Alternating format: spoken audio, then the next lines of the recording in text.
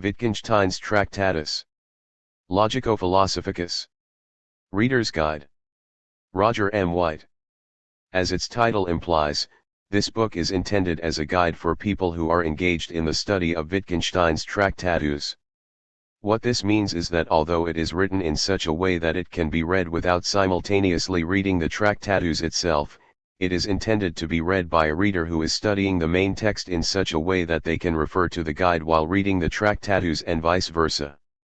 The Tractatus is a difficult text, and as a result there is considerable controversy as to its correct interpretation, not only in the detailed exegesis of particular paragraphs, but even over the question of what the book is about. There is no book on the Tractatus which will not provoke disagreement at some point or other. Inevitably I have developed in this guide a particular narrative, giving my own picture of the structure of the Tractatus and my interpretation of the key paragraphs, while indicating at various points where alternative readings have been offered. In the light of this, the reader should never simply accept what any author says when they write about the Tractatus, but always check what is said against the actual text. This obviously applies to the present guide as much as to any other work on the Tractatus. Less obviously, this also applies to what Wittgenstein himself writes about the Tractatus in the Philosophical Investigations. Many readers will approach the Tractatus after having first encountered his later philosophy. One of the points of controversy in the current debate about the Tractatus is the extent of the continuity in Wittgenstein's philosophy from the early to the late period of his thinking.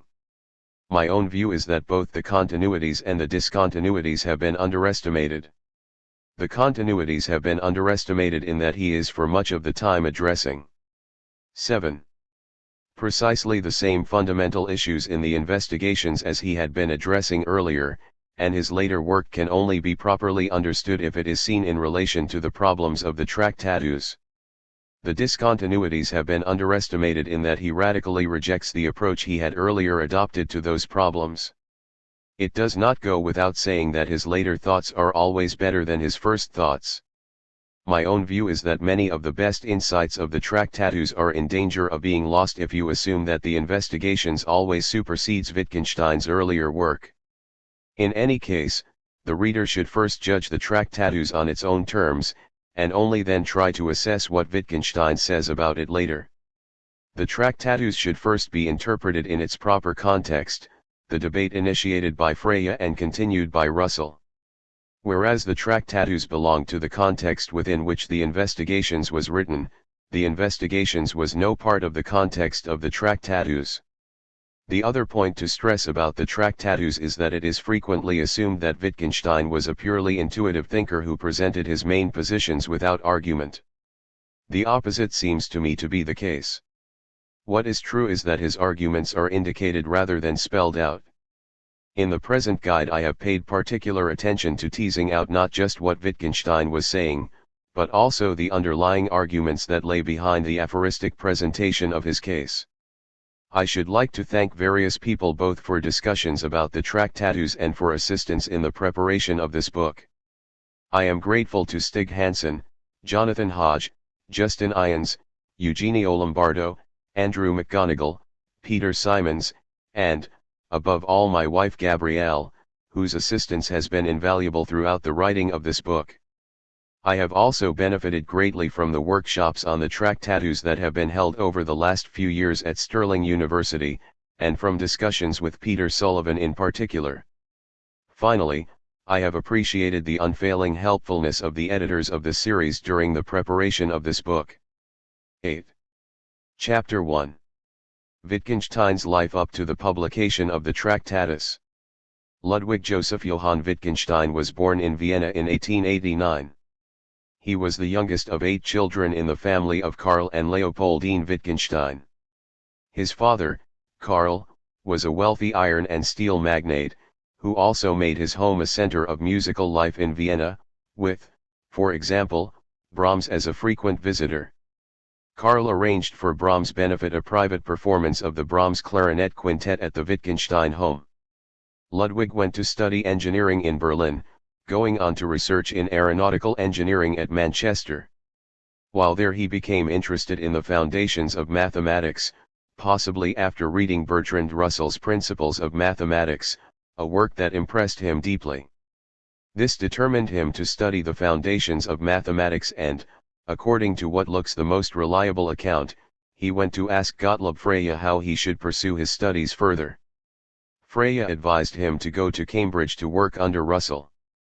In 1911 Wittgenstein moved to Cambridge, and worked with Russell for 5 terms beginning the logical inquiries that would eventually become the Tractatus Logico Philosophicus, the subject of this present book. In 1912, he moved to Norway to continue work in solitude. Then came the First World War. Wittgenstein enlisted in the Austrian army, continuing his logical work while on active service. The Tractatus was completed towards the end of the war when he was on leave staying with his uncle. He returned to the front, and was taken into captivity having with him a manuscript of the Tractatus. Copies of the manuscript were sent to Frege and Russell. To Wittgenstein's bitter disappointment, Frege reacted unfavorably. 1. Mainly objecting to the way that the book had been set out, his correspondence with Wittgenstein suggests he had scanty understanding of the work. It looks as if he had been so put off by the layout that he had made little attempt to penetrate the content of the book. Russell, however, was impressed and wrote the introduction that now accompanies the work.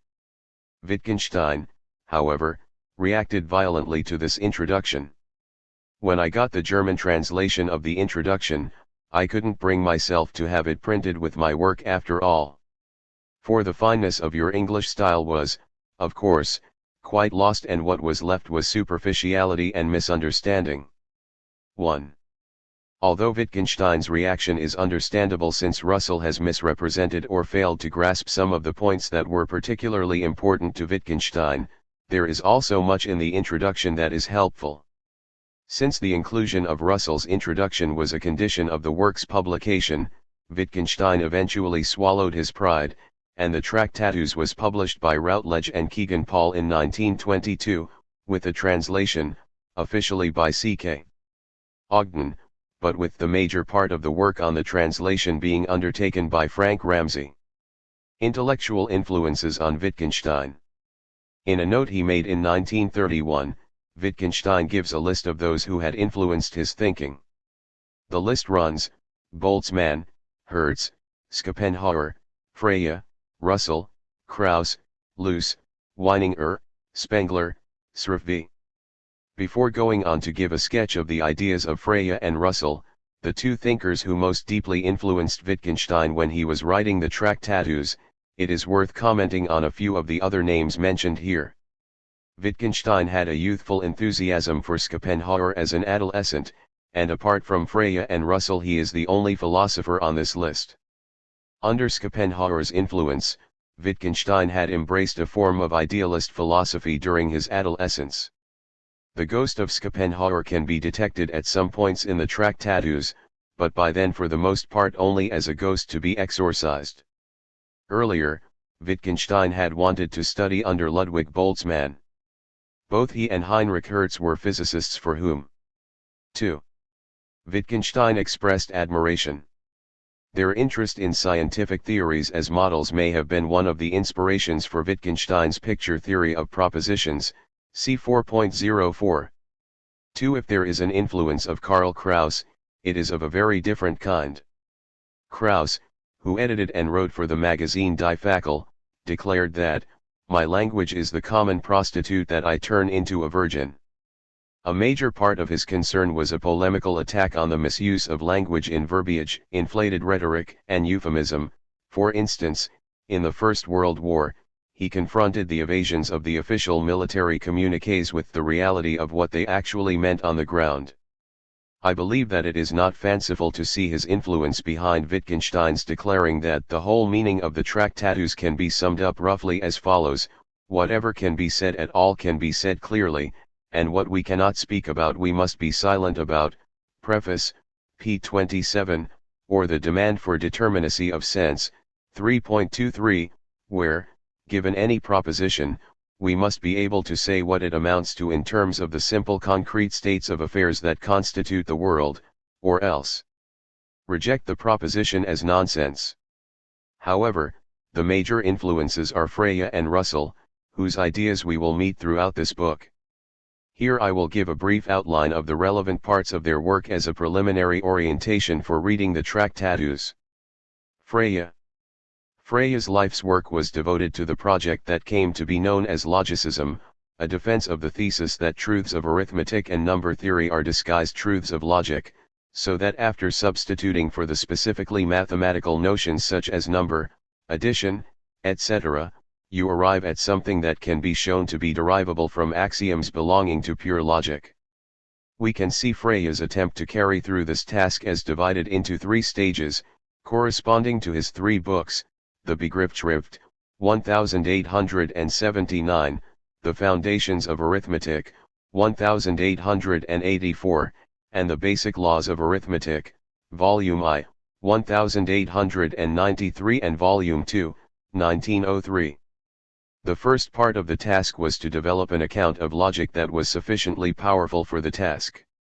It would be absurd to suppose that the whole of arithmetic could be derived purely within the confines of Aristotelian logic.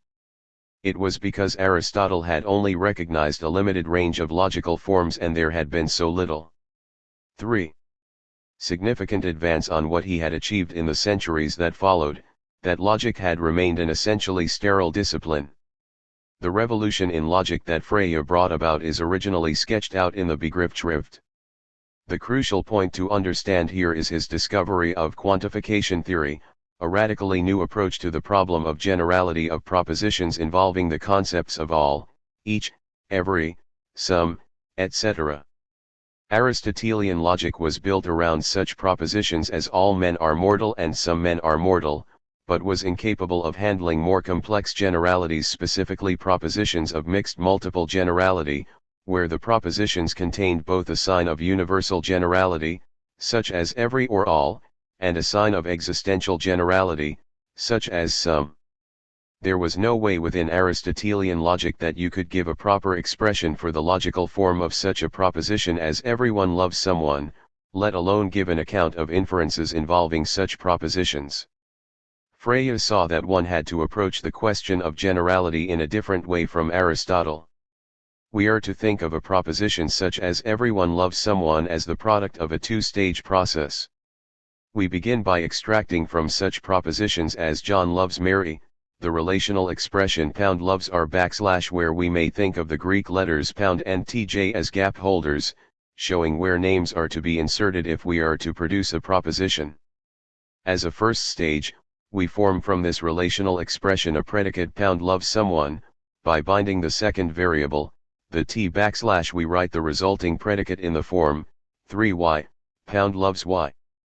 I am using here, rather than Freya's own notation, the Russellian notation that you will find in the Tractatus itself. You then as a second stage similarly bind the pound, to produce the proposition, given anyone, x say, then, 3y, x loves y, which we write in the form, x, 3y, x loves y. It is to be noted that if we had reversed the stages of this process, we would have produced a different proposition, with a different meaning, by x, x loves y, that means, there is someone who is loved by everyone. Building up propositions in stages in this manner will allow you to construct propositions of arbitrary complexity, creating ever more logical forms of propositions that go beyond anything that could be envisaged in Aristotelian logic. It was this advance that enabled Freya single-handedly to transform logic from the trivialities of previous logic to the powerful instrument that we know today. He then laid down a set of axioms for his logic, to construct a system within which we can provide rigorous proofs of truths of 4. Logic. At the core of this system is a fragment that provides a complete axiomatization of what is now known as the first-order predicate calculus that has been the cornerstone of logic ever since. The Foundations of Arithmetic is Freya's philosophical masterpiece. He is concerned here to analyze the basic concepts of arithmetic, and above all to answer the question, what are numbers? For our purposes, there are 2 points to note about this book. The first is that this is the work in which Freya introduces as one of his basic principles what is now called the context principle, which is given central significance in the Tractatus, and which we will look at in section 3, see discussion of 3.3.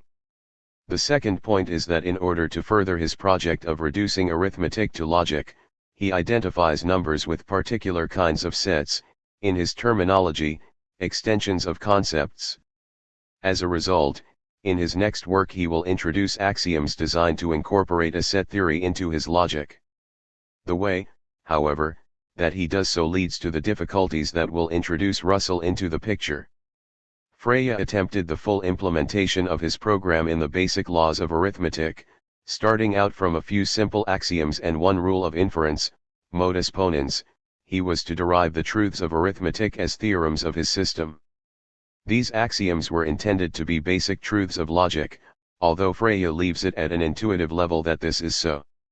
Most of them are trivialities whose status as logical truths no one would dispute, example if slash, then if q then slash. However, to carry through his program he needed to add axioms that would incorporate a set theory into his logic. It was here that disaster struck. One axiom, VB, can be shown to lead to a contradiction. This axiom tells us that every concept has an extension, or in other words, given any property, there is a set whose members are all and only those things that possess that property. What Russell discovered was a way that this led to paradox, by considering the property of being a set that does not belong to itself. So we now turn to Russell. Russell. Suppose we accept the intuitive idea of a set that is incorporated in Frege's axioms, that is, that given any concept there is a set whose members are precisely those things that fall under the concept. Now, some sets will belong to themselves, and others will not, thus, the set 5. Of all sets with more than 10 members has more than 10 members and so belongs to itself, but the set of all sets with fewer than 10 members does not have fewer than 10 members and so does not belong to itself. We may therefore consider the concept of being a set that does not belong to itself. Frege's axioms guarantee the existence of the set whose members are all the sets that fall under that concept. Call this set A. We may then ask about A, whether it belongs to itself, or not. Assume that A does belong to itself. Then it must satisfy the condition for belonging to A. That is, it must be a set that does not belong to itself, which contradicts our assumption. Therefore A does not belong to itself. Therefore it does not satisfy the condition for belonging to itself, that is, it is not a set that does not belong to itself, which once again is a contradiction. We must therefore reject Frege's axiom VB, and produce a set theory that does not assume that given any property you can automatically move on to talk about the set of things possessing that property. Russell therefore set himself the task of repairing Frege's system, by modifying the set theory. The trick would be to find a principled way to weaken Frege's axioms sufficiently to avoid contradiction, while leaving them strong enough to be able to derive the truths of arithmetic from them. The weakening of Frege's axioms was to be achieved by Russell's theory of types, something that will concern us in greater detail at the beginning of the overview of themes chapter of this book. Frege's untrammeled set theory would be replaced by a set theory that was stratified.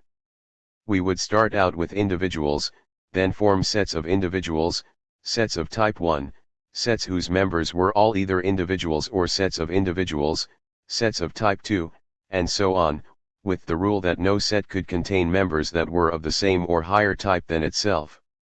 Thus no set would belong to itself, and there could be no set of sets that do not belong to themselves, thus blocking Russell's paradox. The resulting axiomatic system, left like that, would no longer be able to generate the contradiction that Russell had discovered, but at the same time, thus weakened, it was no longer strong enough to prove all the required theorems of arithmetic. Russell therefore found it necessary to add 3 new axioms, to restore the strength necessary to the system, while leaving it free from paradox. 6. Wittgenstein's reactions to Russell's work. This is the point at which it is appropriate to introduce Wittgenstein himself into the story. Wittgenstein was dissatisfied with what Russell had done on 2 counts. One of these, His worries over the theory of types will concern us in the next chapter. The other worry was over the three additional axioms that Russell was forced to introduce: the axiom of reducibility, the axiom of infinity, and the multiplicative axiom. Although these axioms gave Russell much of what he wanted, the question arose, what was the status of these axioms? Were these axioms true? And, if they were true, were they truths of logical? That last question raised the further question, what did it amount to say that something was or was not a truth of logic? Frege had left the question of what made his axioms truths of logic at a largely intuitive level, but at least they had the appearance of being such. Russell, however, had a wholly inadequate answer to this question. Cf. the discussion of 6.1 of the Tractatus below, and introduced axioms purely to salvage his system, but whose claim to be true on logical grounds alone was completely suspect. If these axioms were not truths of logic, then of course the claim of Whitehead and Russell's Principia Mathematica to vindicate logicism was unfounded. The system of Principia would be just one mathematical axiomatic system alongside others. Against this background, we may see Wittgenstein as embarking on the inquiry that would lead to the Tractatus with two initial questions: what were we to say about the theory of types, and what account could we give of a truth of logic, where the answer to the second question should make the unique status of truths of logic intelligible, both that they were necessary and that they were knowable a priori.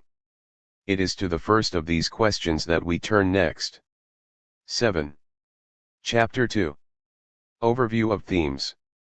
Thus the aim of the book is to set a limit to thought, or rather, not to thought, but to the expression of thoughts, for to draw a limit to thought, we would have to be able to think both sides of this limit, and so we would have to be able to think what cannot be thought.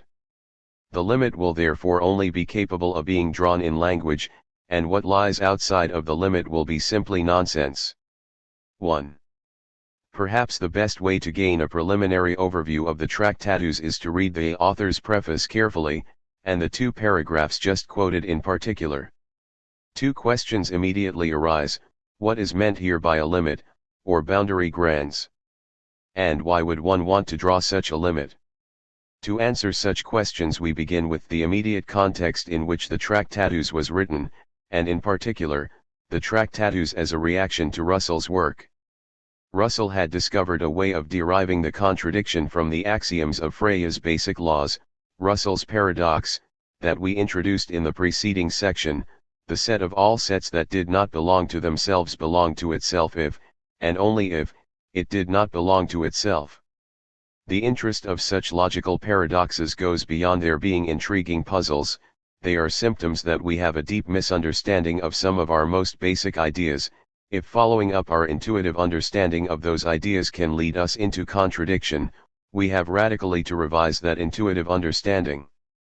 Central to the task that Russell had set himself in Principia Mathematica was to repair Fregean logic, to find a principled response to his paradox. The aim was to show that, despite the appearances that were created by our intuitive 8. understanding of the notion of a set, the offending sentence, the set of all sets that do not belong to themselves belongs to itself, was meaningless. Basically he set about this by replacing our intuitive understanding of the notion of a set: given any property, there is a set whose members are precisely those things that possess that property, by a hierarchical conception, the theory of types. With his hierarchical conception of sets went a hierarchical conception of predicates. No predicate could be significantly applied to entities of the wrong type. Nonsense would result from any attempt to construct a sentence, such as the paradoxical sentence that created the difficulty, in which one attempted to violate the type restrictions by applying a predicate to an entity of the wrong type. One of the starting points for Wittgenstein's investigations that would lead eventually to the Tractatus was dissatisfaction with Russell's answer to the paradox, or rather to the way in which Russell had set out his answer to the paradox. 3.331 Russell's mistake is shown by the fact that he has to speak about the things his signs mean in drawing up his rules for them. What is Wittgenstein's complaint? Why not talk about the things the signs mean in drawing the distinction between sense and nonsense? He later gives a clearer explanation than in the Tractatus itself. Grammatical conventions cannot be justified by describing what is represented. Any such description already presupposes the grammatical rules. That is to say, if anything is to count as nonsense in the grammar that is to be justified, then it cannot at the same time pass for sense in the grammar of the propositions that justify it, etc. 2. Russell wishes to say that if fx is a predicate that only takes arguments of a certain type and is an entity of higher type than that, then fa will be nonsense. But that rapidly involves you in a curious kind of thumb-catching. Suppose we say that the set of individuals is an individual is nonsense, and then say that this is because the predicate x is an individual is a predicate that is only applicable to individuals, and the set of individuals is not an individual. The final clause of our explanation turns out itself to be nonsense. We have violated the type restrictions we were trying to set up, in the very act of 9. Setting them up. It appears that any attempt to state the theory of types in the way Russell has done results in producing sentences that are condemned by the theory itself to be nonsensical. It is as though Russell is attempting to stand outside language and the world and look down on them from above, deciding where the boundary between sense and nonsense lay by seeing where language did, or did not, fit the world. Wittgenstein concluded that one had to remain resolutely within language and that there could not be such a thing as a theory of types, that what a theory of types attempted to say could not be said at all, but was something that was shown by the way language worked. To see how the paradoxical sentences were eliminated from the language, one would have to set about it in a completely different way from Russell.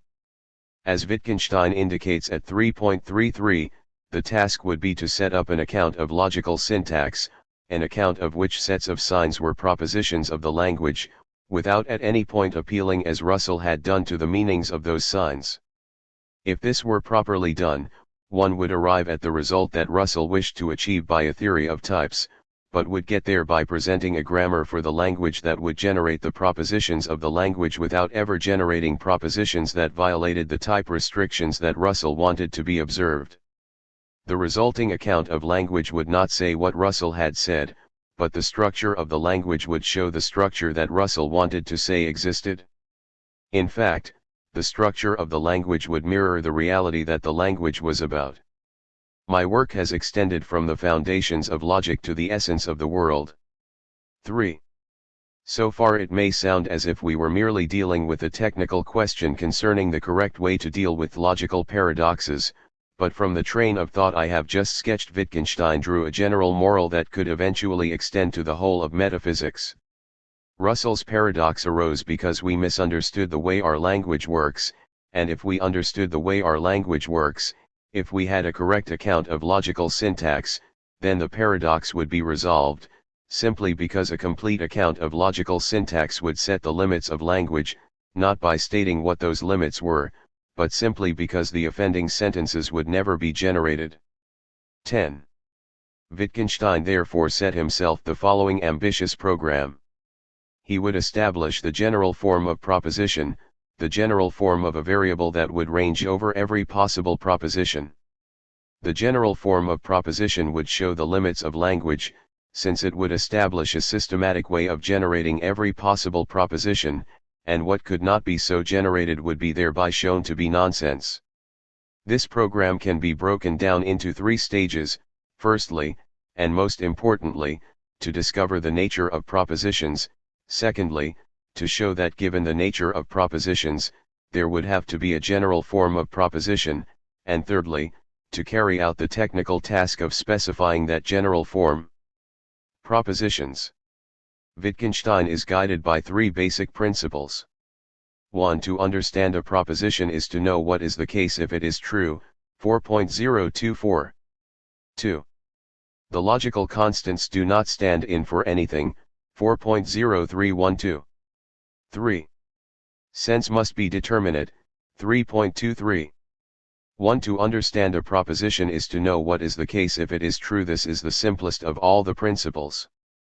Propositions are the kind of thing that could be true or false, right or wrong. Therefore they are quite different from names. where we could establish the meaning of a name by correlating the name with some existing feature in the world. If, however, propositions are to be true or false, then it must be possible to understand a proposition, without knowing whether it is true. We must therefore be able to understand a false proposition, not by seeing it as correlated with some actual feature in the world, but by seeing it as specifying the situation, Sachlage, that would make it true. Independently of that situation actually existing, it must be possible to construct the situation that would make the proposition true from the proposition itself. But that is only possible if we can view the proposition as a picture or model of the situation that would make it true. 4.01 A picture, proposition, depicts reality by representing a situation, and depicts reality correctly or incorrectly, is true or false, according as that situation does or does. 11. Not exist. In order that a picture should represent a situation, it must share a common logical form with that situation, have the same logical multiplicity as that situation. 2.16, 4.04.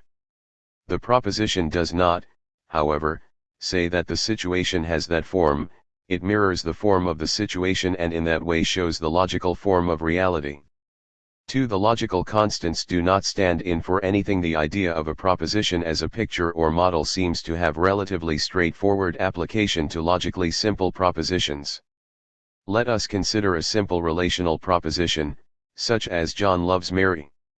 Here we may think of the name John as standing in for the man John, the name Mary for the woman Mary, and the fact that the names are related in a certain way, stand on opposite sides of the word loves, as representing the situation that John is related to Mary in a corresponding way. We should think in this way of the prepositional sign, the sentence, not as a complex object, but as the fact that the signs in the sentence are related in a certain way. That simple account, however, seems to leave us in the lurch when we think of the kind of logically complex propositions encountered all the time, such as, once every 4 years, a president is elected in the USA. Here it seems difficult to say in what way this proposition pictures the situation that makes it true. This is where the second basic principle in Wittgenstein's account of propositions comes in: the logical constants do not stand in for anything. The logical apparatus of the language, the words like and, not, all and some function in a way that is radically different from names.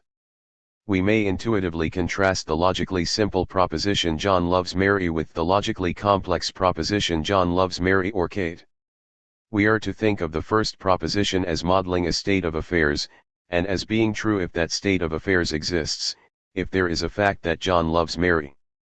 But John loves Mary or Kate is either made true by the existence of the fact that John loves Mary, or by existence of the fact that John loves Kate. It is not made true by the existence of a disjunctive fact, that John loves Mary or Kate. We could only talk of such disjunctive facts if in fact or stood in for a feature of that fact in the way that John and Mary stand in for features of the state of affairs of John loving Mary. We must therefore think of the logical apparatus as having a completely different role from the other elements of the language. Its function is to build up 12.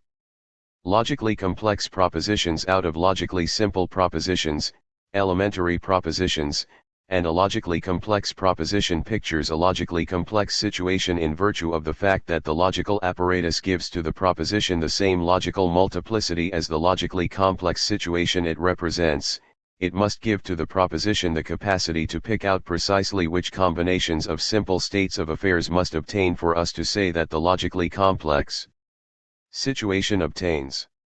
The way in which logically complex propositions are built up out of elementary propositions is truth functional. That is to say, we specify the sense of a complex proposition by saying which combinations of truth and falsity of elementary propositions make it true, and which, false. The key thesis is, therefore, that every proposition is a truth function of elementary propositions. 3 Sense must be determinate. So far, we have elementary propositions that can be formulated without any use of logical apparatus and which model simple states of affairs, and the sense of any other proposition is to be explained as a truth function of such elementary propositions. Complication arises because the apparent logical form of a proposition need not be its real one. 4.0031 We cannot tell from the surface grammatical form of a proposition what its real logical form may be. We need a criterion for deciding what is, and what is not, an elementary proposition. Here is where the demand for determinacy of sense, 3.23, comes in. The propositions that we ordinarily encounter are all more or less specific, but the world is absolutely specific. Our propositions are always made true or false by the utterly specific concrete situations that we actually encounter. Therefore, a correct account of the sense of a proposition must show how it is made true by the detailed nitty-gritty of the world, how unspecific propositions are related to the specific situations the world offers us. We therefore break our unspecific propositions down into truth functions of utterly specific propositions, each of which picks out a simple, utterly specific state of affairs and is made true by the existence of that state of affairs. The criterion then for an elementary proposition is complete specificity, it's picking out exactly one simple state of affairs. States of affairs are then seen as combinations of objects, 2.01, and obtain if and only if the objects are appropriately combined, where the objects are argued to be simple and to form the substance of the 13. World, 2.021, since they are common to every world we could possibly imagine. It is important here not to prejudge the question what examples of such objects would be. The most we can say at the outset is that they are features of reality that could be referred to by name. We are to think of the world as the totality of facts, 1.1, as determined by which states of affairs exist and which do not. A proposition is then true or false if and only if it is answerable to the world, that is to say, if it picks out precisely those combinations of states of affairs which must exist if it is to be true. The existence of a general form of proposition. Although it is a crucial step in the argument of the book, Wittgenstein presents his argument for there being such a general form only in a very compressed form at 4.5. The core of the argument is that if it is possible to understand a proposition independently of knowing what is the case, it must derive its meaning from its position within the system of language. Therefore there must be a system of language, a system that recursively generates every significant proposition of the language. Specifying the general form of proposition. In section 5 of the Tractatus, Wittgenstein then constructs the general form of proposition, starting out from the idea that every proposition is a truth function of elementary propositions. The task here is twofold. First, he must devise a piece of apparatus that will enable him to generate every truth function of elementary propositions in a uniform manner. Second, he must show that this apparatus is capable of handling the whole of standard Phrygian logic. The first task is achieved by the introduction of the for n operator, an operator which, applied to a range of propositions, will produce a proposition that is true if and only if all those propositions are false. 5.502. Scheffer had shown that neither nor was a connective that was powerful enough to handle the whole of elementary, propositional, logic. Wittgenstein's n operator is the infinite analog of this, which was capable of dealing with cases where we wished to construct truth functions of infinitely many propositions. Wittgenstein then indicates how he would treat Phrygian logic by showing how to use this operator to explain general propositions. 14. 5.52, and identity propositions, 5.532. He has thereby shown, 1. How the whole of Phrygian logic can be presented using only truth functional apparatus and, 2. How to present the general form of proposition, by representing all propositions as the result of successive applications of the n operator to elementary propositions. Truths of logic. Wittgenstein's second major cause of dissatisfaction with Russell's work was Russell's account of logical truth. Russell explained truths of logic as true, completely general, propositions void of any particular content whatever. For Wittgenstein, this account completely failed to capture the most basic feature of our conception of a truth of logic, its necessity. Wittgenstein insisted that the truths of logic were tautologies, 6.1 propositions that said nothing, If a proposition of logic was true independently of the way the world was, it told us nothing about the world. Since we do not need to appeal to the world to settle its truth value, the proposition itself must contain all the information necessary to decide that it is true, and in an adequate notation we would be able to recognize that a proposition was a truth of logic by simple inspection. The cost of the necessity of the truths of logic is their utter vacuity. Wittgenstein explains this by seeing them as degenerate cases of truth functions of elementary propositions, propositions that are true no matter what combination of truth and falsity of the elementary propositions we consider. They are still part of the language, they are senseless but not nonsense. 4.461. The limits of language. The general form of proposition sets the limits of language by encompassing every possible significant proposition. What lies on the other side of the limit will simply be nonsense. At the same time, the structure of language will form a great mirror, 5.511, reflecting the structure of the world and showing the essence of the world, 5.4711.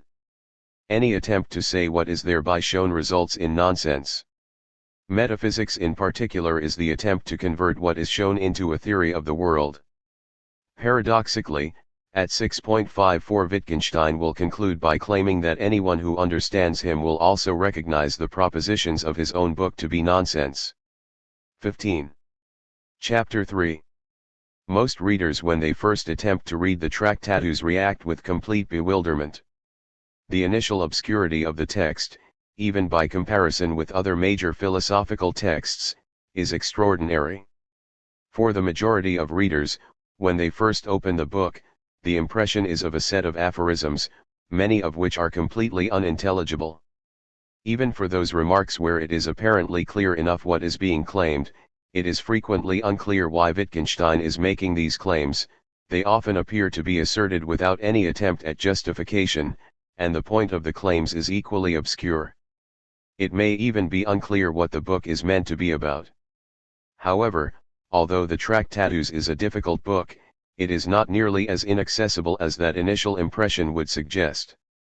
At its core is a remarkably simple account of the relation of language to reality, and that at least, together with Wittgenstein's arguments for it, can be readily grasped. The difficulties and complexities of the text all lie in the further ramifications and implications that Wittgenstein draws from that simple account. But even if the Tractatus never becomes an easy book to read, much of the initial difficulty in approaching the text can be alleviated if you bear in mind the following points. The first, and most important, point is to understand the layout of the book, and the way in which the numbering system is meant to work. Wittgenstein himself gives a brief explanation of this in the footnote to the first proposition of the text, but it is worth spelling out in full, and appreciating its significance for the way in which the book is intended to be read. The Tractatus was not composed, and is not supposed to be read in the way in which one 16. Normally reads a book, with its paragraphs arranged in a linear sequence. You may, instead, understand the way it is organized if you think of it as arranged in a tree-like structure with the 7 main propositions, numbered 1 to 7, set out at the top of the tree. These propositions, read in consecutive order, give 1, in broadest outline, the overall trajectory of the argument of the book. This broad outline is then elaborated and filled in the following way. We now add branches downwards, the paragraphs numbered with only 1 decimal place, 1.1, 1.2, 2.1, 2.2, 3.1, arranging them with 1.1 and 1.2 branching off proposition 1 as the principal comments on 1, and so forth. This will give the reader a second version of the argument of the book filled in greater detail than the first, either presenting arguments for, or giving explanations of, or drawing consequences from, the main thesis. You then repeat the process until you arrive at the whole account that Wittgenstein is arguing for in full detail. One way of presenting this would be to set up the Tractatus as a hypertext, and indeed there is a hypertext version of the Tractatus to be found on the web at. You can see the consequence of this unorthodox layout if you look at 4.016 and 4.02. If you attempt to read the book in its apparent linear order, we seem to be told that there is no essential difference between a hieroglyphic script and a normal alphabetic script, and that we could see this from the fact that we could understand the sense of a prepositional sign without having to have it explained to us. One may then well be perplexed as to what Wittgenstein's train of thought is here. However, in the order dictated by the number system, 4.02 does not immediately follow 4.016 but follows 4.01 to 4.011 to 4.016 are simply comments on 4.01 interpolated between 4.01 and 4.02. This means that we can see this of 4.02 refers to a sentence that occurred at a place that was more than a page of text earlier. Now we can see that Wittgenstein is claiming that we can see that a proposition is a picture of reality from the fact that we can understand its sense without having it explained to us, which is an idea that he will then elaborate in the paragraphs that follow 4.02. In this way, one must learn to trace Wittgenstein's lines of thought by following through the paths indicated by the number system and not simply by following the sentences as they occur on the page. The number system is not infallible. There are a 17 number of remarks that seem to be inserted as best they can be in the overall structure, not because that is their proper place within that structure, but because they were remarks that Wittgenstein wished to retain but lacked an obvious place for within the text, and that he therefore inserted as best he could. But even if it is not infallible, once you get used to tracking the numbers, it generally provides helpful guidance as to the correct way to trace Wittgenstein's thought, and it is always worth asking yourself why a given paragraph is placed where it is. The Tractatus is sometimes thought to be a book in which we are presented with a series of aphorisms, presented on a take it or leave it basis and without any hard argument to back them up. The opposite is the case. There is a great deal of argument for the positions Wittgenstein presents, but the text is extraordinarily compressed, so that he will characteristically simply indicate the line along which the argument would go and leave it to the reader to fill in the details. Consider for instance the opening sentence of 4.021, a proposition is a picture of reality, for, if I understand the proposition, I know the situation it represents. It is clear both that Wittgenstein has an argument in mind here, and that the argument at this point is crucial to the whole development of the book. It is also clear that in most philosophical texts we should expect such an argument to be fleshed out in full detail. Paradoxically, the text appears to be particularly compressed and elusive in the case of some of the most crucial stages in the argument, such as 2.02 to 2.0212, 3.23 to 3.24, and 5.62 to 5.64. Both Russell and Ramsay urged him to spell out the arguments in full, but he strenuously resisted their advice. There may have been a number of reasons for this, including a purely aesthetic one. But that aesthetic reason may also have had a philosophical point. He was interested in communicating an overall system of thought that might have been lost if the text was cluttered with detailed argument. It is also the case that many of the claims he makes are justified not so much by particular arguments that can be presented at this stage as by the position of those claims within the overall story that he is telling. It must be confessed that there are also a few places where it looks very much as if some of his claims are made on purely intuitive grounds, and that he himself would have found it difficult or even impossible to spell out his arguments for adopting them. 18. Above all, however, Wittgenstein wants and expects a readership prepared to engage actively with his text, to enter into the spirit of his enterprise by seeing for themselves why he says what he says, and to work out without being told what the underlying argument is. This means that if you are to benefit from reading the Tractatus, you cannot do so without being willing to think through for yourself the positions Wittgenstein is presenting. Even more than with other philosophical texts, coming to understand the text involves readers in a philosophical exploration for themselves, thinking through for themselves the issues he is dealing with. In the sections that follow, I shall be paying particular attention to those arguments where, although they are crucial for the whole book, Wittgenstein's presentation of those arguments is extraordinarily compressed. There is also another respect in which Wittgenstein makes things difficult for the reader, and this remained true throughout his life from the Tractatus to the philosophical investigations. It is characteristic of all Wittgenstein's writings that he does not tell the reader where he is coming from.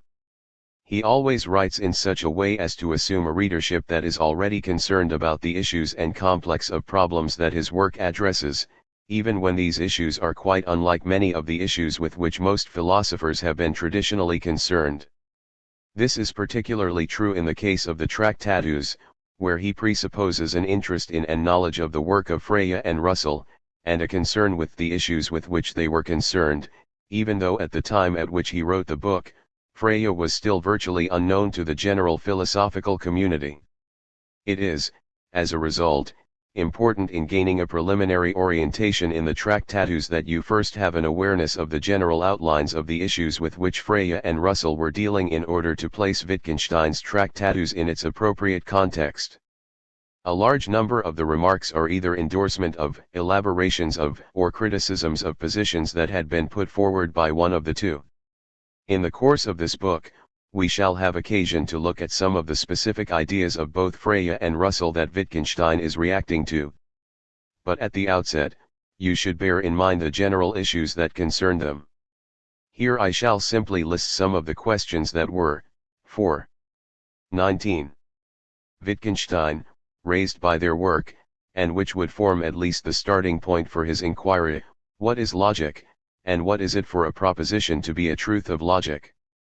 What account are we to give of the logical constants, the apparatus of logic, words like and, or, not, some and all? What is a proposition? What is it for a proposition to be true? How does a proposition relate to reality? What is the nature of the linguistic complexity of a proposition, and how is its meaning related to the meanings of the words of which it is composed? How do we give an account of the way language works in such a way that the logical paradoxes, such as Russell's paradox, do not arise? We can go a long way to understanding the Tractatus by seeing a major part of Wittgenstein's undertaking as an attempt to replace Russell's answers to such questions with something better. One important resource for coming to terms with the Tractatus is the various writings contained in the book edited by G. H. von Wright and G. E. M. Anscombe as Ludwig Wittgenstein, Notebooks 1914-1916 / but it is a resource that must be handled with care. It is never safe to find a remark in the notebooks and simply assume that Wittgenstein continued to hold what was said there when he finally wrote the Tractatus itself. Not only is there considerable development in his thinking during the writing of these earlier notes, so that much of what he says there will have been rejected and superseded by the time he wrote the Tractatus, but also a large number of the remarks have an experimental or ephemeral status, where Wittgenstein is trying out an idea. These earlier writings must be regarded as work in progress, and although they can be useful aids in understanding the completed work, they are far from infallible pointers to how that work will be completed. To understand the right way to use the notebooks as a guide to understanding the Tractatus, it is helpful to consider the way in which Wittgenstein composed his book. Throughout his life, his method of writing a book was what is called Zettelschrift.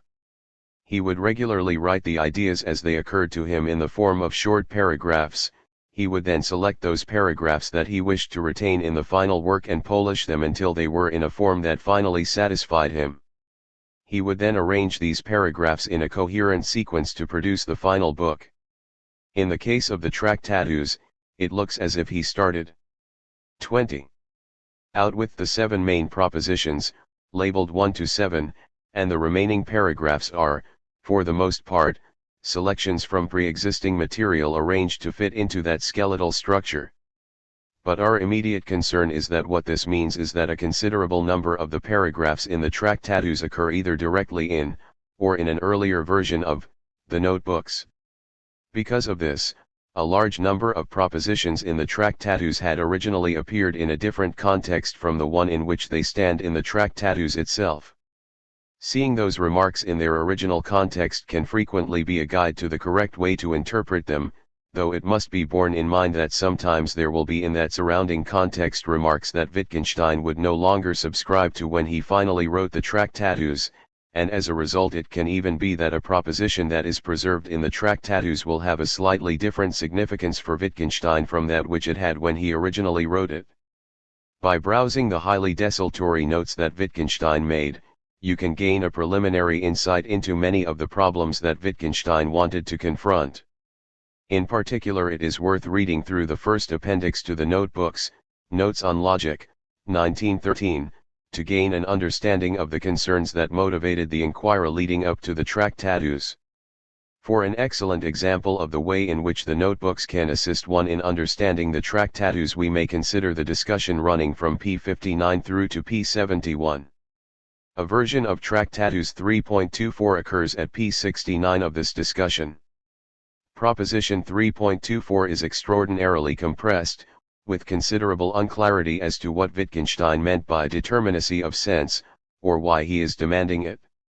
Reading through the earlier discussion, without necessarily maintaining that Wittgenstein would subscribe to the detail of what he was saying in these notes, provides a crucial entry point to 3.24 itself.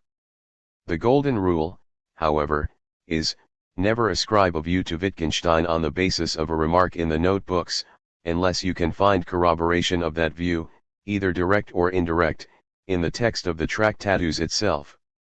The logical notation used in the Tractatus is that of Principia Mathematica. Most of its features are still in use today, v equals or, for equals. It is not the case that, d equals if. Then, 3.x equals 21.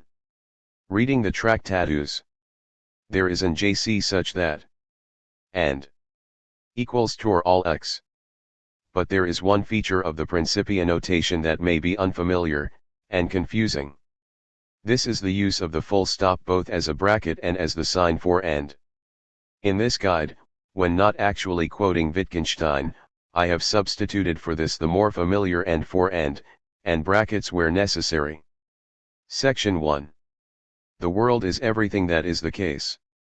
The initial questions raised by the short introductory section of the Tractatus are, why, in a book devoted to questions concerning the nature of logic and language, and whose central aim is to draw a limit to thinking, does Wittgenstein begin with a characterization of the world, and in what way do these opening paragraphs set the scene for what is to follow?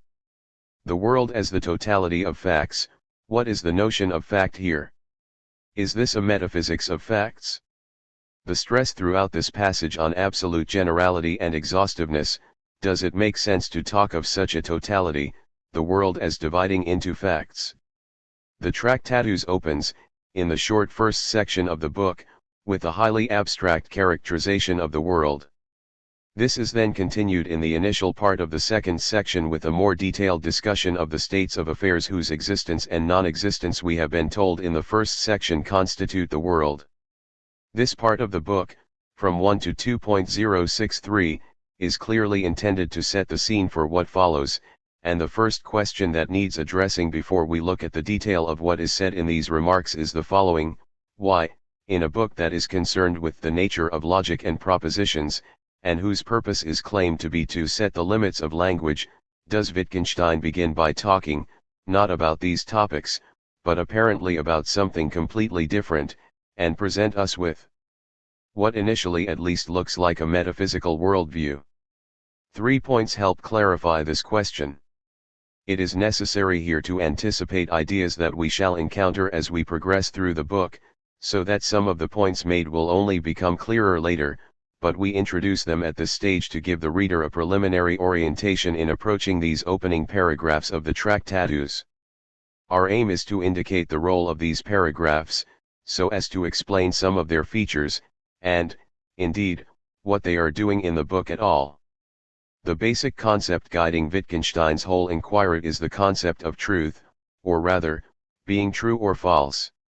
This is so, whether he 22 is concerned with the nature of propositions, the nature of logic, or the distinction between the significant use of language and nonsense.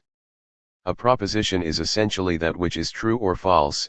A truth of logic is a proposition that is true no matter what is the case, and an apparent proposition is nonsensical if you cannot give a coherent account of the conditions under which it would be true or false. In this way, the central question becomes, what is it for a proposition to be true or false, the right or wrong thing to say? But to be true or false, right or wrong, is to be answerable to something that sets the standard for lightness and wrongness. The world is introduced here simply as the sum total of that which sets the standard for tightness and wrongness for the propositions of our language, and so the task of the book will then be to answer the question, what is the nature of the relation of the propositions of our language to the world conceived in the way set out here, so that they are true or false according to the way the world is.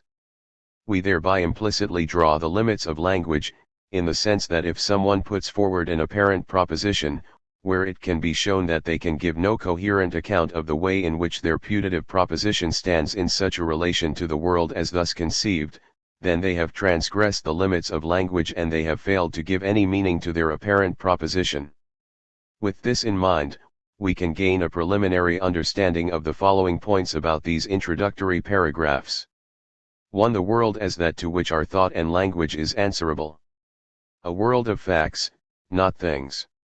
If the world is to be presented as that to which all that we say and think is answerable, it is as a world of facts, not as a world that is simply an inventory of the things that the world contains. If John is happy is true, it is not made true simply by John, but by the state of John, the fact that he is happy. One can think of the Tractatus, initially at least, as an attempt to give a systematic and disciplined working out of the intuitive idea that a proposition is true if and only if it corresponds with the facts. When, however, people talk of correspondence theories of truth, they frequently have in mind the idea that corresponding to every true proposition there is exactly one fact that makes the proposition true. The Achilles heel of such 23 theories has always been the impossibility of specifying in any plausible manner such a fact for all but a small range of highly special propositions. Wittgenstein, by contrast, is retaining the plural facts, and is attempting to show how any given proposition can be shown to be answerable to the vast battery of facts that constitute the world. Generality. There is a stress in these opening paragraphs on absolute generality, everything that is the case, the totality of facts, all the facts. This is important in a number of respects. Firstly, what Wittgenstein is after is a completely general account of propositions and of truth and falsity that will be applicable to any proposition regardless of its subject matter. Slightly differently, the account of the world is intended not to prejudge any metaphysical issues whatever. Here, the world is everything of whatever sort there is that is the case, everything to which our thought and speech is addressed. Read this way, the stress on everything that is the case is intended to leave open such questions as whether the world is to be conceived in idealist or realist terms, in so far as there is anything to talk about, and which makes what we say true or false, such facts are to be included in the world. The characterization of the world here is meant to be acceptable to all the parties in any of the standard metaphysical disputes. The other main point of the stress on the totality of the facts is that it is the world conceived in this way that can set the limits to language, to what can be said, leaving unclarified at this stage what is meant by talking of limits here. It is because the world is everything that is the case that Wittgenstein can say, logic fills the world, the limits of the world are also its limits. 5.61. If an apparent proposition cannot be shown to be answerable to the world, conceived in this way, then we can give no coherent account of what it would be for it to be true or false, and it is thereby exposed as not a genuine proposition at all, but simply nonsense. Minimalism. The characterization of the world occupies less than half a page of text, and its further elaboration in paragraphs 2 to 2.063 less than 4 further pages. Everything is left at a highly schematic level, in which, when Wittgenstein talks of facts, state of affairs and objects, he offers us no examples of what such would actually be. We are not 24. Told for instance whether objects would be some kind of material atoms, Newtonian point masses, or immediate objects of experience, sense data, say. We are also not told whether the term objects will cover simply particulars or whether it will include universals, or properties, or relations, or even whether objects are such that they cannot be characterized as particular or universal. The most that we are told are some formal requirements that the objects must satisfy. They are simple, they are common to every world we could imagine, and they combine together to form states of affairs. This has led a number of commentators to speculate as to what examples he would have had in mind. What Wittgenstein says at 5.557 to 5.5571 shows that all such speculation is misconceived. The account he is putting forward requires that there should be simple objects and states of affairs, but what they are could not be settled by the kind of logical investigation that he is undertaking. To discover that, we would have to go beyond such an investigation and look at what Wittgenstein in 5.557 calls the application of logic, which would be some sort of empirical exploration of the way our language actually works. Most plausibly this would consist in actually carrying through the program of analysis envisaged in the Tractatus. What we can say is that if we consider the requirements that Wittgenstein lays down for his objects, they would have to be very different from the tiny particles that we first think of when we hear the phrase simple objects. If the book can be considered to be advocating a form of atomism, it is logical atomism, and not some form of physical atomic theory. We shall look in the next section at what sort of alternatives would be more appropriate candidates, and only remark here that some of the candidates that have been offered, such as immediate objects of experience, seem very difficult to reconcile with the conditions Wittgenstein lays down for his objects. But if Wittgenstein's account of the world is meant to leave open many of the traditional metaphysical questions about the world, it is also no part of his purpose to introduce a metaphysics of his own in these opening paragraphs of the book. How far he succeeds in this may be a matter of dispute. It certainly looks as if he is advocating a metaphysical atomism, and many of his claims here look like substantial metaphysical claims. We may mention a couple of the most obvious examples. There is the claim that there is a set of simple objects that are common to every world we could possibly imagine, and there is also the claim that it is possible to break the world down. 25. LL. Postpone deciding the extent to which these do represent genuine metaphysical commitments until it is decided how such claims are to be interpreted. It is at any rate safe to say that, rightly or wrongly, Wittgenstein himself did not intend to develop a metaphysics in these opening sections, and in an important sense, these opening paragraphs are meant to be read in a way that is as vacuous as possible. This is as much as can be said about the world without begging any questions as to its detailed nature. To realism or idealism. The full force of this point will only become clear as the Tractatus progresses, but it should be borne in mind even at this stage, if you are properly to appreciate what is going on in these introductory paragraphs. The book will develop an account of language in such a way as to show how the propositions of language are true or false according to the way the world is, and to show significant language as answerable to the world. One of the central themes of the book is the idea that a proposition must have something in common, a form or logical multiplicity, with the situation it represents for it to be possible for a proposition to be a representation of that situation at all. See, example 2.16. 4.04, 4.12. Further, Wittgenstein will argue that not only must an individual proposition have something in common with the situation that it represents, but that the structure of language as a whole must reflect the structure of the world, so that at 5.11 he will talk of logic as the great mirror, see also 6.13, and at 5.4711, he writes, to give the essence of proposition means to give the essence of all description, and hence the essence of the world, my italics. As a result, there is an extensive parallelism between the claims made about the world in these introductory paragraphs and the claims that will subsequently be made about language, and a considerable number of these opening paragraphs will find an echo in later paragraphs, with apparently ontological remarks being mirrored by corresponding linguistic remarks. Thus, to give a few examples, at 1.21, we are told that the world divides into a set of independent facts, and later we will be told that language can be built. 26. Mind how little we are told about the objects, and the reader chul. Up out of a set of logically independent elementary propositions, See, example 4.211, states of affairs are combinations of objects, 2.01, and propositions are concatenations of names, 4.22, such objects are simple, 2.02, and names are simple signs, 3.202, we cannot conceive of objects independently of the possibility of their combining with other objects to form states of affairs, 2.0121, and a name only has meaning in the context of a proposition, 3.3. This seems inevitably to prompt the question, does language have to have a certain structure in common with the world in order that it should be possible for it to make claims about a world with that structure, or, on the other hand, is the structure ascribed to the world in these opening paragraphs no more than a structure that has been imposed upon it by the linguistic forms of language?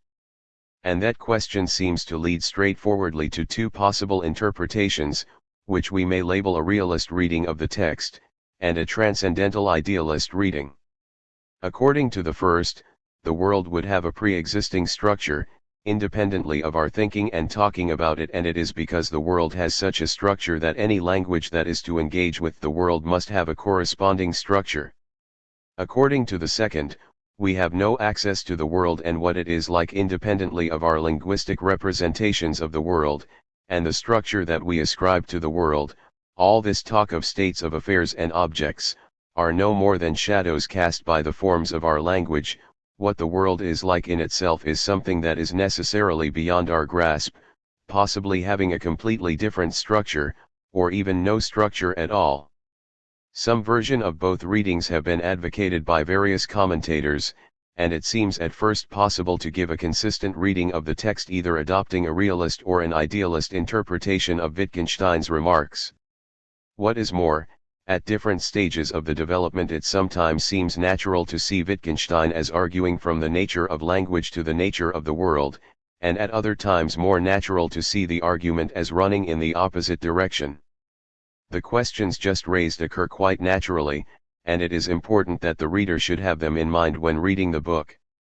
Wittgenstein's own position, however, if I have understood him aright, is to argue that in the end, the two alternatives canvassed are unreal, and that the very raising of these questions represents an unwitting attempt on the reader's part to make logic transgress the 27 limits of the world, an impossible attempt that can only result in speaking nonsense.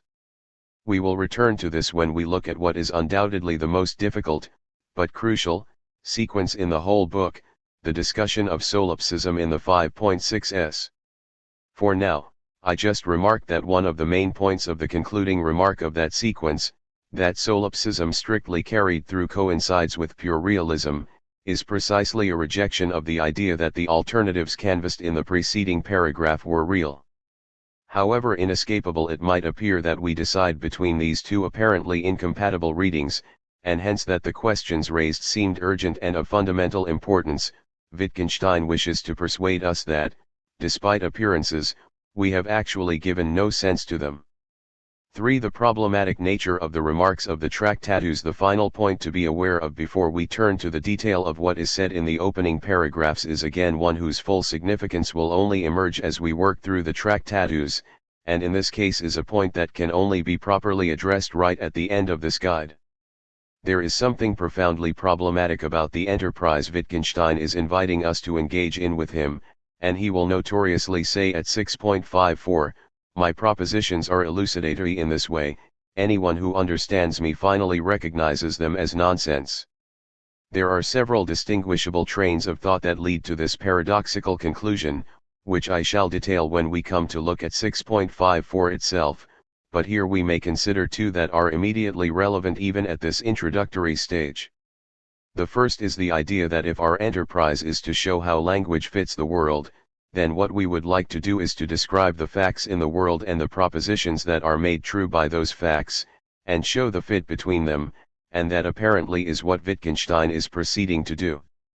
The only way, however, to describe the facts that make a given proposition true is to use precisely the same form of words as is used in the proposition, or at best a logically equivalent proposition, so that we end up saying it is raining is made true by the fact that it is raining, which is scarcely the startling news we wanted.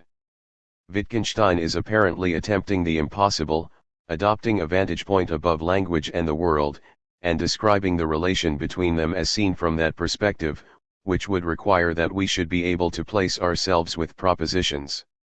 28.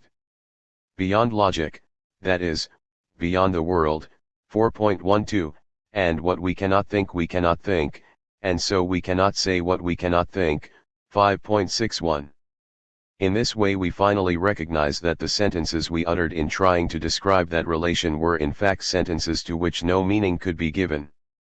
The other, related, point is that it will prove to be impossible to speak meaningfully about the world as a whole, see 6.45, and that we cannot say such things as, these are all the facts there are, or these are all the objects or e.g. propositions there are. But he in fact apparently begins by doing precisely that. The world is determined by the facts, and by there being all the facts.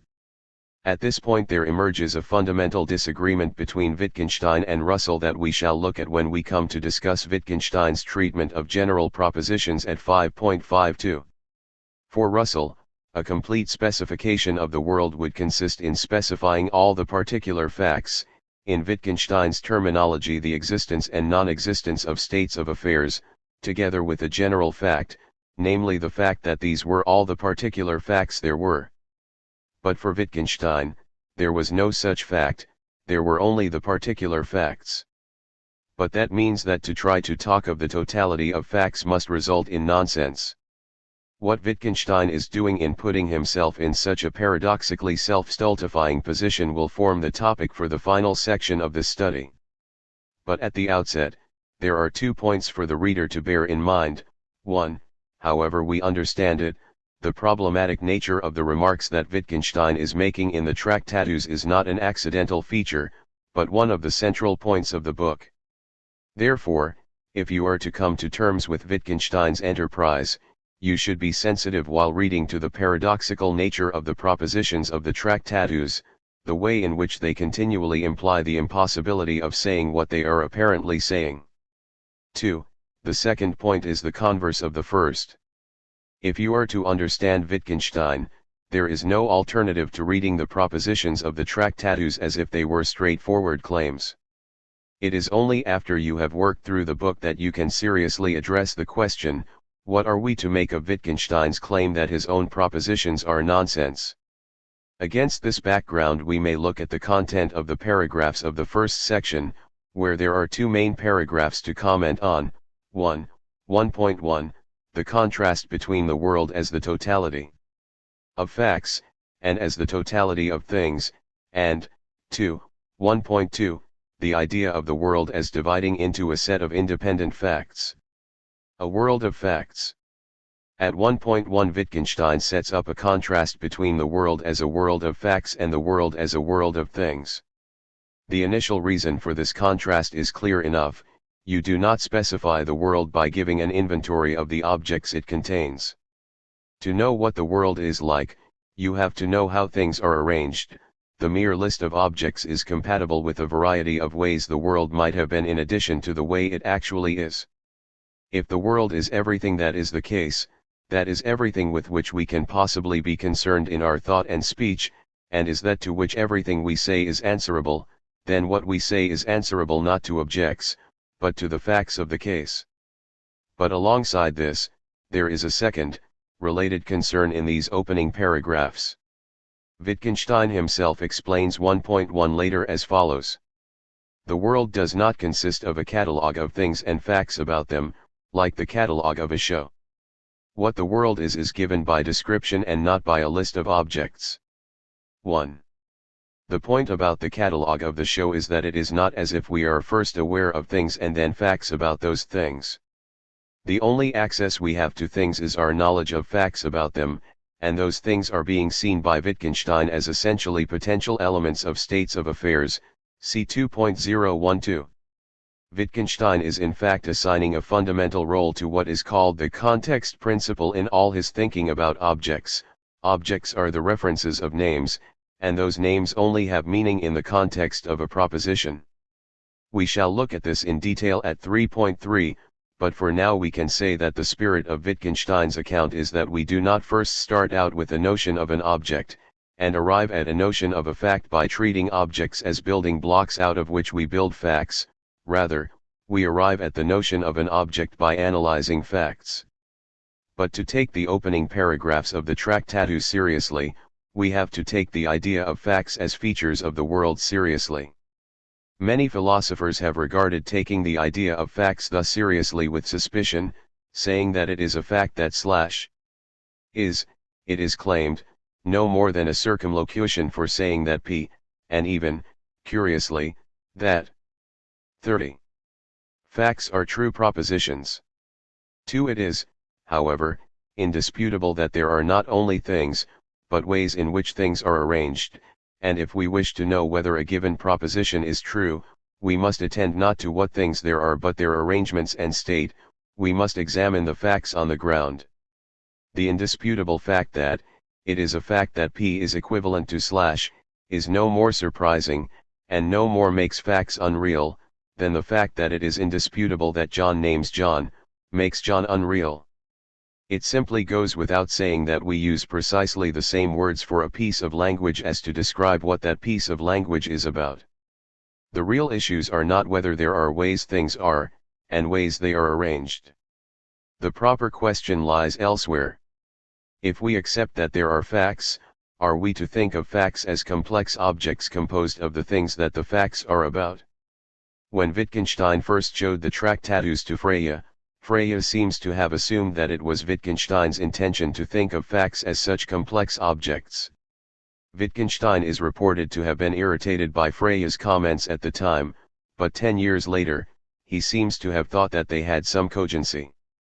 3. It is difficult to sort out what is the truth of the matter here, but the evidence suggests that Wittgenstein's first reaction was closer to the mark. Freya had not made a detailed study of the Tractatus. His comments may have been based on a relatively superficial impression of the book, and Wittgenstein's later recollections of his earlier ideas are never wholly reliable. At the time Wittgenstein, indeed, contrasted facts and complexes, and did not talk in the Tractatus itself in the ways assumed by Freya's criticism. Specifically, he does not talk about the objects as parts of the facts that concern them. If Wittgenstein was confused, it was on another, related matter, what in the notebooks he called the theory of the complex, the idea that if it is true that John loves Mary, then there would exist a complex John loving Mary. 5. This was different from the fact that John loves Mary, and it is to the theory of the complex, and also to his assumption that everyday complex objects such as human beings could be considered as complexes in this sense, rather than his conception of the world as a world of facts, that his later criticisms are directed. By the time of the Tractatus, the theory of the complex has largely disappeared from Wittgenstein's thinking, although it seems to make a guest appearance at 2.0201, when we shall return to it. But even when complexes are mentioned in the Tractatus, they are always presented as disappearing under 31. Analysis, and although I shall explain the argument at 2.02 to 2.03 with reference to the theory of the complex, since I believe that is more faithful to Wittgenstein's thinking, it would be perfectly possible to spell out that argument in terms of everyday complex objects rather than Wittgensteinian complexes.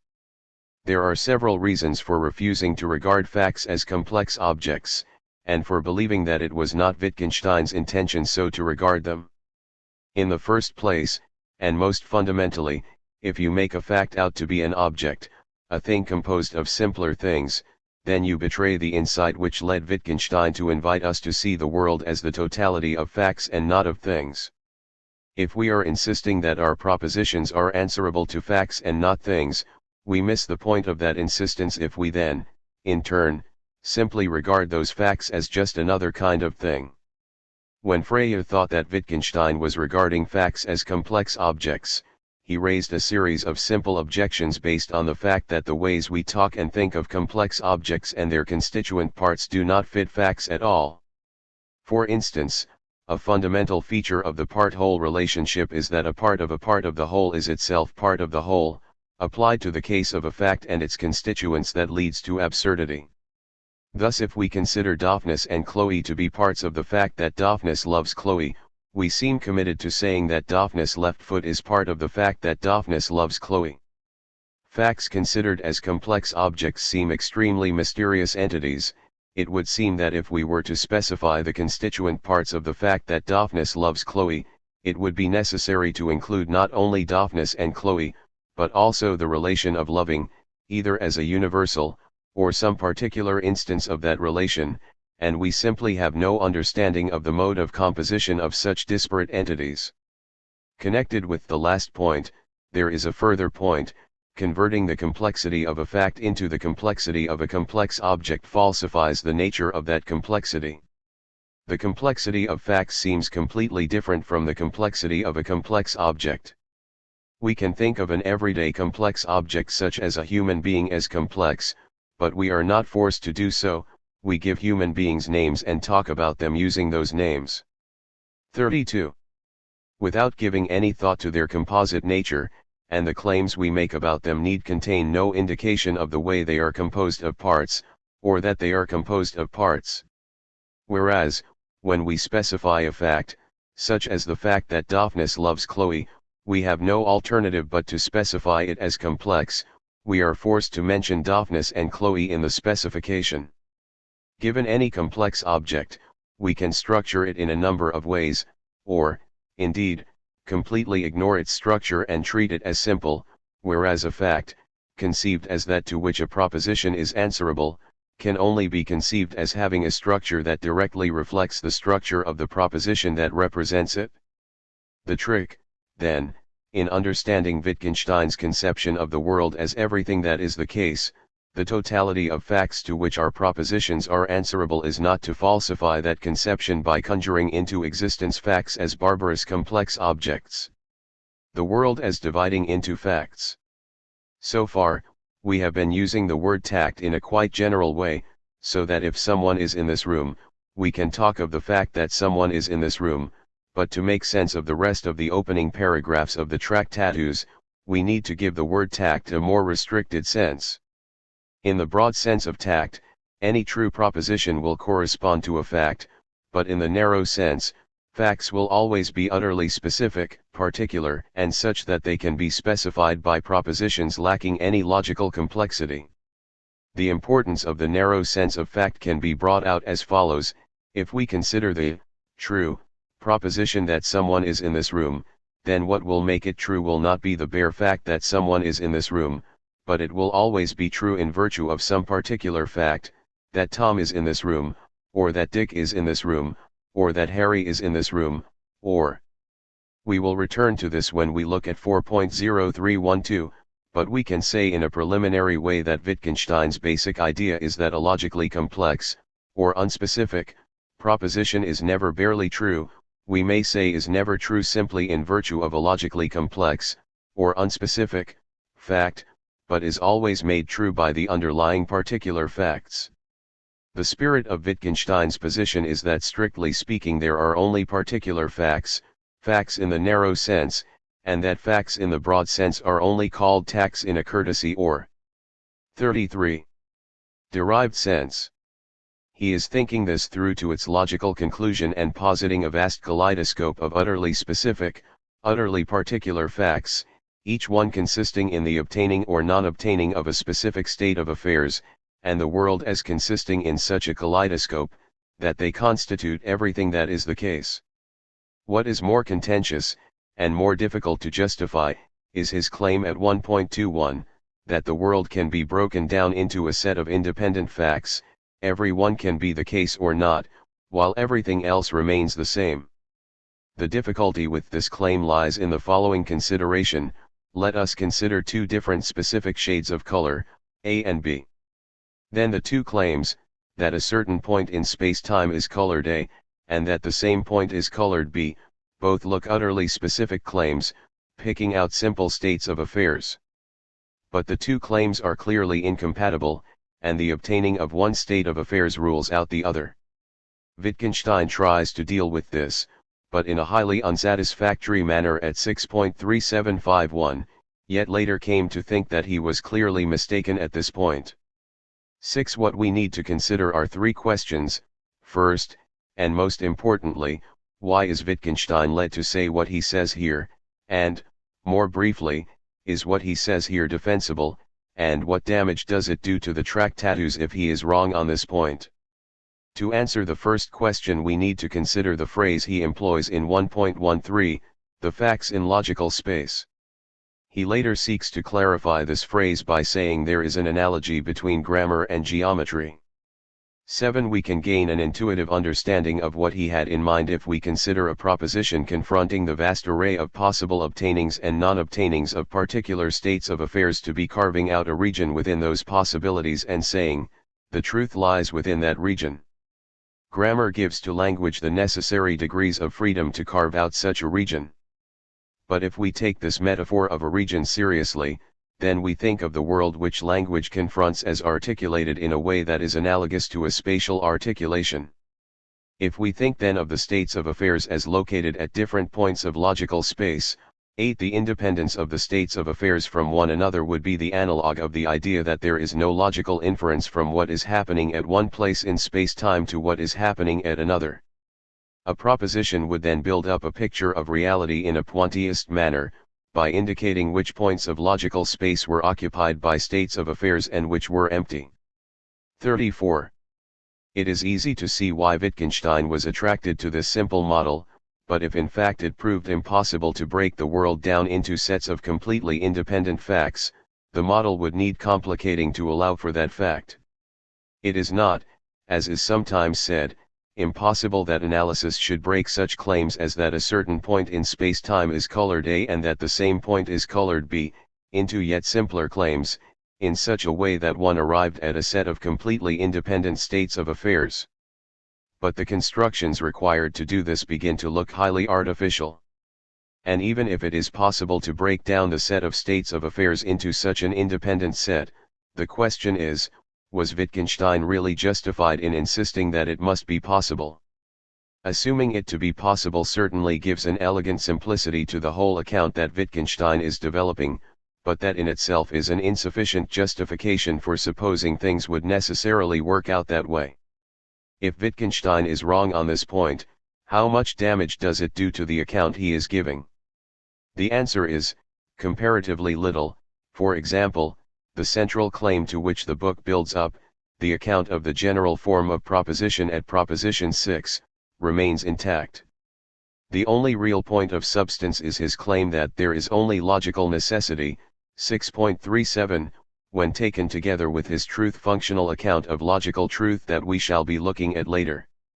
A proposition such as, if A is red, then A is not green would be a necessary truth, a tautology in Wittgenstein's terminology, but it would not be possible to give a purely truth-functional account of that. However, modifying the account of logic to allow for that would greatly complicate the story he is telling, but not undermine its spirit. Topics for discussion. The most important topics for discussion for this first section all concern the notion of a fact, and may be summarized in the following questions: is it problematic to take talk of facts seriously, and to regard facts as features of the world? If we take facts seriously, and think of the world as a world of facts, can we avoid thinking of a fact as a kind of complex object? Does anything Wittgenstein says in these opening paragraphs commit him, as Frege thought, to thinking of facts as a kind of complex object? 35. Section 2. What is the case, a fact, is the obtaining of states of affairs 9. This section naturally divides into two halves.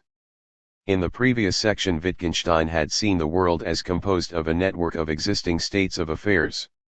In the first part of this section, 2 to 2.063, he now homes in on the states of affairs themselves, characterizing them as combinations of objects. The crucial part of this discussion, to which we shall devote most attention, is the argument, 2.02 to 2.0201, that these objects must be simple, and that they form the substance of the world. In the second half, Wittgenstein introduces the notion of picturing facts, which prepares the way for one of the main themes of the whole book, that propositions and thoughts are such pictures. Of particular importance for what follows are the following ideas: pictures as models, that a picture is a fact, that it must have something in common with the situation it represents in order to represent it at all, the difference between representation and depiction, and that pictures can be right or wrong, true or false. In the first section of the Tractatus, the world was presented as a vast network of facts, where a fact was characterized as the holding of a state of affairs. In the first half of this section, Wittgenstein amplifies what is meant here by a state of affairs being initially described in 2.01 as a combination of objects. The point of this characterization will become clearer when we have seen how Wittgenstein's account of propositions as pictures of reality works, but at this stage, we can think of this as a way of explaining the contingency of the states of affairs, that a state of affairs may either obtain or not obtain. We think of a range of objects, which may, or may not, combine with one another. If the objects are appropriately combined, then the state of affairs obtains, and there is the fact that the objects are thus combined. If they are not so combined, then there is not. It is important here not to prejudge anything about the nature of the objects. The argument of the Tractatus is that there should be such objects, not what they should be. We may think of them as those features of reality that can be named by a simple proper name. Wittgenstein is quite clear that we cannot tell a priori what the objects actually are. To find out what the objects are, we would have to carry out some form of empirical inquiry. Principally, we would have to carry out a full analysis of our language. We should not even prejudge such issues as whether the objects are only particulars, or 36. Whether they include properties and relations. If we do prejudge such issues, then we will be liable to falsify the account Wittgenstein is building up. The result is likely to be that we make that account look utterly implausible. From time to time in the notebooks, Wittgenstein will, for the sake of discussion, seem to make assumptions as to the nature of the simple objects, typically, talking as if decomposing a complex object into its simple constituents were a matter of breaking a material object down into smaller material parts, suggesting that an object would be some sort of atomic particle. It is virtually inevitable, when you explore the ideas at stake here, that you make use of such illustrations, but they certainly should not be taken as telling us what Wittgenstein thought his simple objects to be, and no more should be read into them than is strictly required for the purposes of the illustration. So too, at the end of the first half of this section, I shall present a model to illustrate the way in which all Wittgenstein's demands might be satisfied, since that will help us understand the nature of the claims he is making, but this certainly should not be taken to imply that this is the way things would actually work out, or even less that this was what Wittgenstein himself had in mind. The most we know about the objects of the Tractatus is that they satisfy certain formal demands: 1. That they should be simple, 2.02, 2. That the same objects should be common to every world we could possibly imagine, 2.022 to 2.023, and 3. Objects are capable of standing in immediate combination with other objects. It may help in understanding the discussion of the nature of objects that follows to give the spirit of the position Wittgenstein is arguing for. Here for once Wittgenstein's own presentation in the philosophical investigations of his earlier view is genuinely helpful. 50. What does it mean to say that we can attribute neither being nor non-being to the elements? One might say, if everything that we call being and non-being consists in the existence and non-existence of connections between the elements, it makes no sense to speak of an element's being, non-being, just as when everything that we call destruction lies in the separation of elements, it makes no sense to speak of the destruction of an element. The existence of a fact consists in objects having been combined in the appropriate way. We are therefore to think of there being a 37. Range of objects that form a necessary condition for there being any facts at all. Since these objects are a precondition for there being facts, it cannot simply be a matter of fact that they themselves exist. They rather form the substance of the world, the necessary backdrop for all matters of fact. Objects as the substance of the world. In 2.02 to 2.0212 Wittgenstein presents an argument for the simplicity of the objects of the Tractatus. This is at one and the same time one of the most elusive in the whole Tractatus and one of the most critical arguments in the development of the overall account of the world and the way that language relates to the world. The elliptical way in which Wittgenstein presents his argument here has meant that there is even less agreement as to his intentions than for almost any other passage in the book. It has the form of a reductio ad absurdum argument, where the existence of simple objects forming the substance of the world is established from an argument to show that without such simple objects it would be impossible to picture the world at all. Despite the terseness with which Wittgenstein presents his case, it is relatively straightforward to fill in the details of his line of thought from 2.0201 through to 2.0211. The central difficulty is the step from 2.0211 to 2.0212. In what follows I shall present my own interpretation of how that step is supposed to be taken, but at the same time it should be noted that this has been a matter of considerable controversy. The interpretation I shall give here is different from any of those known to me in the literature on the Tractatus. One of the more usual lines of interpretation will be indicated as a point for discussion at the end of this section. Before spelling out the argument, there are a few preliminary points that should be made about it. The argument here anticipates ideas that will only be introduced later in the book.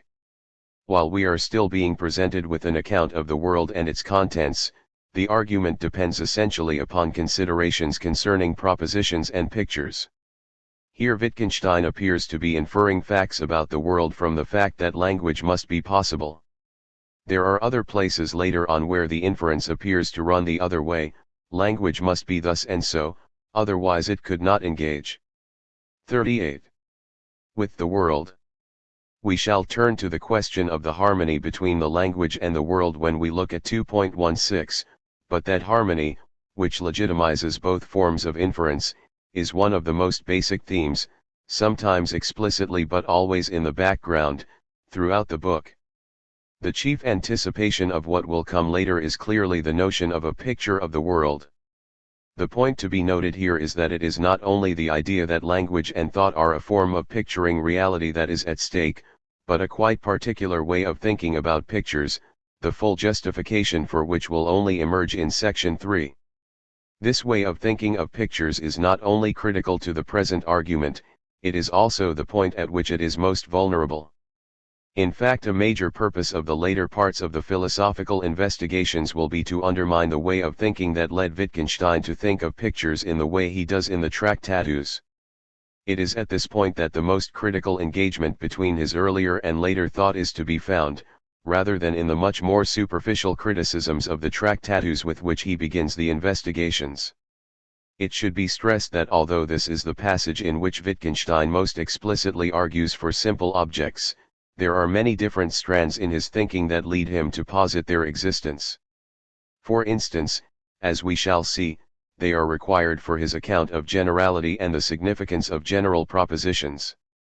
This is one of many places in the Tractatus where Wittgenstein is convinced of his key positions, not so much because there is a single argument that establishes them as because several different elements in his thinking converge on them.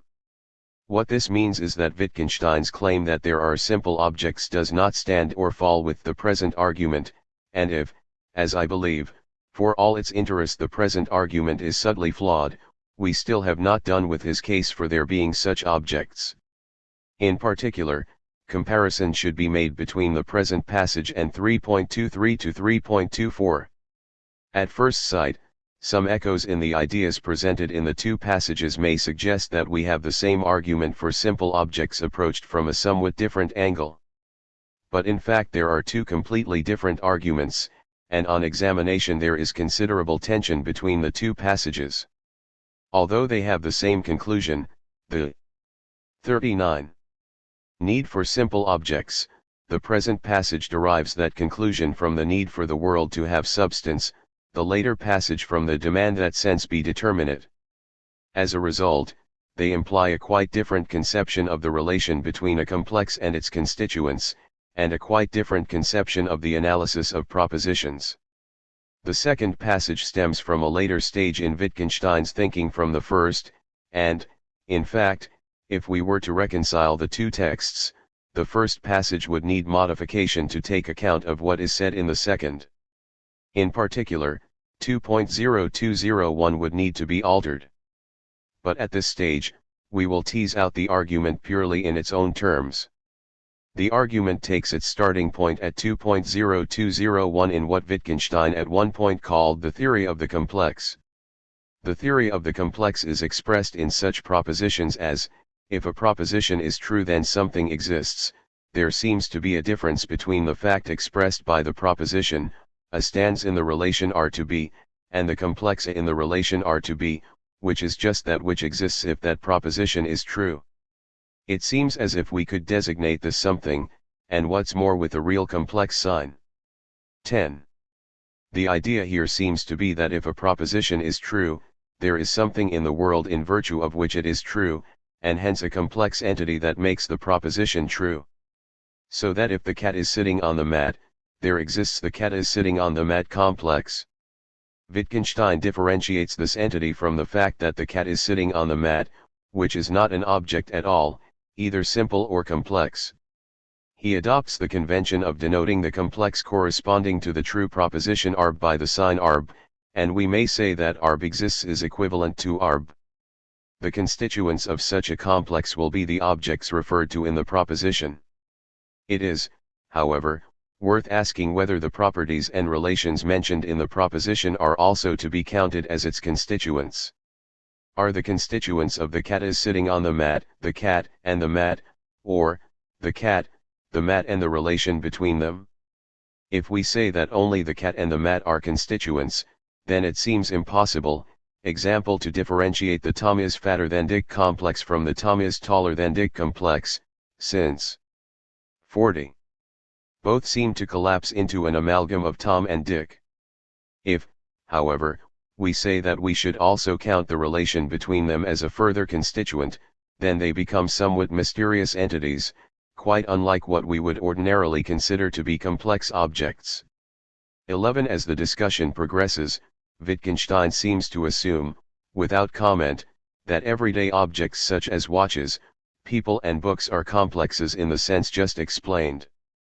But although he does not comment on this, it is a step that needs justifying. It is not justified simply by the obvious fact that these objects are significantly composed of parts, and hence have constituents, since that would simply be a play on the word constituent. What is required is to show that they have constituents in the sense outlined in the preceding paragraph. If that is to be justified, it would be by the consideration, which Wittgenstein certainly requires for his argument, that such objects are contingent entities. This watch might not have existed, and we can readily imagine how things would have been if it had not existed. That implies that there is a true proposition to the effect that this watch does indeed exist. In accordance with the preceding paragraph, that proposition will have a complex associated with it, which, like the watch itself, will exist if and only if that proposition is true. We therefore take the step of identifying the watch with that complex, and the entities mentioned in the proposition as the constituents of the watch. It should be noted that if we follow this train of thought, there is no reason to suppose that the constituents of the watch have to be the material parts of which it is composed. Against this background, it is easy to interpret 2.0201. Let us suppose that we are concerned with a proposition about a particular teapot, such as, the teapot weighs 5 ounces, and we view the teapot as a complex whose constituents are the pot and the lid, so that the teapot exists if and only if the lid is in the pot. 12. Then we may rewrite the proposition in the form, the lid is in the pot complex weighs 5 ounces, which we then analyze in the form, the lid is in the pot, and the sum of the weights of the pot and the lid is 5 ounces. It is the first clause of this proposition that Wittgenstein has in mind when he talks of the propositions that describe the complex completely. If, then, the pot and the lid are themselves complexes, we may repeat the process of analysis, arriving at a yet more complicated proposition. Such repetitions may either go on for 41. Ever, at each stage uncovering further complex entities, or they eventually terminate. but the only way they can terminate is if we reach a stage at which a proposition about a complex is analyzed into propositions about constituents that are not themselves complexes, i.e. are simple objects of which it makes no sense to say that they might not exist. So the questions that arise are, why does it matter if the process of analysis just outlined would never terminate, and, even more basically, what is the point of engaging in such analysis at all? Even if we grant that the teapot weighs 5 ounces is equivalent to the lid is in the pot, and the sum of the weights of the pot and the lid is 5 ounces, why analyze the former as the latter and not simply accept it as it is? Wittgenstein's initial answer is to be found in 2.0211, if we could not complete the process of analysis in the way that has just been outlined, then whether one proposition made sense would depend upon the truth of another. His thought here can be spelled out as follows. Suppose we consider a proposition that mentions a contingent entity, e.g. a proposition containing the proper name of a human being, such as Socrates was wise. On an everyday understanding of this proposition, Socrates is named in this proposition, and a property is ascribed to him, so that the proposition is true or false according as Socrates was, or was not wise. But that understanding presupposes the existence of Socrates, and the proposition is only true or false, which for Wittgenstein would be for the proposition to have a sense, on the assumption that there was indeed such a person as Socrates. But even if we know it to be true, there was such a person as Socrates is a significant proposition, and our original proposition would only make sense if this other proposition was true. The question now is, why does that matter? After all, we seem to have no trouble in naming the people that happen to be around us, and in talking about them. The fact that, if they had not existed, we would not have been able to give the sense that we do to the propositions that we formulate about them, does not create any obvious difficulty for our use of language. Wittgenstein's answer at this point is 2.0212, it would then be impossible to form a picture of the world, true or false. Here Wittgenstein's thought is outrageously compressed, particularly since he here introduces without warning the idea of picturing into the discussion, although it is only later on in the text that he will present picturing as fundamental to his whole. 42. Account of language and thought. It is at that later stage that the quite particular way of thinking of pictures which is required by his account will be argued for. At this stage I shall simply sketch those features of his account that are necessary to understand the present argument. Included in the picture is its representational relation to reality, 2.1513. Wittgenstein is including as a component of the picture the fact that the picture depicts what it does. The second requirement is counterintuitive, but, I believe, necessary for an understanding both of the present argument, and also of his conception of thought that we shall examine at the beginning of the next section.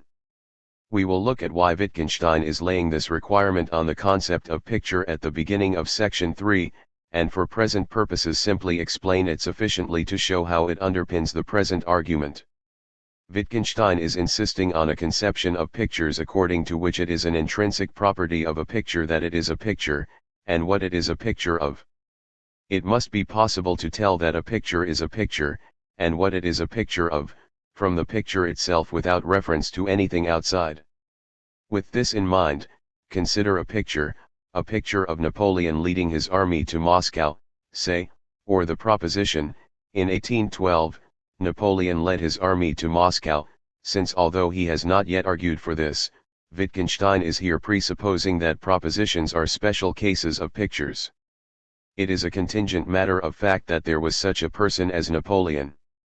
Therefore, if we make the possibility of there being such a picture of Napoleon leading his army to Moscow depend upon the existence of Napoleon, the picture's being a picture depends upon something extrinsic to the picture, whose existence cannot be inferred simply by studying the picture itself.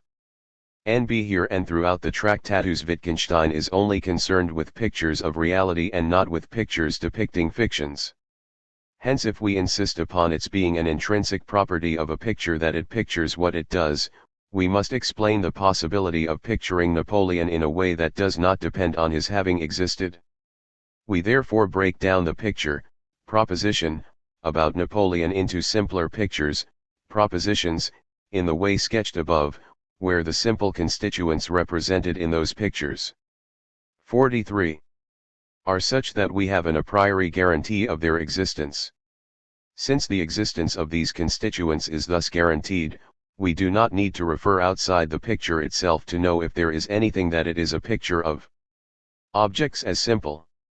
When Wittgenstein characterizes objects as simple, one is initially likely to think of them as tiny, like the atoms of ancient Greek philosophy or Newton's infinitesimals. But that encourages the wrong way of thinking about them. Later at 3.24 he will argue directly for the simplicity of the objects. In the present context, however, Wittgenstein infers the simplicity of the objects from their forming the substance of the world, we may say as shorthand their necessary existence. It is that which provides the clue to the correct way of understanding what is meant by simplicity here. The objects are simple, in the sense that they are not complexes, in the sense of the theory of the complex sketched above. If they were complexes, their existence would be contingent and to be analyzed in the way outlined in the argument we have been looking at. The necessary existence of the objects. It is natural to think of Wittgenstein's objects as existing necessarily, but that way of putting matters falsifies Wittgenstein's intentions. It is better to say that they unquestionably exist, meaning thereby that we can attach no sense to the question whether or not they exist. The conception that we have arrived at is that there is a range of objects that constitute a necessary precondition for language, for forming a picture of the world. Since they are a necessary precondition for language, to imagine a world very different from the actual one cannot be to imagine a world in which these objects do not exist. 2.022 It is to imagine a world in which precisely these objects are recombined in a different way from the way they are in reality. Also, since they are a necessary precondition for language, we cannot ask within language whether or not they exist. Here we have the first hint of an idea that is central to the whole of the Tractatus. We cannot ask whether or not the objects exist, and we cannot say that the objects exist, necessarily, but what leads us to want to say that the objects exist necessarily is something that is shown by the way that our language functions. 44. States of affairs as objects in immediate combination. 2.03 In a state of affairs objects hang one in another, like the links of a chain. I shall only comment briefly on this passage, although it is a crucial element in Wittgenstein's conception of a state of affairs. It is difficult to put his point non-metaphorically without the use of an example. The basic idea, however, is that the objects combine immediately with one another, without the need of any connecting link.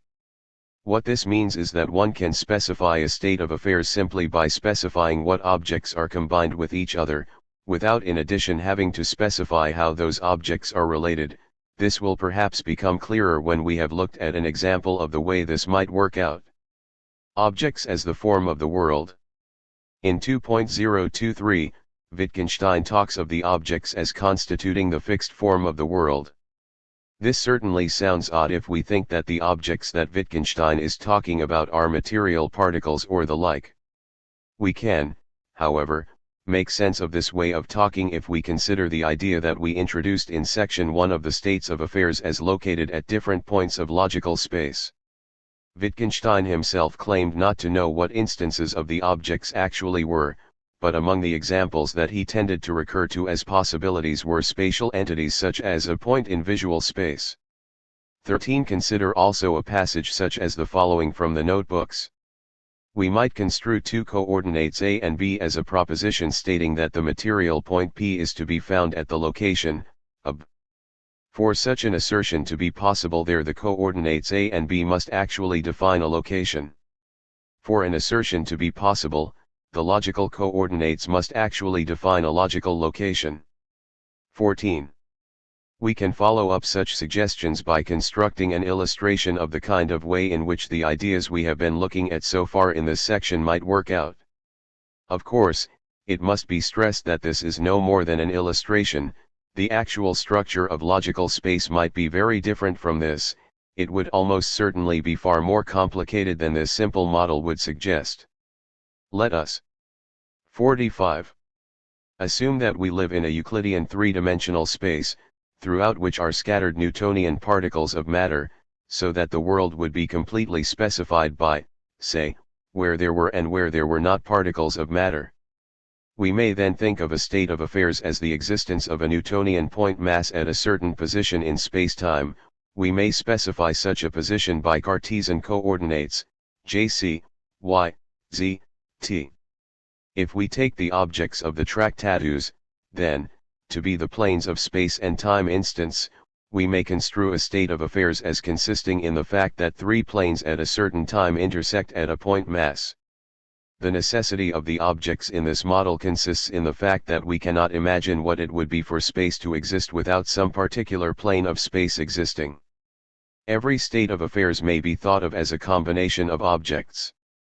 The states of affairs will be logically independent of one another, and the world will be completely specified by specifying precisely which states of affairs exist. Of course, the actual structure of logical space would be much more complicated than that envisaged in this simple model, but I suggest that it would be simply a far more complicated version of this model that would be required if we were to satisfy all the requirements Wittgenstein is arguing for in this section. Pictures.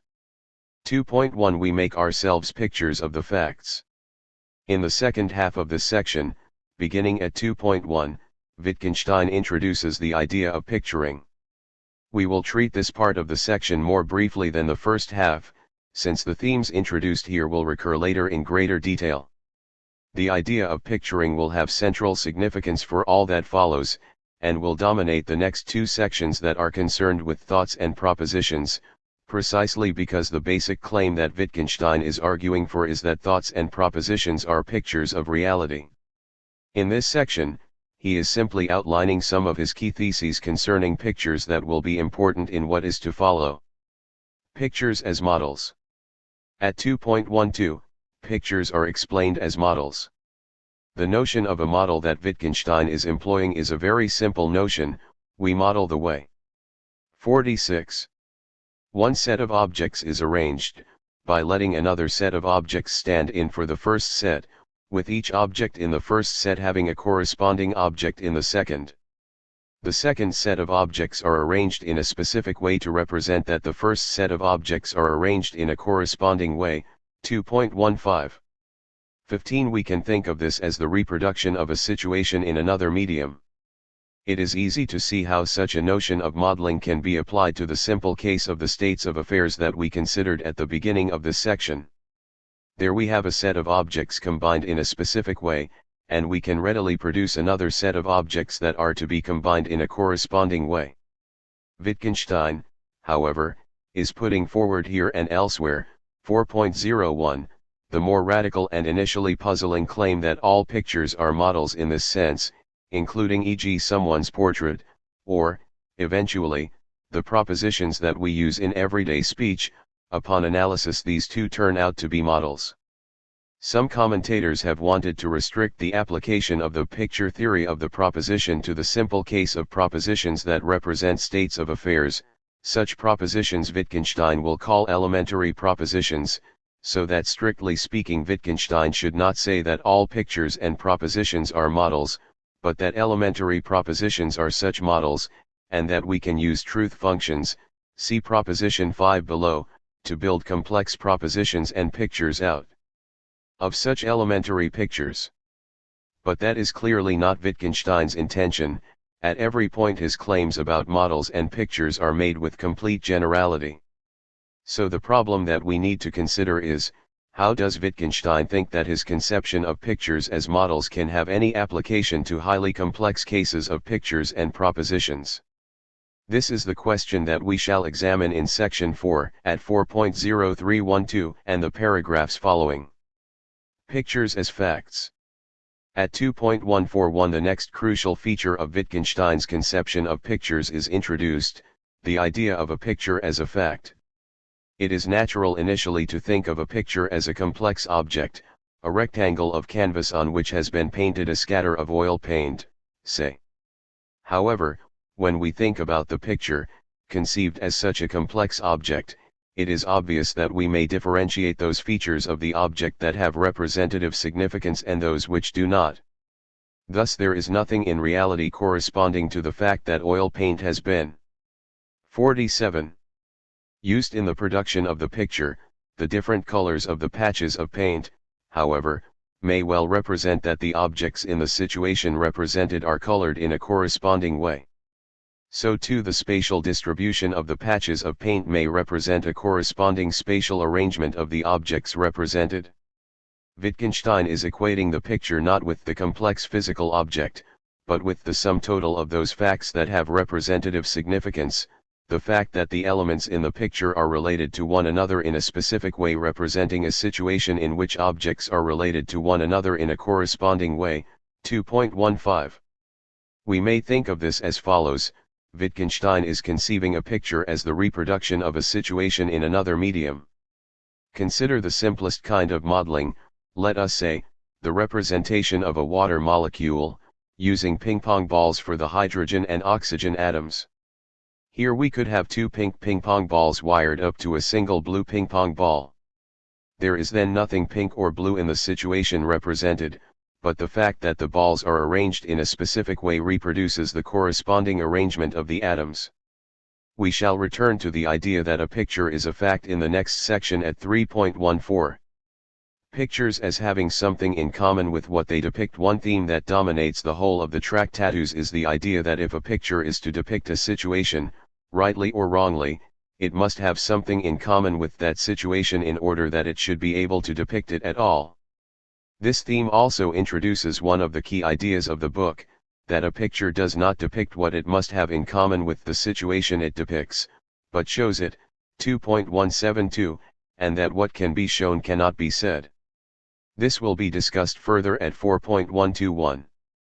In the present context, I shall simply illustrate the basic idea. Suppose that we wish to represent the spatial relationships between a set of objects. A soldier may use various bits of cruet to illustrate the relative positions of the different forces in a battle, with the salt standing for the enemy artillery, the pepper his side's tanks, and so on.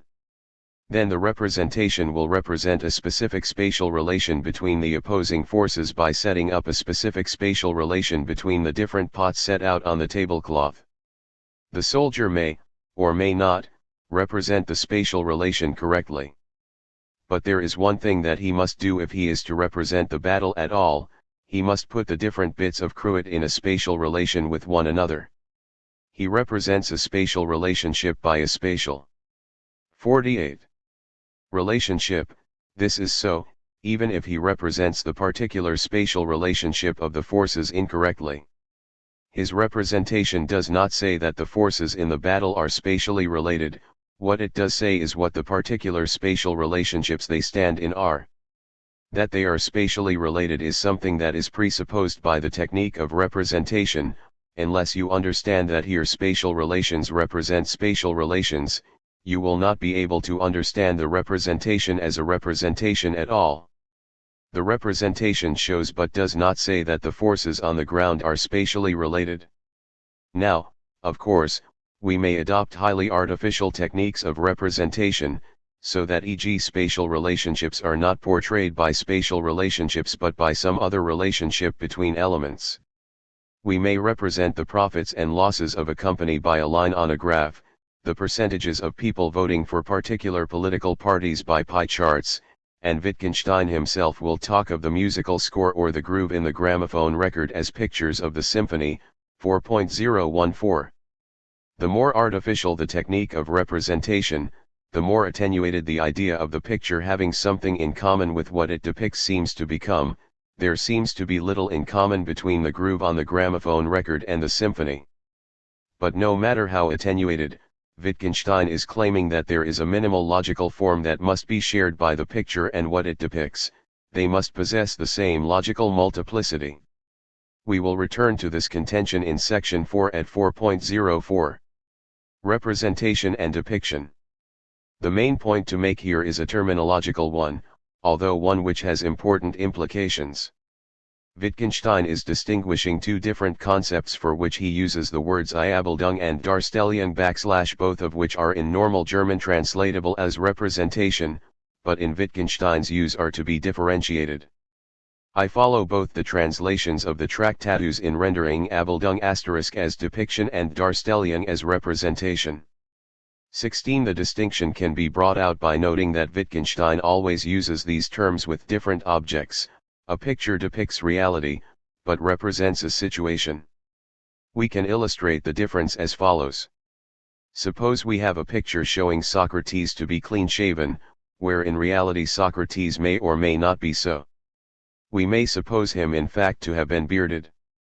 Such a picture represents the situation of Socrates. 49.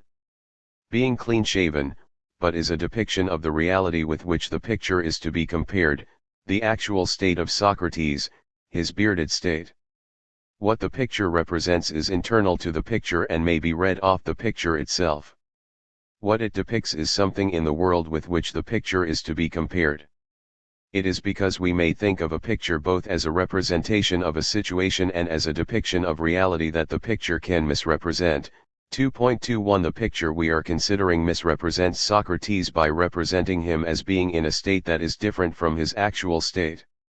The importance of being able to regard a picture both as a representation and as a depiction is that this provides a preliminary indication of the way in which seeing propositions as pictures helps to explain the most basic feature of propositions, their being true or false. A proposition is true if what it represents agrees with what it depicts, false if it disagrees. Topics for discussion. My interpretation of the argument at 2.02 to 2.0212 is not a standard one. It is far more usual to find interpretations that take Wittgenstein to be assuming a strong form of bivalence. A proposition only makes sense if it is impossible to specify a possible world in which it is neither true nor false. How convincing do you find my interpretation? Is there an alternative you would prefer? Test out whether the different claims that Wittgenstein makes in this section would be satisfied in the model I suggested when commenting on 2.023. How far does such a model help to make sense of those claims?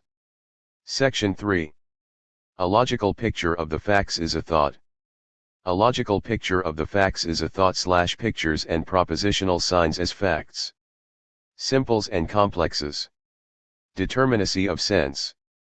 The context principle, expressions as propositional variables, sign and symbol. The idea of picturing and of propositions as pictures is important to Wittgenstein's thought in two different ways. The first, which concerns us here, is that Wittgenstein is to argue that an analysis of what is involved in thinking requires us to conceive of a proposition as a picture. The second, which forms the subject of the opening paragraphs of the next section, is that he will there argue that only if 50. Propositions are pictures can we make sense of their being true or false.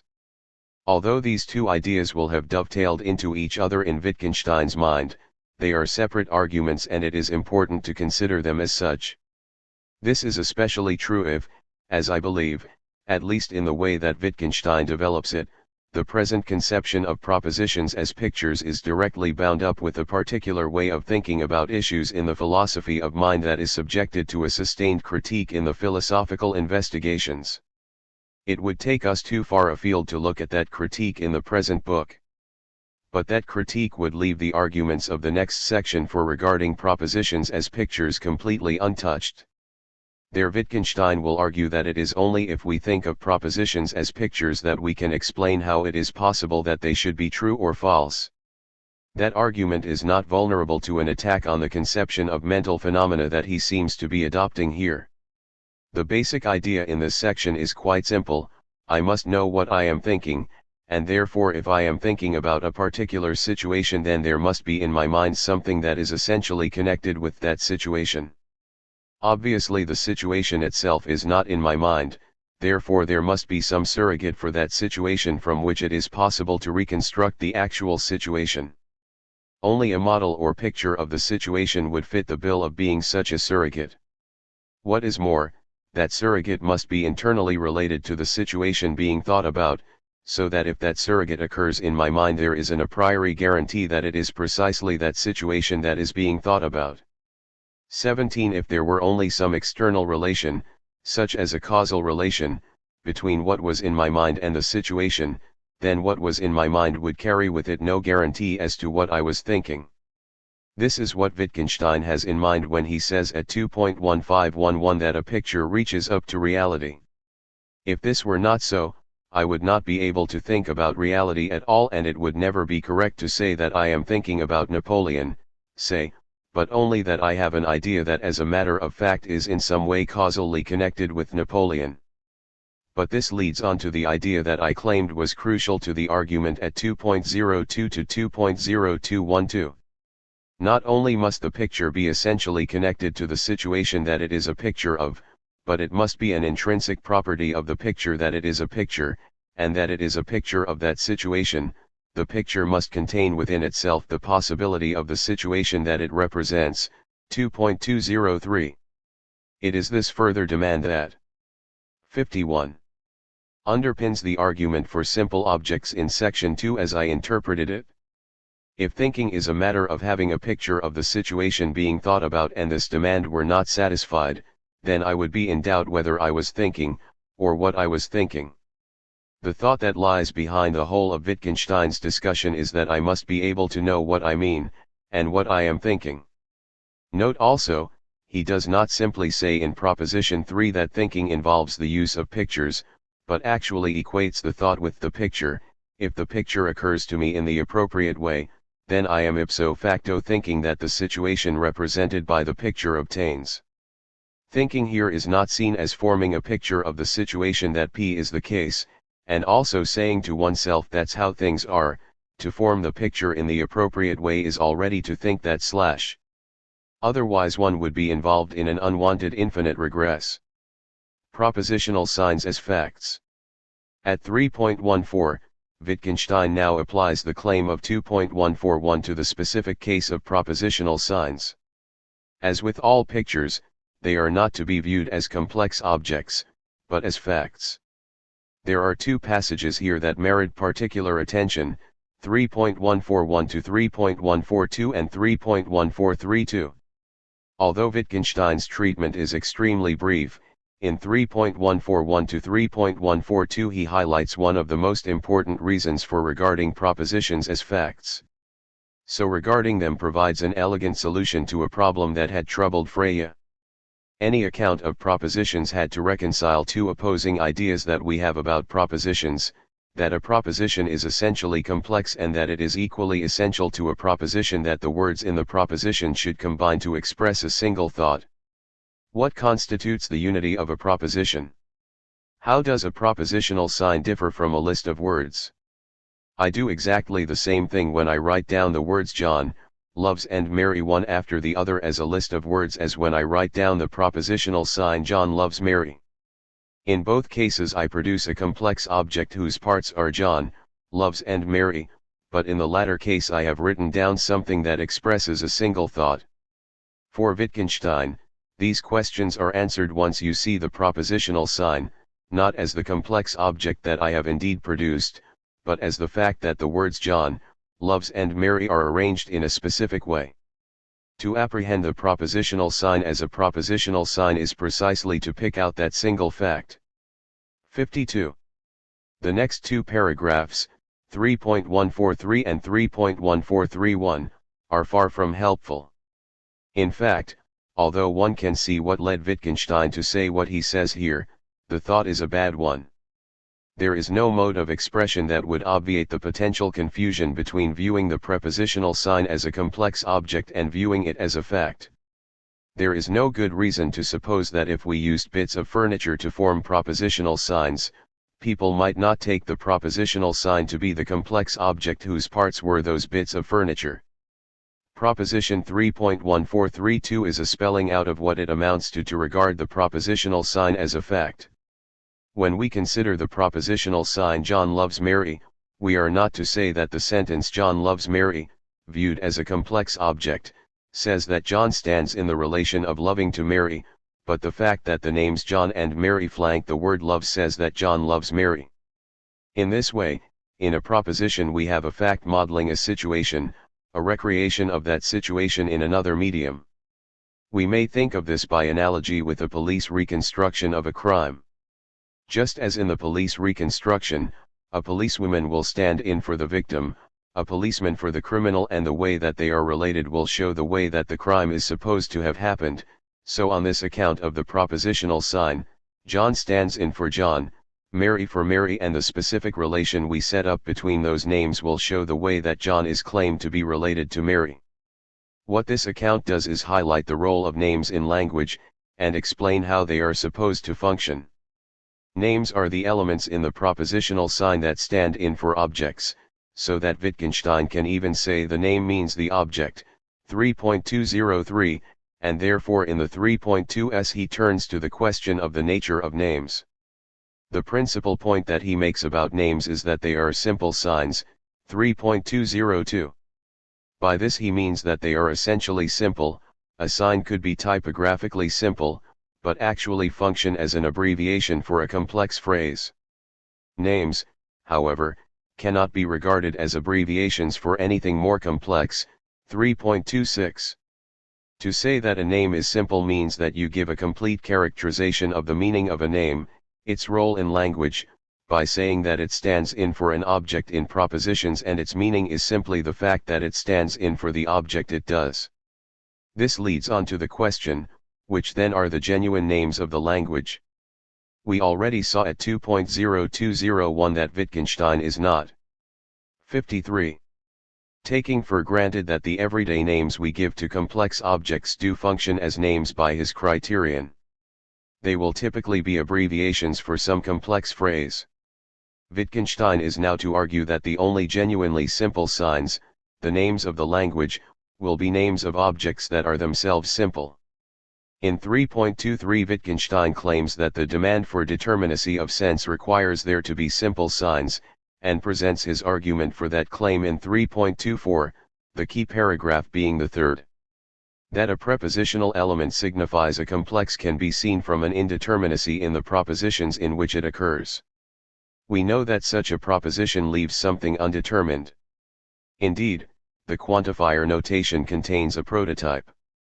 This is a crucial passage for an understanding of Wittgenstein's conception of the analysis of propositions and for his claim that there must be simple objects. Because of that, and because the passage is highly obscure, I will devote a lot of space to it. At first sight, this passage seems to contain some echoes of the argument for simple objects that we looked at in 2.02 to 2.0211.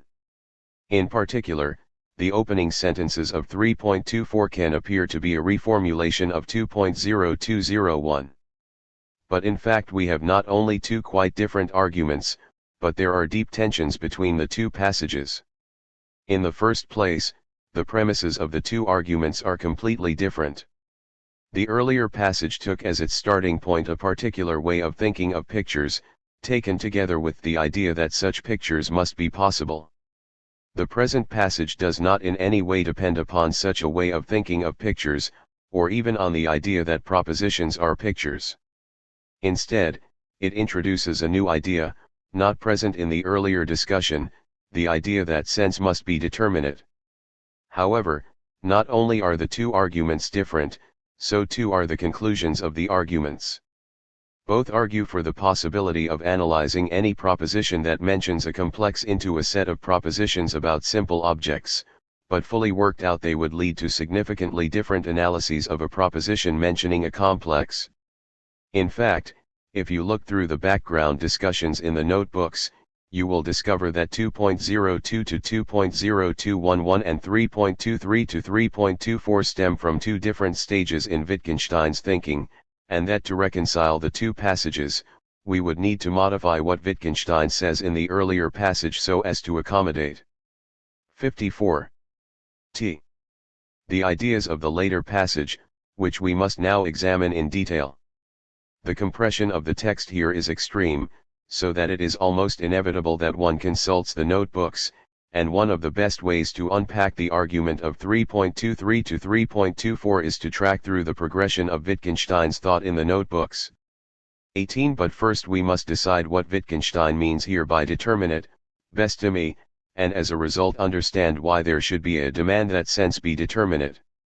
It is possible to interpret this word in two quite distinct ways. we may interpret indeterminate either as meaning vague or as meaning unspecific. We may explain the difference as follows: we shall call a proposition vague if there is no clear answer to the question whether it is true or false; we shall call it unspecific if there is a wide range of ways in which it could be true.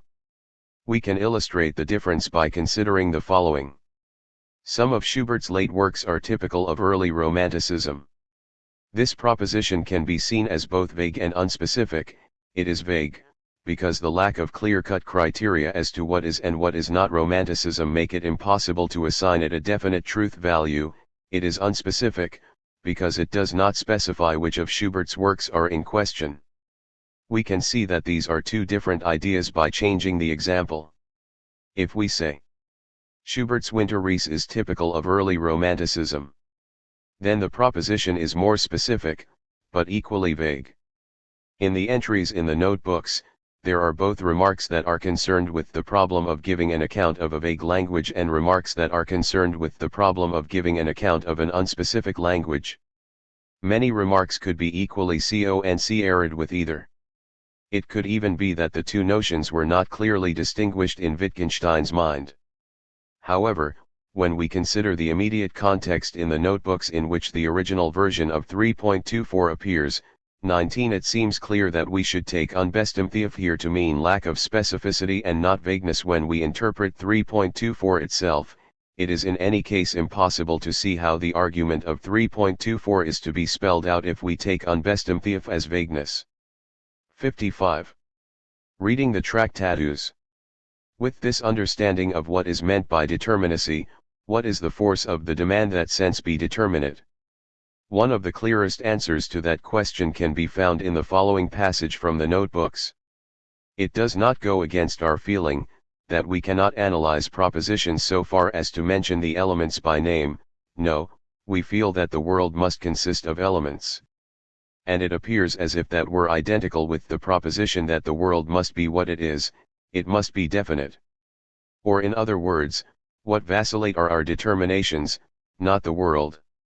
It looks as if to deny things were as much as to say that the world can, as it were, be indeterminate in some such sense as that in which our knowledge is uncertain and indeterminate. The world has a fixed structure. 20. Taking determinacy to mean specificity, the basic idea is that lack of specificity is a feature of our language, not of the world. The propositions that we utter are all more or less specific, but it makes no sense to talk of the situations in the world that actually make them true or false as lacking specificity. So that if I say, Tom owed some money, then that is in various ways unspecific. It leaves possibilities open, as Wittgenstein repeatedly says in the notebooks, but if true, it will always be made true by some absolutely specific situation. Thus the proposition doesn't say to whom Tom owes money, or how much, or.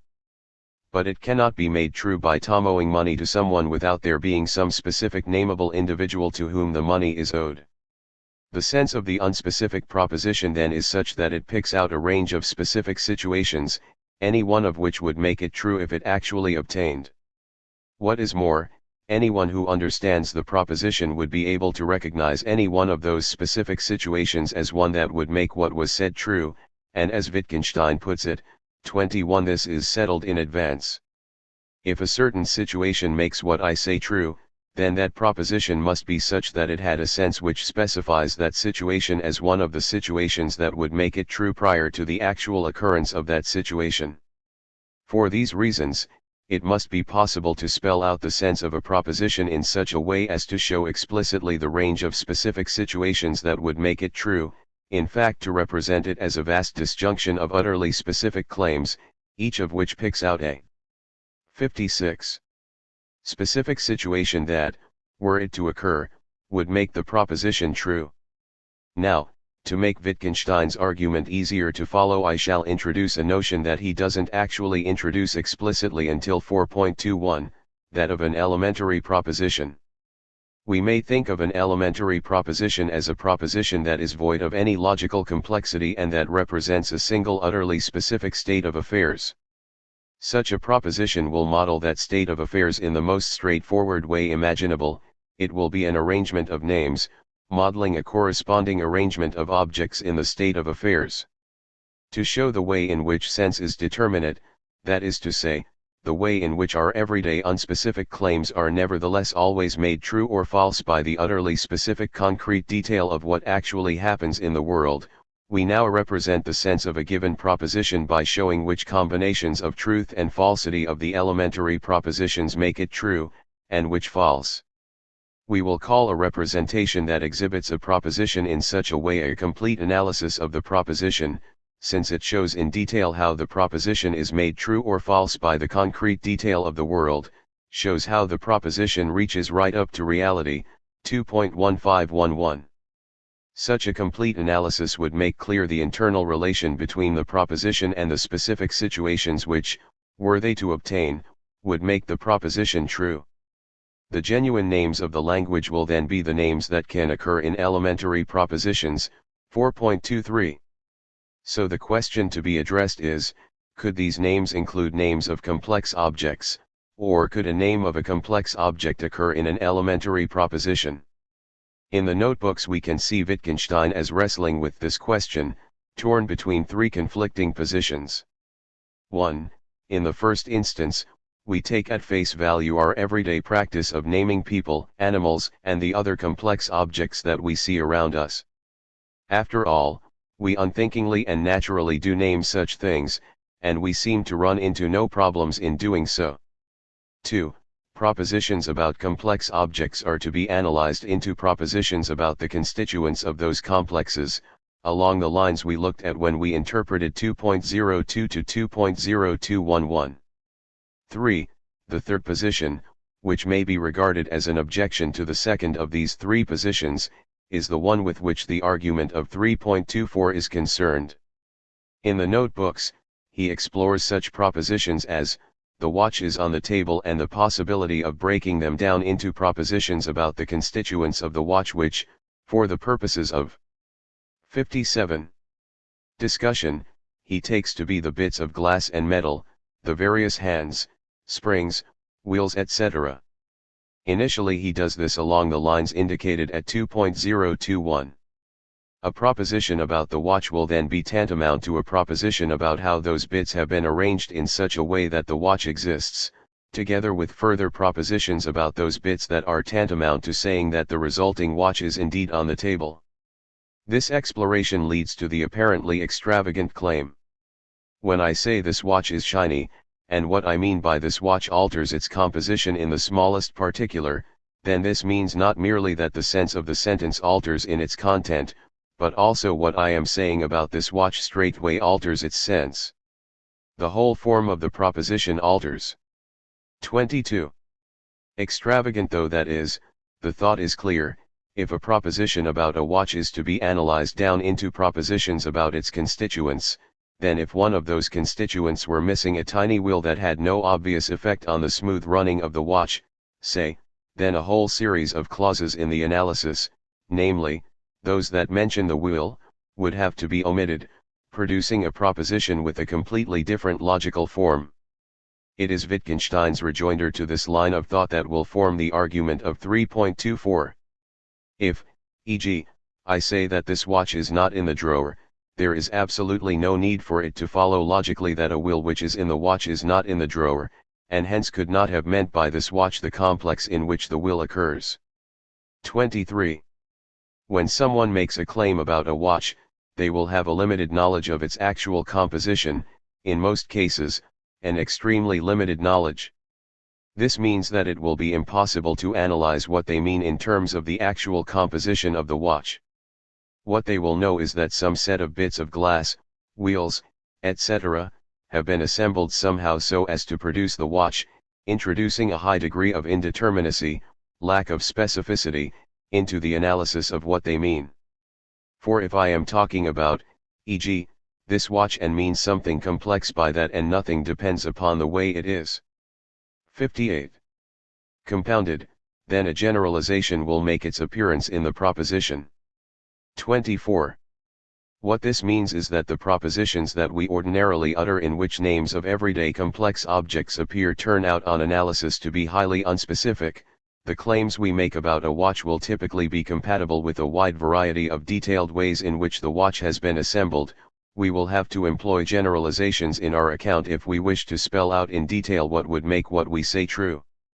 25. If, then, on the one hand, elementary propositions are utterly specific, and on the other hand propositions containing names of complex objects always turn out upon examination to be highly unspecific, no elementary proposition can contain the name of a complex.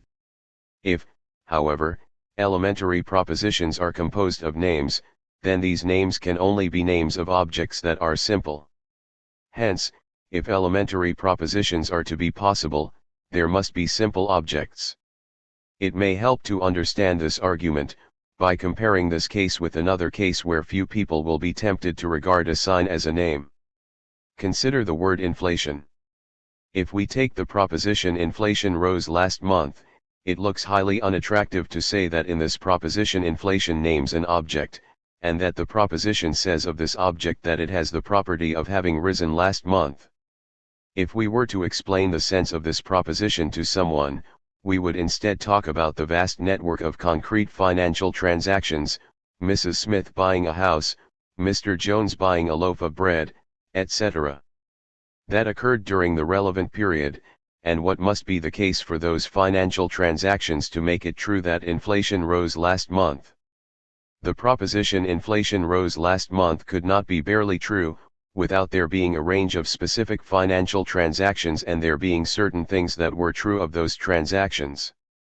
Anyone understanding the proposition would in principle be able to work out whether the proposition was true, if they were given full detailed knowledge of the buyings and sellings that actually occurred. We could therefore in principle break the proposition inflation rose last month into a vastly complex statement about the financial transactions that actually occurred. However, although the claim that inflation rose last month can only be made true by the actual financial transactions being of a 59 certain sort, it does not tell you which financial transactions in fact occurred. It is compatible with a vast range of possible sets of financial transactions having occurred.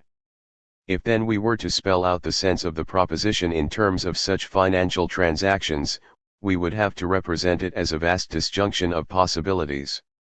In this way, the proposition would be radically unspecific, but would always be made true or false by buyings and sellings that were specific. Thus we can never achieve full specificity by using propositions containing the word inflation, and if we want to know what specifically such a proposition amounts to, we always have to break such a proposition down into propositions about the financial transactions that actually occur in the world.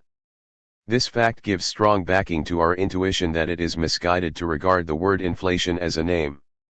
We can regard the argument of 3.24 as an argument to show that the everyday names that we use for complex objects are in the same boat as the word inflation. Primitive and defined signs. Wittgenstein now contrasts primitive and defined signs, 3.26 to 3.261, with names as the paradigm case of primitive signs.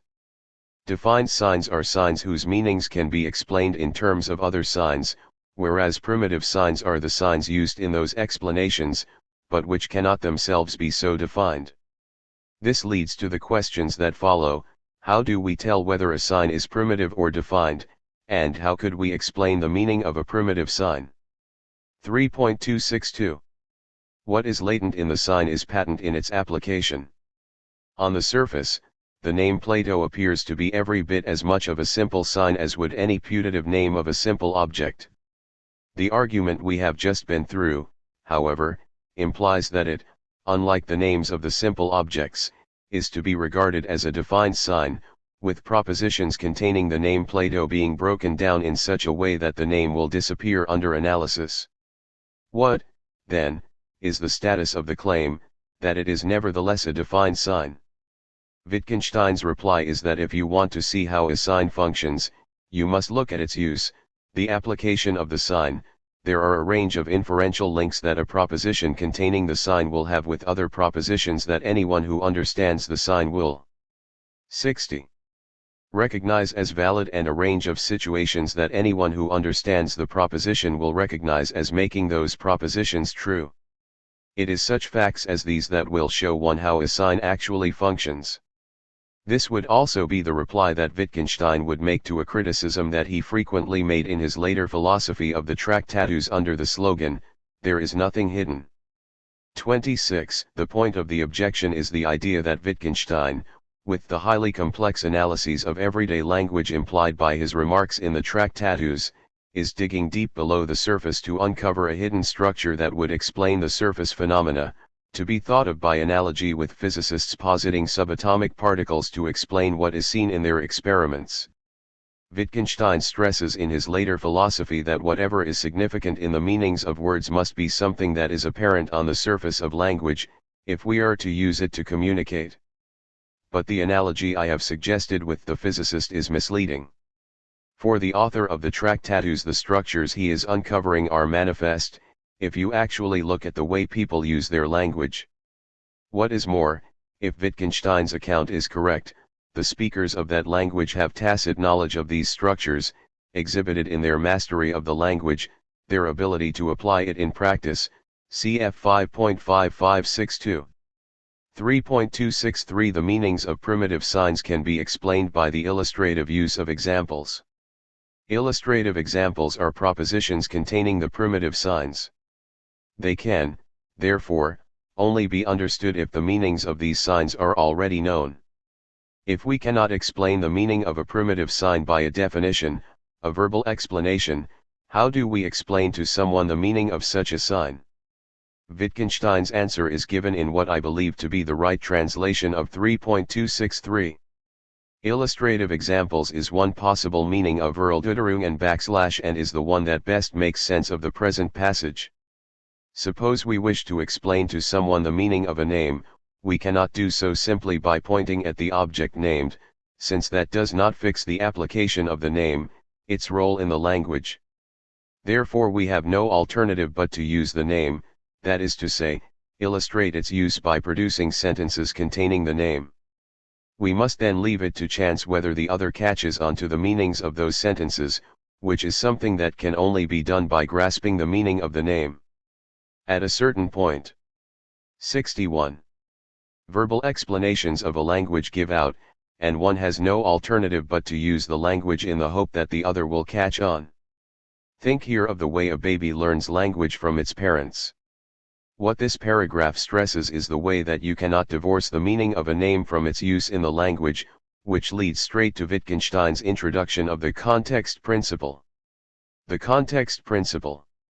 At 3.3, Wittgenstein introduces the idea, now known as the context principle, that was first put forward by Frege in the Foundations of Arithmetic, who laid it down as one of the three basic principles governing his inquiry, writing.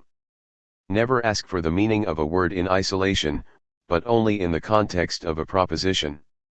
27. This principle has been widely influential, but at the same time has been interpreted in very different ways by different writers. In the case of Wittgenstein it had a central significance in his thinking throughout his life, and he recurs to it time and again, e.g. quoting it with approval in Philosophical Investigations 49. Despite the divergent interpretations that have been put upon it, the basic idea lying behind the principle is clear enough. If we wish to give an account of meaning, what we wish to understand is what it is to use language to say or think something meaningfully. But, to say or think something meaningfully is not to use words or other expressions smaller than a sentence in isolation, but to use a whole sentence. Of course, we can on occasion say something by uttering a single word, but that will characteristically be because the word is elliptical for a sentence, or, as with the word yes, because the word is used as a whole sentence.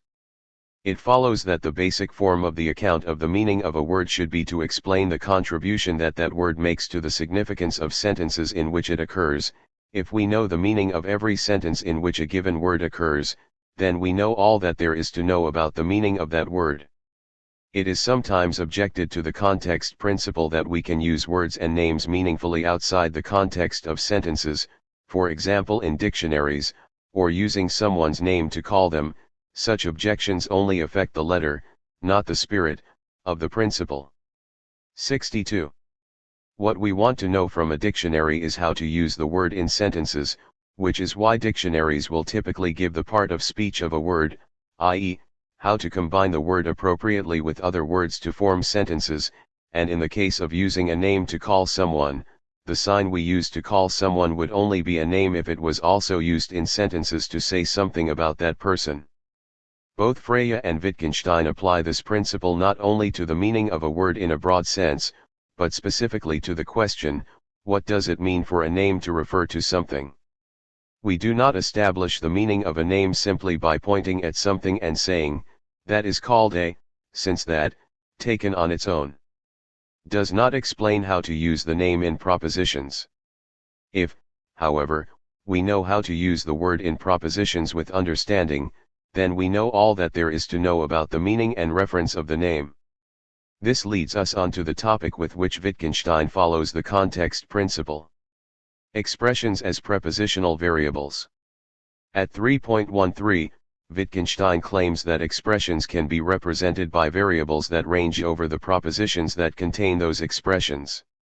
If it is only in the context of a proposition that a word or expression has a meaning, and we understand its meaning to be the contribution it makes to the sense of propositions in which it occurs, then we may think of such an expression as having associated with it a range of propositions, namely the range of significant propositions in which it occurs. There will then be no more and no less to knowing the meaning of the expression than knowing the contribution that it makes to such propositions, and, provided you know the meanings of the rest of the expressions contained in the propositions, understanding those propositions. If, then, we have an expression A that can occur significantly in the propositions F, A, for G, A, H, A, we could represent it as a variable, A, whose values would be those propositions. Why do so? There seem to be three ideas worth teasing out. The first is that seeing the expression as a prepositional variable is simply a way of stressing the context principle. If an expression only has meaning in the context of proposition, then we make that explicit by showing the expression as a potential constituent of a proposition in that we present it as an incomplete sign, by attaching 63. The letter to show that it needs supplementation to produce a significant utterance. Freya had contrasted names and predicates as complete and incomplete expressions, in that a predicate needed to have a variable attached to show how it could be completed by a name to form a sentence. Freya's use of variables here was somewhat different from Wittgenstein's, since Wittgenstein's variables range over all propositions containing the expression, whereas Freya's range only over those propositions that result from completing the predicate with a name. Also, Freya had a further point in mind in regarding predicates and relational expressions as incomplete besides the one that concerns Wittgenstein. He wished to distinguish the relational expression #killed J from the predicate #killed == killed him or herself. The word killed without the variables would not specify which of these was meant. Such a problem could not arise for names, so that specifying the word itself does specify the name unambiguously, which gives an additional reason for regarding the name as complete in a way that a predicate is not. Allowing for these differences, Wittgenstein is stressing that there is an important sense in which a name, just as much as a predicate, needs supplementation to be significant. It needs placing in a proposition, and in that sense all expressions are incomplete. The second point is that since the logical form of an expression is given by its ability to combine with other expressions to form propositions, exhibiting it as a propositional variable is a way of showing the logical form of that expression. He will make the third point explicit at 5.4733, but I believe it is made most clearly at this point. This is his conception of nonsense. Suppose we wish to explain why 7 is red is nonsense. What we should not say is that it is nonsense because numbers are not the kind of thing that could be colored. What we should say, rather, is that when we introduced the predicate #is red into the language, we introduced it as a propositional variable ranging over a set of propositions that did not include the sentence as one of its values. Hence the sentence 7 is red does not contain the word red in its familiar sense at all, and we have failed to give it any other meaning. Hence the only reason 7 is red is nonsense is because we have failed to give any meaning to some of the words it contains. I shall postpone discussion of what he says in 3.316 to 3.317 until I look at 5.501, since these paragraphs have been placed by Wittgenstein at a potentially misleading point in the text. They are 64. Misleading not because what Wittgenstein says at the end of 3.314, that every variable can be regarded as a prepositional variable, is wrong, but because by this stage he has only introduced one special case of a prepositional variable, and he thereby gives the impression that he was making the absurd claim that every variable could be regarded as instances of that special case. In 3.316 to 3.317 he explains his notion of a prepositional variable in its full generality, but it is not until 5.501 that that completely general notion will become important. Sign and symbol. Wittgenstein has been stressing in various ways that an expression is only the expression it is when considered together with its application in the language. In the light of this, he now introduces a distinction between the sign and the symbol. The sign is what we can perceive of an expression. 3.32, the written marks on the page, say. The symbol is that sign taken together with its logico-syntactic application in the language. The first point is that the sign, considered simply as a sign and not as a symbol, is frequently ambiguous in natural language, is the sign for more than one symbol, and also that signs that appear on the surface to function in the same way may in fact function quite differently. In both respects, philosophical confusion can easily arise. Wittgenstein therefore, 3.325, advocates the establishment of a logically perspicuous notation for the language, in which different symbols would have different signs, and in which there was no appearance that signs which function differently could be mistaken for one another. His second point is one that we have already seen at the beginning of the overview of themes chapter of this book, that when we establish the logical syntax for a sign, we may never appeal to the meaning of that sign, but express all the rules solely in terms of a description of the expression. 3.33.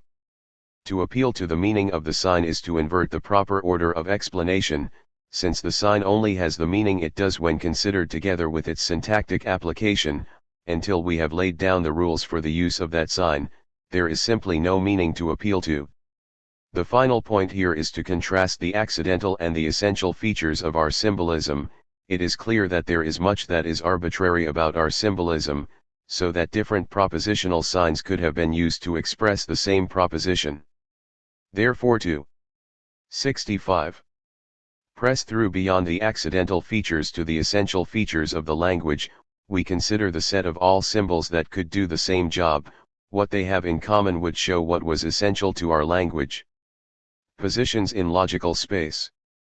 The final part of this section does not seem to connect naturally with what has gone before. Here the basic idea is that of a proposition picking out a position in logical space. The most appropriate notion of logical space in the present context seems to be one in which the points of logical space are possible ways the world could be. A proposition will then carve out a region of logical space, saying that one of the possible ways the world could be within that region is the way the world actually is. One may compare this with more modern explanations of the meaning of a proposition in terms of the set of possible worlds in which the proposition is true. The difference is that Wittgenstein is not just thinking of a set of worlds, but a structured manifold within which each possible world is located. Wittgenstein's main point here is that such a determination of a region by a proposition presupposes the existence of the whole of logical space. If this were not so, it would be unintelligible that combining that proposition with other propositions should define another, different, region of logical space. Thus Q and R each define regions of logical space, but P and Q, VR, will define yet another region of logical space in terms of the regions already defined. 3.42. Topics for discussion. Is it credible that language should be susceptible of the highly complex kind of analysis implied by this and the preceding section? Many commentators have assumed that by indeterminacy in 3.23 to 3.24, Wittgenstein meant vagueness, where I have claimed he meant lack of specificity. Which is right? Is it possible to make sense of his argument in terms of vagueness? Spell out for yourself the point and the implications of the context principle. Section 4. A thought is a significant proposition. This section, on the nature of propositions, is in many ways the key to the book. The ideas we look at are propositions as true or false. 66. Propositions as pictures. The logical constants do not stand in for anything, meaning and truth.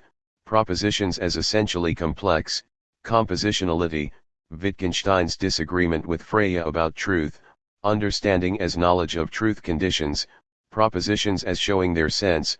Formal concepts. Elementary and non-elementary propositions. Propositions as truth functions of elementary propositions. Truth tables. Tautologies. The limits of language. The idea of the general form of proposition and the argument for their being such. Section 4 may be regarded as the crucial section of the whole book. Here Wittgenstein addresses the question of the nature of propositions and the way they relate to reality, which from the outset had been at the core of his investigations. It is in this section that he establishes the key theses of the whole book, such as that propositions are pictures and that there is a general form of proposition. The rest of the book can properly be regarded as a working out of the ideas of this section. Wittgenstein, confronted by the question, how do propositions relate to reality, stresses a fundamental difference between the way propositions are related to the world and the way names are related to the world. In his 1913 notes on logic he had presented an idea that was to dominate his thinking. Freya said propositions are names, Russell said propositions correspond to complexes. Both are false, and especially false is the statement propositions are names of complexes. 28. Freya had assumed that propositions had a reference, and hence could be regarded as complex names.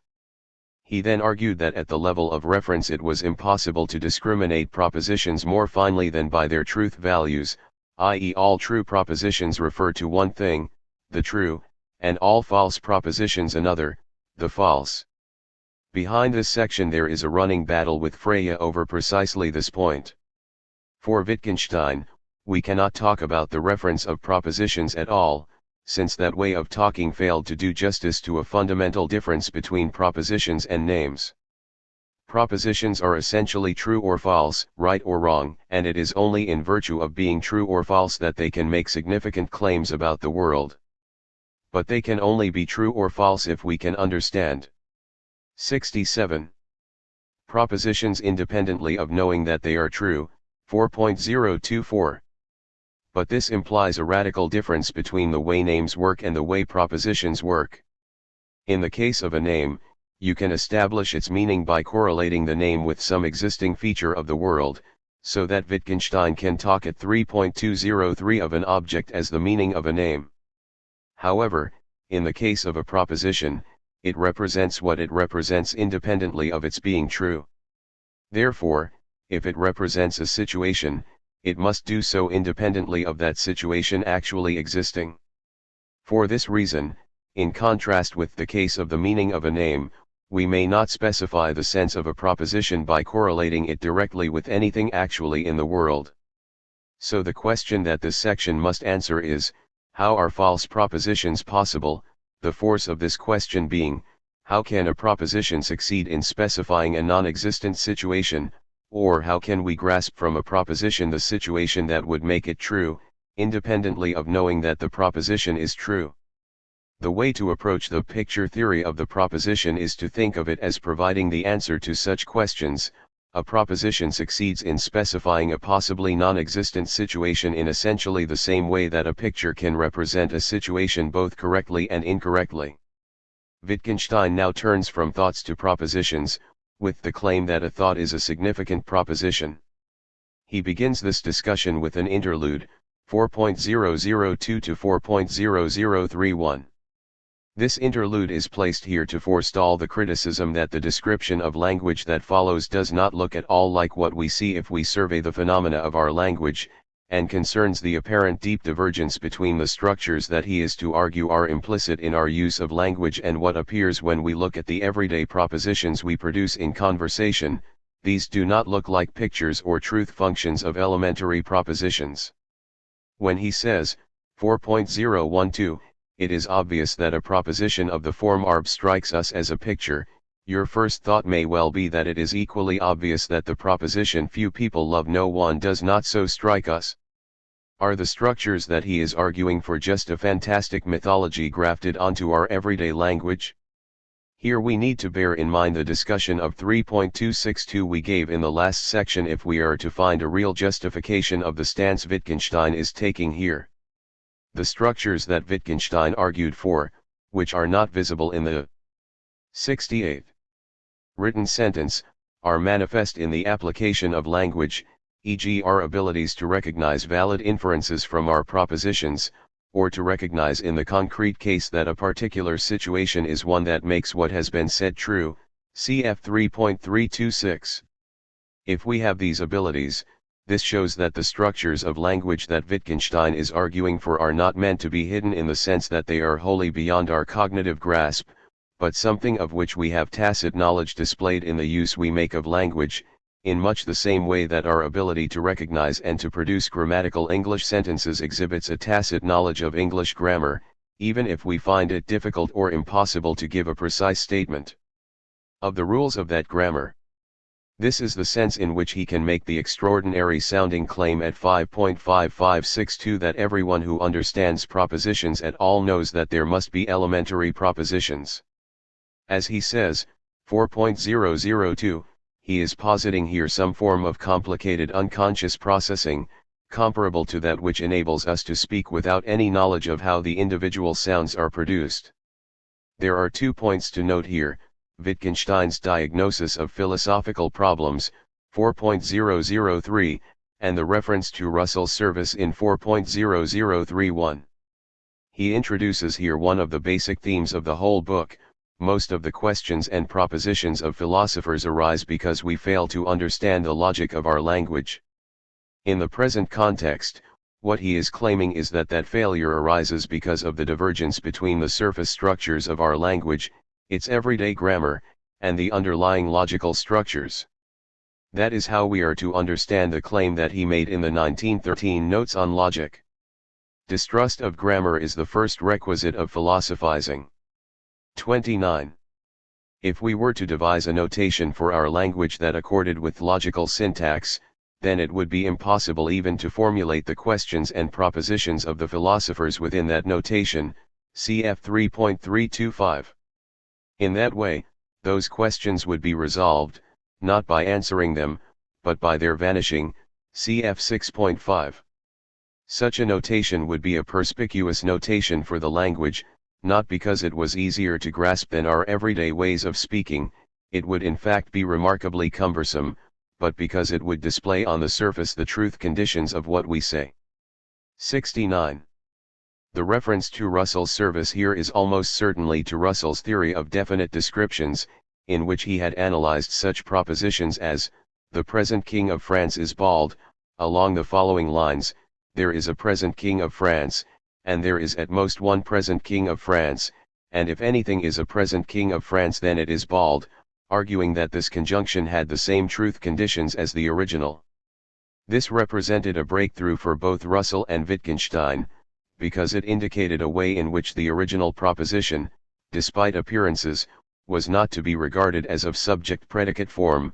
One could then give a full account of the sense of the proposition without having to suppose that the phrase "the present King of France" had to stand for something. It further indicated to both Russell and Wittgenstein that there was no need to assume that the surface grammatical structure of a proposition was a true guide to its logical structure. It has to be said, however, that they were both prepared to countenance far more dramatic divergences between the real and apparent forms of a proposition than this. Propositions as pictures. The basic claim of the section is at 4.01, that a proposition is a picture of reality. This will be argued for beginning at 4.02. But between 4.01 and 4.02, he stresses that he is using the term picture in its most general sense, so that he is counting as pictures things that we would not ordinarily think of as such, example the musical score as a picture of a symphony. He argues, however, that in so doing he is not extending the sense of the word picture, but that if we reflect on what we ordinarily mean by the word picture, these must be counted as such. Certainly when he talks of pictures this will include naturalistic trompe-l'œil paintings, but we may depart further and further from naturalism and still be talking of pictures. Example, we may represent the different colors in a scene by different styles of shading, and in medieval paintings the superior rank of a king could be represented by his being a larger size than the other figures in a painting. What is essential to a picture is that there should be a rule of projection that enables us to derive the situation depicted from the picture. 4.0141.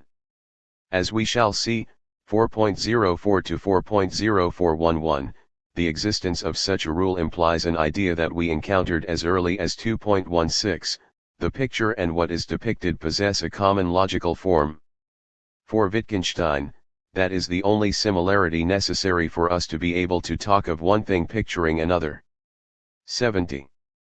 Now the argument for propositions being pictures is straightforward.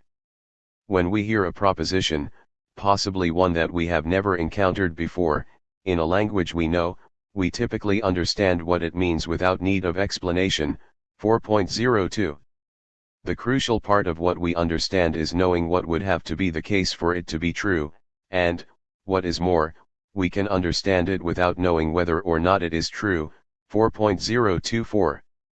But that implies that the prepositional sign must suffice to specify for us the situation that would make it true, how things stand if it is true. 4.022. But that can only be the case if the propositional sign embodies for us a rule enabling us to derive that situation from the propositional sign. But in the light of what we have been saying above, that is tantamount to saying that the proposition is a picture of that situation. 4.021. This leads on to the idea that language must be compositional. Compa/f/bna//phi. 4.03. A proposition must communicate a new sense with old words. A language is compositional if the meaning of a proposition is a function of the words it contains together with the way that those words have been put together. This idea was stressed by Frege, who, like Wittgenstein, argued that it was necessary to regard our language as compositional in order to explain our ability to understand novel propositions. We understand a proposition with which we are unfamiliar, because it is composed of parts with which we are familiar, put together in a familiar way. But Wittgenstein, besides claiming that compositionality is a necessary prerequisite for language to be capable of expressing new thoughts, also claims that only a language that is compositional is capable of expressing propositions that are true or false. The reason for this is that if a proposition is to be capable of being true or false, it must make sense independently of its being true. We understand it in precisely the same way whether or not it is true, and whether or not we know it to be true. It must therefore make sense even when it is false, so that it must be able to specify the situation that would make it true, even when that situation does not obtain. We build up a model of the non-existent situation, out of elements that stand in for objects that actually exist. Cf 4.031. A proposition is then conceived of as a model consisting 71. Of names standing in for objects, and what the proposition means, the situation that would make it true, is then determined by the meanings of those names and the way that they have been arranged. It is in that way that a false proposition is possible, and with that a language that is capable of saying things that are true or false is possible.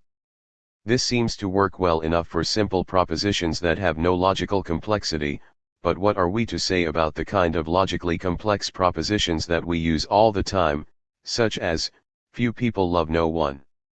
Confronted by an example like that, the account we have given so far seems to leave us in the lurch. My fundamental thought. Wittgenstein now introduces what he calls his fundamental thought, that the logical constants do not stand in for anything.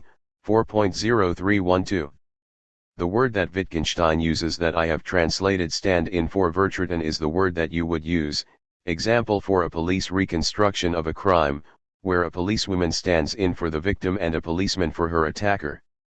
The first sentence of 4.0312 is understood most readily if we consider a simple relational proposition, such as John loves Mary. We may think of this as specifying the situation of John loving Mary, by thinking of it as a simple model, a reconstruction of that situation, where the name John stands in for John, the name Mary for Mary, and the situation of John loving Mary being represented by the fact that these names have been put in a certain relation, standing on opposite sides of the word loves. It is in such a way, Wittgenstein is arguing, that the prepositional sign is able to specify the situation of John loving Mary, so that we can tell from that prepositional sign what is being claimed. That account seems, however, only to work for simple relational propositions, or subject-predicate propositions, and it is sometimes claimed that Wittgenstein's picture theory of propositions is only meant to apply to the case of the simplest propositions of all, the elementary propositions, see 4.21 below. It is, however, quite clear that Wittgenstein's argument for the claim that propositions are pictures is completely general, and will apply to propositions of arbitrary logical complexity. To restrict his account to the elementary propositions would miss an essential, if difficult, element in his thought that begins with what he calls his fundamental thought. 72. For this we need to recall the discussion given in the first section commenting on 1.2.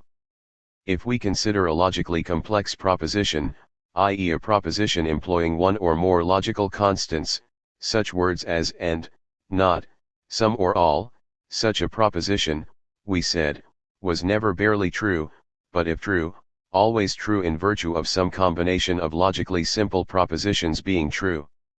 Thus, John loves Mary or John loves Kate, if true, will either be true in virtue of John loves Mary being true, or John loves Kate being true. But that means that the account that we have given so far of propositions picturing situations does not seem to fit. As it stands, it would only fit if we were to think that there could be a disjunctive fact of John loving Mary or Kate. Such a fact would then have disjunction as one of its features, and or would stand in for that feature. But simple common sense tells us that that is the wrong kind of account, that the logical constants don't stand in for anything at all. Therefore, if the account of propositions as pictures is to be universally applicable, and not just to simple elementary propositions, we have to give a completely different account of the way the logical apparatus enables a proposition to function as a picture. Wittgenstein's answer to this is that the logical complexity of the proposition must mirror the logical complexity of the situation that it represents. The proposition must have the same logical multiplicity as the situation it represents. This is a difficult idea to bring into focus, so we shall begin with the simple part of the explanation of the phrase before turning to the more complex idea of the possibility of applying the notion of possessing the same logical multiplicity as the situation represented to the case of propositions involving logical constants. Logical multiplicity. In 4.04 Wittgenstein applies the idea he had introduced at 2.16 for pictures in general to the particular case of propositions, the idea that there must be something in common between a picture and the situation that it represents for it to be possible for the picture to represent that situation at all, whether correctly or incorrectly. In the earlier passage, he talked of pictorial or logical form, but now he uses a different phrase, logical multiplicity. We can see at its simplest what the point is if we consider the kind of case that is most immediately suggested by his wording here at 4.04. Suppose that I wish to represent that two objects stand in a certain relation. 73. Wittgenstein's Tractatus Logico Philosophicus. That two men are fighting. I may do this in a naturalistic painting that has a range of features in common with the situation it represents.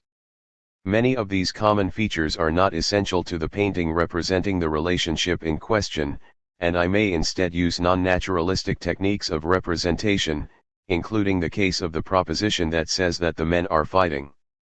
In such non-naturalistic representations, many of these common features will have disappeared, but there is a range of features that must be retained if the picture is to be capable of representing the required situation at all. In particular, since the situation involves two men, there must be two elements in the representation, each element standing for one of the two men, and since the situation is one of those men standing in a certain relationship, the two elements must stand in a corresponding relationship. In the case of the proposition, the elements will be names of the men, and they will be related by their relative positions in the sentence, for A and B are fighting. But Wittgenstein's idea of logical multiplicity is far from being exhausted by this kind of head count of elements. We might for instance consider the case of representing the chronology of a sequence of events by a timeline. Here temporal relations are represented by spatial relations on a sheet of paper, say. Such a representation is only possible because the line on the page has the same basic topology as the sequence of time. We are able to represent that one event occurred between two other events by placing the entry for the one event between the entries for the other two.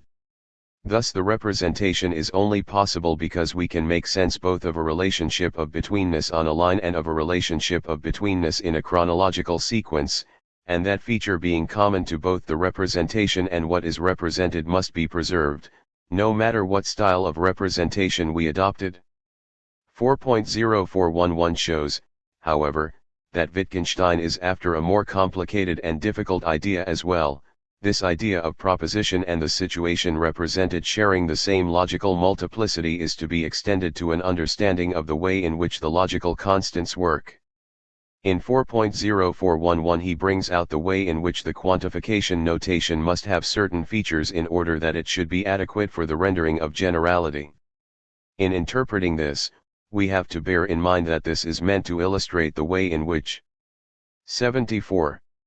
A general proposition must have the same logical multiplicity as the situation it represents.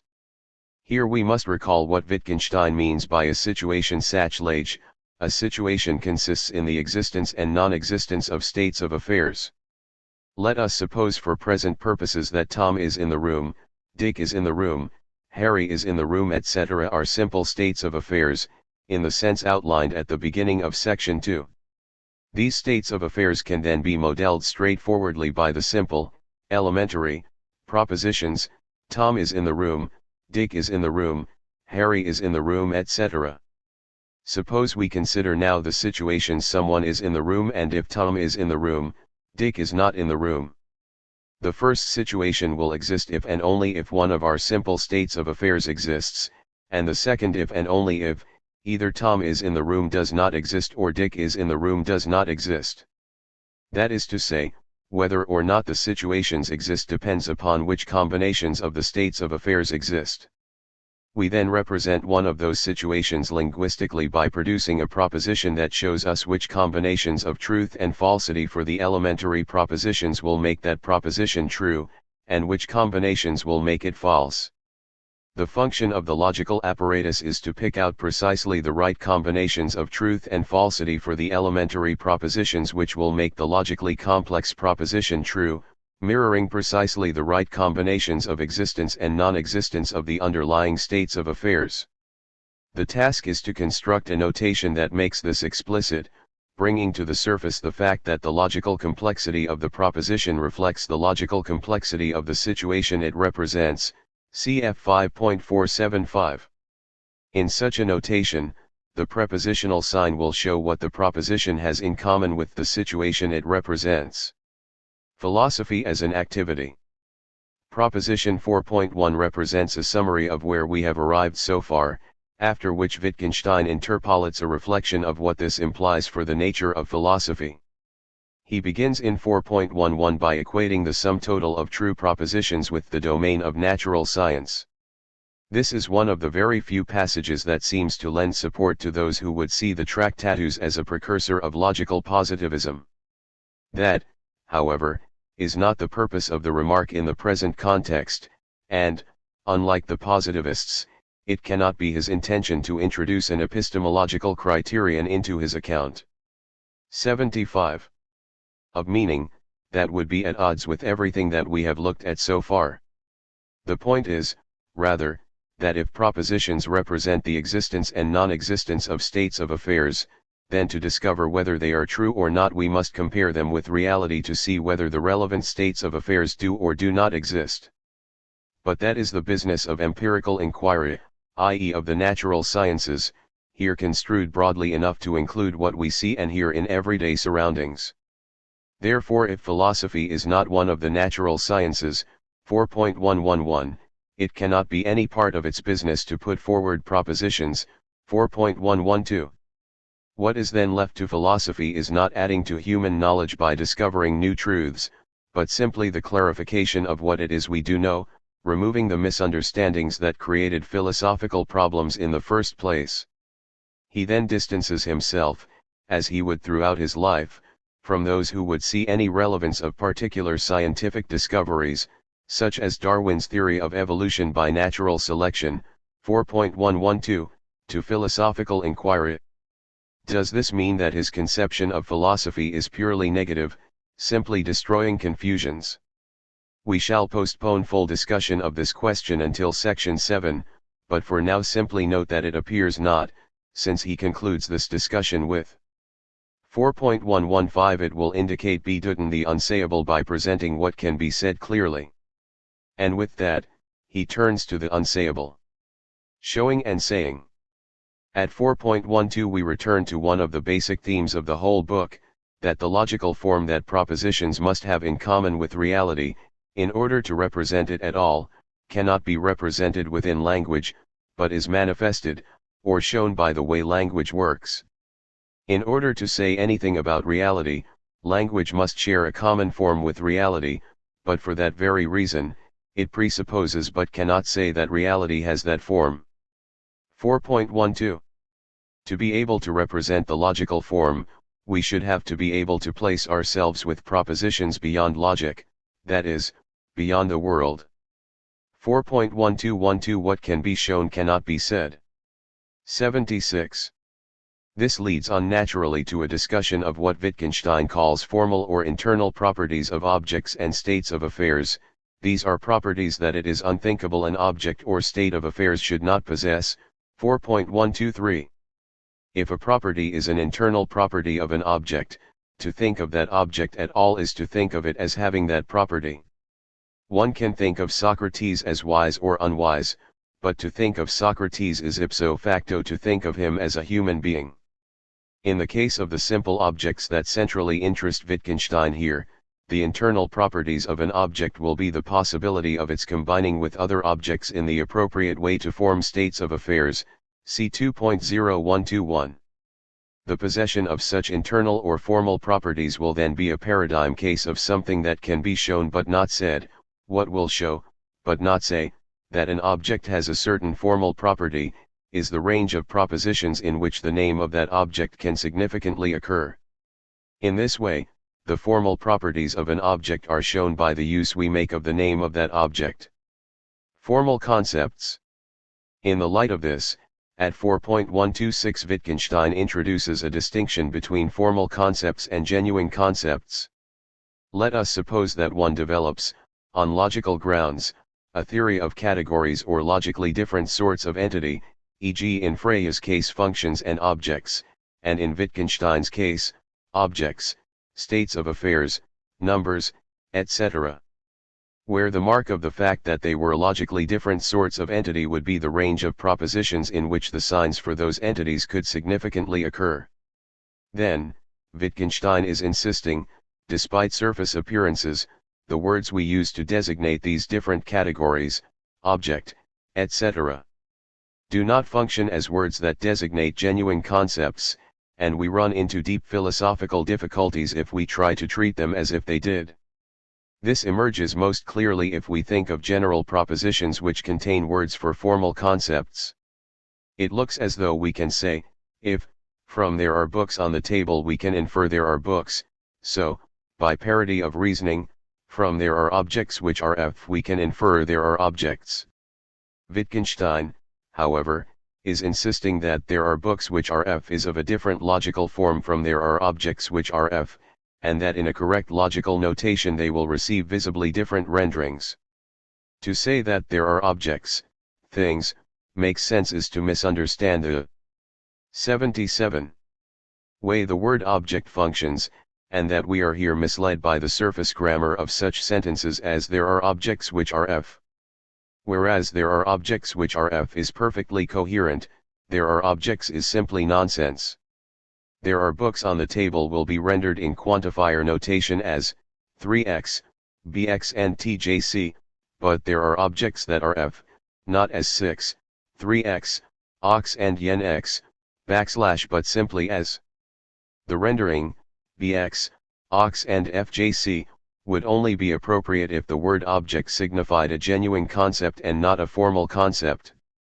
As a word for a formal concept, its function is to specify a domain of quantification, and we should read 3x, f, c, as something is f and not as something is f. 30 To render there are objects which are f as 3x, ox and fx, would only make sense if we were quantifying over a domain which is wider than the domain of objects, but if object signifies a formal concept, there could not be such a wider domain. We may say that a formal concept, such as that signified by the word object, is simply the objective correlative of the words everything and something. This is the point of Wittgenstein saying that the expression for the formal concept is therefore a prepositional variable. But if the correct rendering of there are objects which are f is simply 3.x, fjc, then there are objects on its own cannot be rendered, and the apparent analogy between the inference from there are books on this table to there are books and that from there are objects which are f to there are objects is exposed as an illusion. Hence, Wittgenstein will conclude there are objects is simply nonsense, and that what we want to express by saying there are objects is something that cannot be said, but that is shown by the way proper names for objects and variables that range over objects function within the language.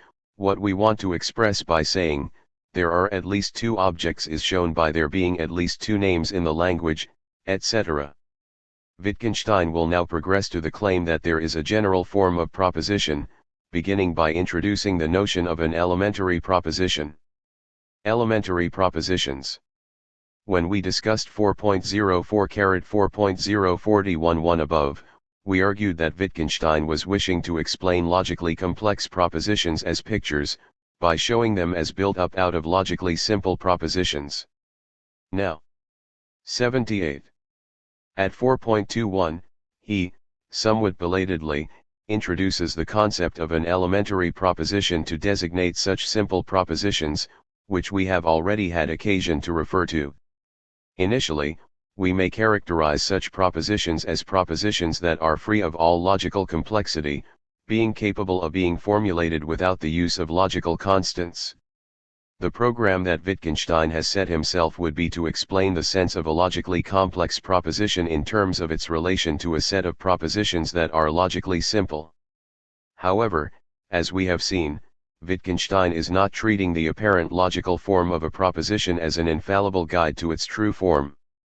Thus the fact that a proposition appears to be void of logical complexity will be no guarantee that we may not discover hidden logical complexity upon analysis. If surface grammatical simplicity does not guarantee real logical simplicity, we need an alternative criterion for what is, and what is not, a genuinely elementary proposition. Confronted by the same problem, Russell, in his version of logical atomism, had adopted an epistemological criterion at this point. Elementary propositions, or as he called them atomic propositions, were propositions composed of names of entities with which I was acquainted, and which were beyond the reach of Cartesian doubt. Wittgenstein disagreed. This was the wrong sort of answer. 31 What was required was not an epistemological answer, but one that accorded with grounding an account of meaning in terms of truth conditions in a set of propositions that engage directly with the specific nitty-gritty detail of what actually goes on in the world, thus explaining how propositions are made true or false by the way the world is. He is therefore proposing as the positive mark of an elementary proposition that such propositions should have a completely determinate sense, that is, that they should be utterly specific, and represent precisely one, specific, state of affairs. See the discussion of 3.23 to 3.24 above. Thus the program now becomes one of explaining the sense of an arbitrary proposition by explaining its relation to the set of elementary propositions, thus conceived. Truth tables. In the light of what has been said, since to understand a proposition is to know what is the case if it is true, and it is the elementary propositions that actually engage directly with the world, so that it is their truth and falsity that confers truth and falsity on every other proposition, our task is to represent an arbitrary proposition in such a way as to show which combinations of truth and falsity of the elementary propositions make it true and which, false. Wittgenstein therefore begins in 4.31 by sketching out, in a readily intelligible way, how you can lay out the truth possibilities for n elementary propositions. At least then in the finite case, we can express the truth conditions of an arbitrary proposition, simply by marking which of those truth possibilities makes the given proposition true, and which false. This leads directly to Wittgenstein's invention of truth tables, as illustrated in 4.442, the example given there symbolizes PDQ. Truth tables were also independently invented by Emil Post, as providing a simple technique for deciding the logical status of any formula of prepositional logic. A formula is a truth of logic if and only if it has nothing but TS in its main column. When he was asked later about the question of priority in the invention of truth tables, Wittgenstein said that the question did not interest him, since what he regarded as his discovery was not truth tables as such, but the possibility of using truth tables to provide a perspicuous notation for language, the idea being simply that you may replace P and Q by the truth table for P and Q, a possibility that he illustrates in 4.442. 4.442 thus, example, is a propositional sign.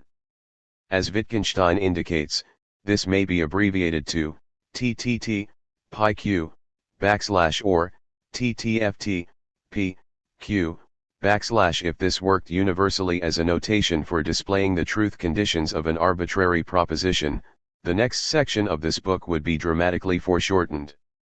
You could then give the general form of proposition by devising a simple mechanical way of generating for a given n elementary propositions all the 2H matrices of TS and FS, and that would give you every possible proposition. However, the truth table notation is only available if there are only finitely many elementary propositions. Hence, if he is to leave open the possibility of there being infinitely many elementary propositions, when he is to develop his final account of the general form of proposition, he must replace this truth table notation by the more powerful n-operator notation introduced at 5.502. As it is, we have here at most a first approximation to a notation for expressing the general form of proposition. Tautologies and contradictions. The truth table notation generates two limit, or degenerate, cases that will provide the key to Wittgenstein's account of truths of logic. There is the case where, when a proposition is cast in the abbreviated truth table notation, there are nothing but TS in the matrix preceding the list of elementary propositions, and the case where there are nothing but FS, tautologies and contradictions. Since the full account of Wittgenstein's conception of logical truth is given at 6.1 to 6.11, we shall here just briefly note the points that Wittgenstein makes here. We may restrict our attention to tautologies, since mutatis mutandis, what is to be said here applies also to contradictions. Firstly, in an obvious way, they are unconditionally true, that simply follows from the way the notation works. Secondly, they say nothing, I know nothing about the weather, if I know that it is either raining or it is not raining 4.461, so Wittgenstein will describe them as senseless sinnlos. But thirdly, they are not nonsense unsinnig, they are part of the symbolism, 4.4461. You can see the contrast between senselessness and nonsense by considering that the way the symbolism works allows you to conjoin a tautology and a significant proposition, and the result will be a significant proposition, saying the same as the original proposition, and taut equals, but you do not produce a significant proposition by conjoining a nonsense proposition and a significant proposition, but only nonsense. Finally, since their representational relations to reality cancel one another out, they are not pictures of reality.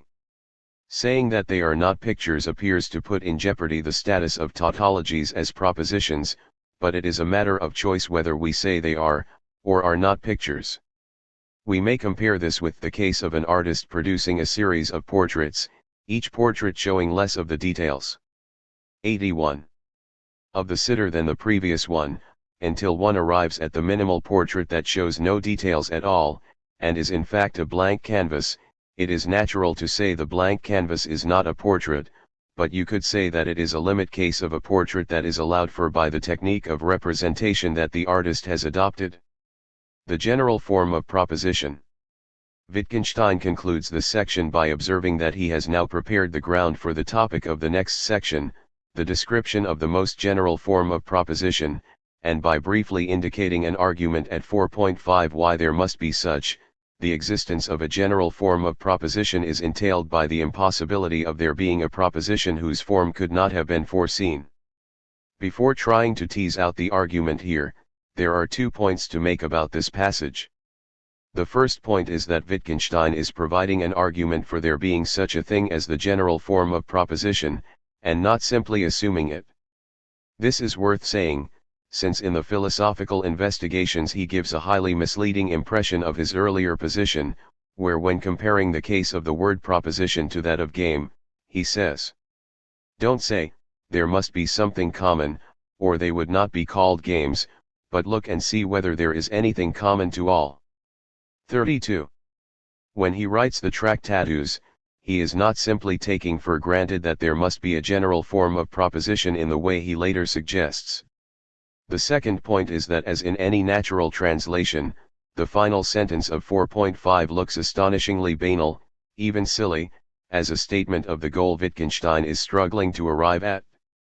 Perhaps we should take the overtones of sich Verhalten that are lost in the English and render it as, "This is how things are arranged," with the idea, that if we have the general form of proposition, then it will show for any proposition how things must be arranged in the world for it to be true. The basic spirit of the argument may be brought out if we remember the informal characterization of compositionality that I gave above. We understand a proposition with which we are unfamiliar, because it is composed of parts with which we are familiar, put together in a familiar way. If that it is to have application, then there 82 must be such a thing as a familiar way in which the parts of the sentence have been put together. In Wittgenstein's words, there cannot be a proposition whose form could not have been foreseen, i.e. constructed. If we can understand a novel proposition, without having its sense explained to us, and what is more, if such a proposition makes sense independently of its being true, of what is the case in the world, then it must derive its sense from its position within the system of language. By the general form of proposition Wittgenstein intends the general form of such a system within which every possible proposition will be generated. Finally, in 4.51, Wittgenstein spells out the way in which settling the general form of proposition will achieve one of Wittgenstein's major goals, setting the limits of language. The general form of proposition will show how it can be constructed out of the set of all the elementary propositions. Anything that cannot be so generated will be thereby shown to be off limits, and therefore nonsense. Topics for discussion. How strong do you find Wittgenstein's argument for propositions being pictures? Try to spell out for yourself the argument Wittgenstein briefly sketches for there being a general form of proposition. Section 5. A proposition is a truth function of elementary propositions. In 4.5 Wittgenstein had argued that there must be such a thing as the general form of proposition, that we could present language as a single system in which every proposition would be generated. In this section, Wittgenstein seeks to implement this by sketching out the basic structure of such a system, and to work out the technical details of his conception of logic. At bottom, the formal logic of the Tractatus is remarkably simple, and this section will be expounded in such a way as to presuppose no detailed prior knowledge of formal logic. Truth functions, all logic as truth functional, operations and functions, why only one logical constant, the n operator, generality, identity, solipsism and realism. Proposition 5 represents one of the most basic claims of the whole book. The argument for it, in the light of what has gone before, is 83. Remarkably simple, and the purpose of this section of the book is to show how it is possible to give a truth-functional account of all the propositions of language. But we must first explain what is meant by one proposition being a truth function of another set of propositions. One proposition P will be said to be a truth function of a certain set of propositions, Q, R. If settling the truth values of every member of the set Q, R, is sufficient to settle the truth value of P. If we then accept that the sense of a proposition is to be given purely in terms of truth conditions, we may say that P is a truth function of a certain set of propositions, Q, R. If, and only if we can give a complete account of the sense of P by specifying which combinations of truth values of the proposition Q, R, make the proposition true, and which false. Thus, and F is a truth function of P and Q, since and CF is true if and Q are both true, and false otherwise, and it is not the case that is a truth function of is true if and only if P is false. We can take this truth functional relationship as giving a complete explanation of the senses of and Q asterisk and P backslash and are called truth functional connectives.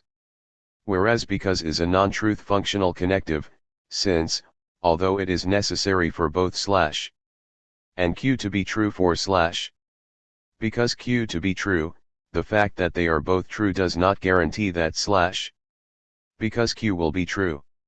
There is one further comment to make on this simple notion if we are to understand the use that Wittgenstein is making of it. As usually explained, prepositional or truth functional logic is concerned with the study of truth functional connectives that join a finite number of propositions to form a new proposition, e.g. and joins two propositions to form a third, and much of the earlier part of section 5 of the Tractatus is explained in ways that really only fit the finite case.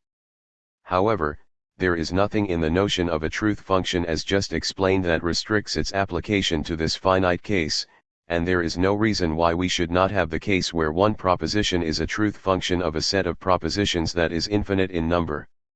If we wish to allow, as Wittgenstein clearly does, the possibility that there are infinitely many elementary propositions, then we will only be able to sustain the thesis that every proposition is a truth function of elementary propositions if we admit such infinitary truth functions.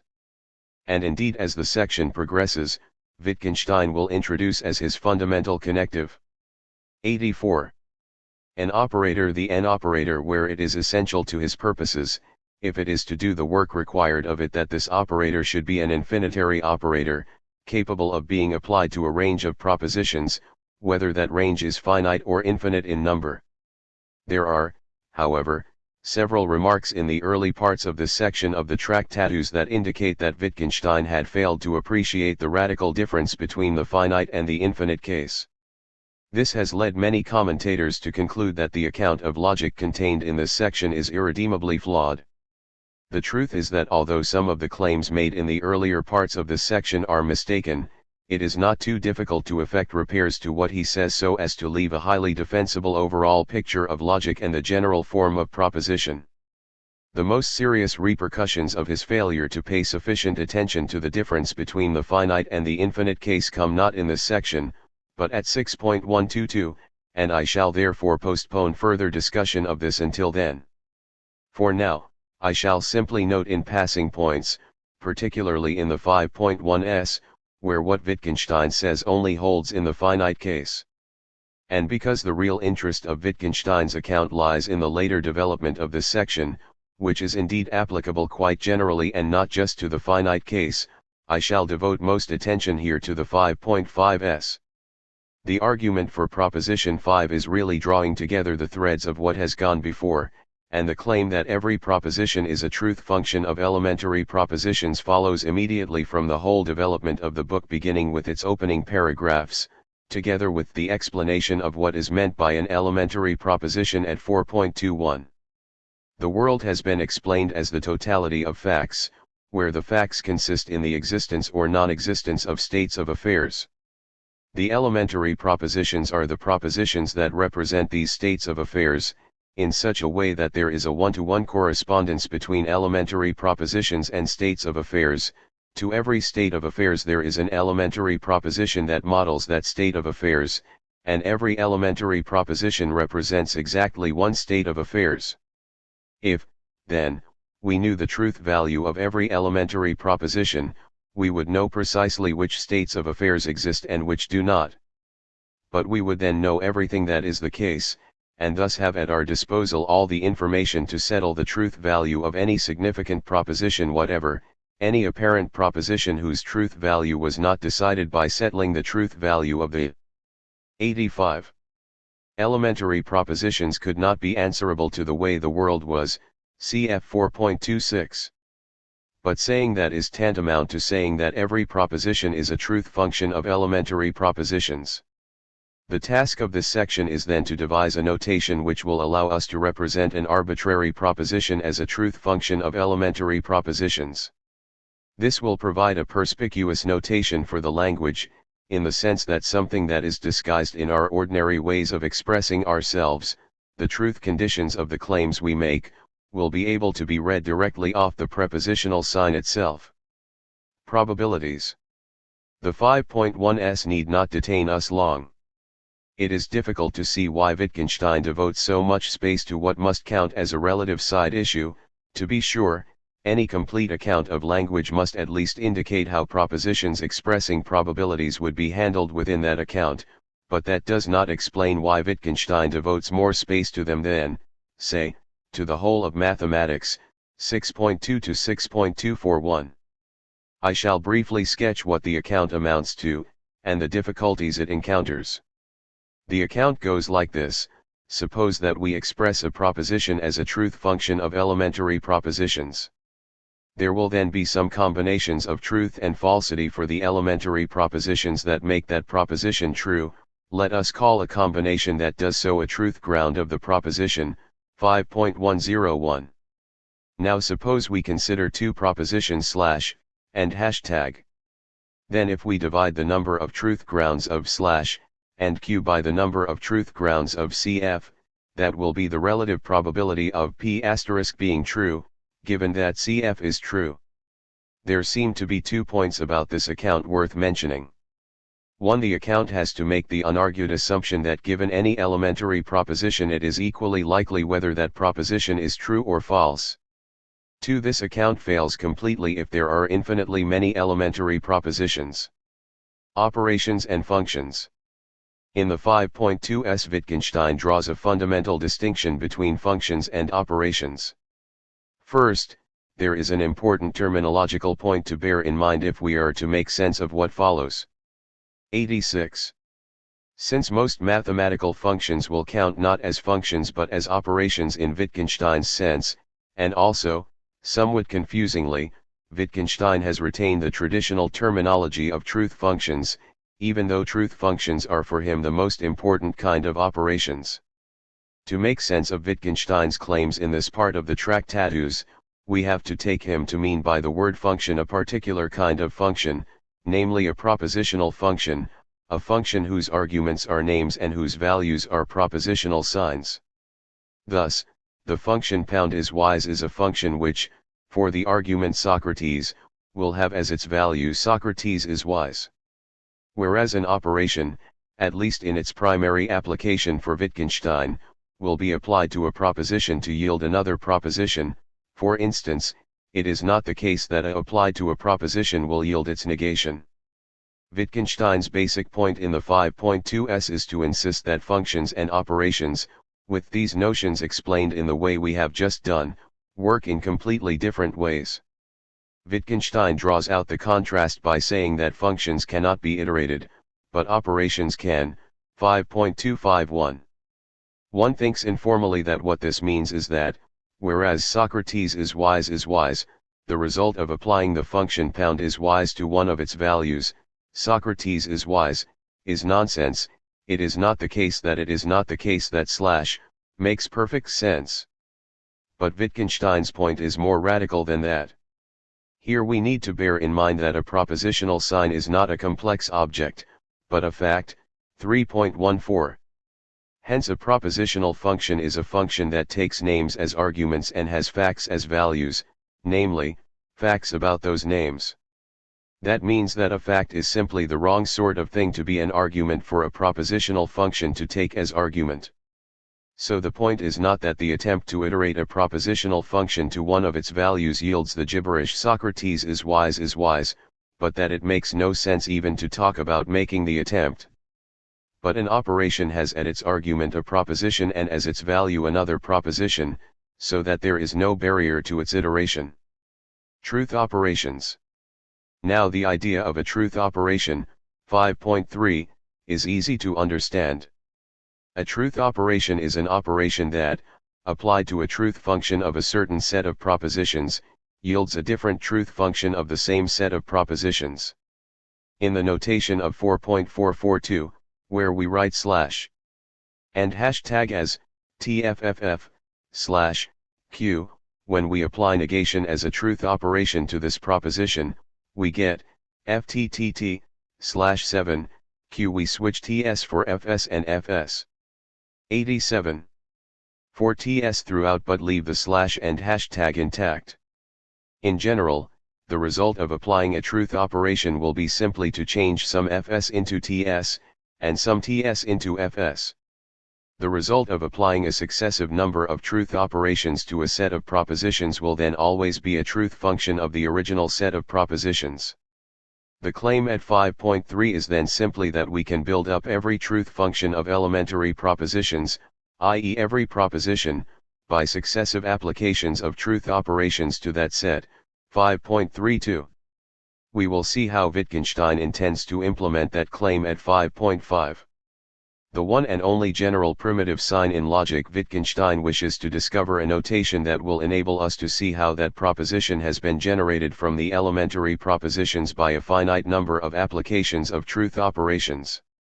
But he also wishes to do so using only one primitive sign, the n operator that he introduces at 5.502, cf 5.47. Why does he not want to proceed as Freya and Russell had done, and introduce a number of different primitive signs into his logic? Wittgenstein wishes to give a single homogeneous account of the whole of logic.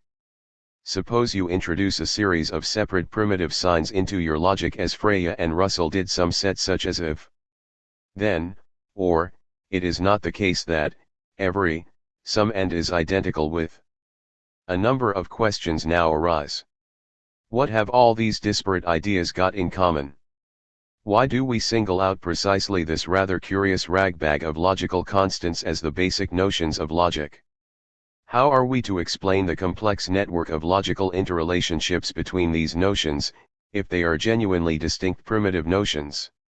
There are, for example, many ways in which we can choose different subsets of these notions and define the rest in terms of that subset. 5.42. What Wittgenstein is claiming instead is that the real primitive notion of logic is the idea of combining propositions together to form logically complex propositions out of them, which, given the central claim of this section, will mean the general idea of combining propositions to form truth functions of those propositions. The logical constants of Freya and Russell's logic will then all be explained as special cases of that general idea. He therefore seeks to construct a single piece of logical apparatus, his n operator, c 5.502, in terms of which every possible truth function of a set of propositions can be defined. This piece of logical apparatus will not in fact be the one logical constant, that will be the general idea of 88. Forming truth functional compound propositions, but since every possible truth function of a set of propositions can be defined in its terms, it may be used to represent that one logical constant. There is one further specific reason that Wittgenstein has for seeking to construct the whole of logic using only one piece of logical apparatus, and that is the concern that lies behind 5.451. We understand the point of this paragraph best if we see its target as Russell and the way the primitive logical constants were introduced in Principia Mathematica.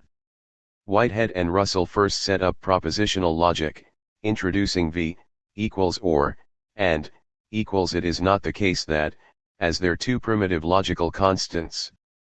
At that stage, because they have not yet introduced any signs for generality, they could only introduce is for combinations of signs that did not involve the use of quantifiers.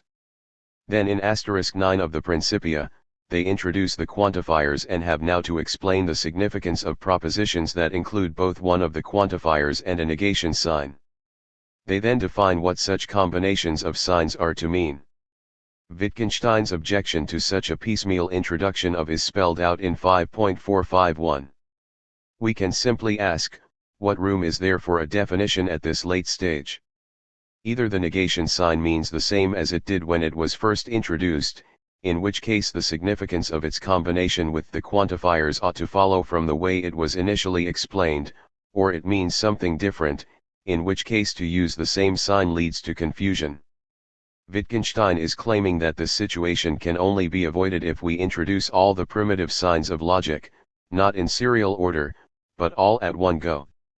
We can do this most simply by introducing only one piece of logical apparatus, the n operator, and explaining all the supposed primitive signs of Russellian logic purely in terms of that operator. The shorter stroke. As a preliminary to understanding how Wittgenstein is going to use the n operator, we need to take a detour via the Scheffer stroke. Scheffer proved that you could construct all of prepositional logic, the part of logic that deals with truth functions of a finite number of propositions, using only one logical connective. If we take p\q to mean neither p nor q is true, we may show that you can define all the other connectives of propositional logic purely in terms of it. It is quite easy to prove Scheffer's result, but here I shall simply illustrate how other logical connectives can be defined in terms of p\q. It is 89.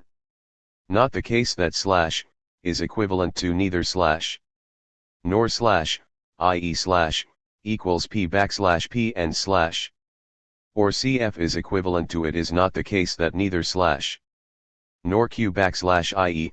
p\q, p\q, and so on. Wittgenstein wishes to build up every truth function of elementary propositions as the result of successive applications of a single truth operation to elementary propositions. Scheffer's result only concerned truth functions of a finite number of propositions, but Wittgenstein needs to be able also to cope with truth functions of infinitely many propositions. He will therefore introduce an infinite analog of neither nor, the n operator, and assume without proof that Scheffer's result will go through for the infinite case. It is intuitively clear that it will. We may think of this infinite analog as a none of operator, which, applied to a range of propositions, which may be infinite in number, will produce a proposition that says that none of the propositions in that range is true. Variables as proposition-variables. We must return to a claim that Wittgenstein placed misleadingly at 3.314, that every variable can be construed as a prepositional variable. It is not until this point, at 5.501, that he needs the notion of a prepositional variable in its full generality, so that his claim and its significance can be properly assessed.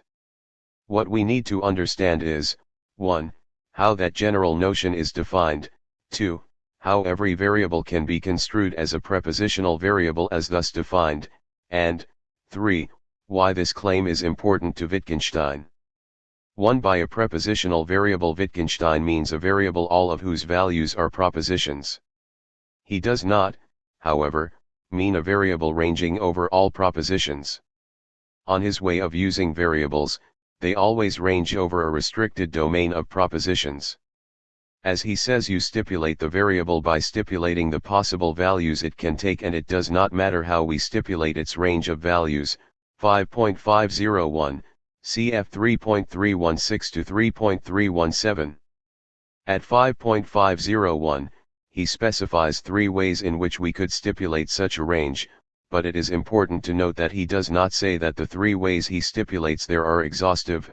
In fact, for a full implementation of his program of using prepositional variables to handle the whole of logic, the list given there would need to be supplemented by yet further ways. A truth operation applied to a prepositional variable as thus explained will yield a proposition that is a 90. Truth function of the propositions that are values of the proposition. Thus we may take v, f, to be a truth operation which, applied to a variable ranging over a set of propositions, produces a proposition that says that at least one of those propositions is true. Then if the variable pound ranges over two propositions, P and Q, V, F, will be equivalent to slash VCF, and if it ranges over all propositions of the form slash JC, it will be equivalent to backslash 3x, Fx backslash 2. Although he does not say so, when Wittgenstein claims that every variable can be construed as a prepositional variable, what he has in mind is the use of variables in standard logic, and not, say, some uses of variables in mathematics such as the differential calculus. We can best understand Wittgenstein's contention by illustrating it. Consider 3.x, fx backslash. On the usual understanding of variables, the variable is the letter v, and it ranges over objects, and the proposition says that some object has the property slash. But we could construe this proposition differently. We could take the variable, not as simply the letter jc, but as the complex sign fx backslash ranging over all propositions of the form fx backslash, and then reading the proposition as saying that some proposition of that form is true. Prima facie, we have achieved the same result, but using only a prepositional variable. In such a way, we may replace every use of variables by the use of prepositional variables. 3. Wittgenstein's reason for wanting to construe every variable as a prepositional variable is simple. He wants to show the whole of logic to be explicable in purely truth-functional terms, and so to set up his logic using only truth-functional operators. However, truth-functional operators always operate on whole propositions, and ignore the internal structure of the propositions operated on. It will therefore only be possible to construct a truth-functional operator that can handle the use of variables in logic if the values of those variables are always whole propositions. Therefore he needs to deviate from the normal ways of regarding variables, where the internal structure of propositions cannot be disregarded. The N operator. At 5.502, Wittgenstein introduces the N operator. This is simply the infinitary analog of the Sheffer stroke. It is an operator that, applied to a prepositional variable, yields a proposition that is a particular truth function of the propositions over which the variable ranges, namely the proposition that is true if and only if all the 91 propositions of that range are false. Thus, to take the simplest case, 5.51, if we let our variable pound range over just two propositions,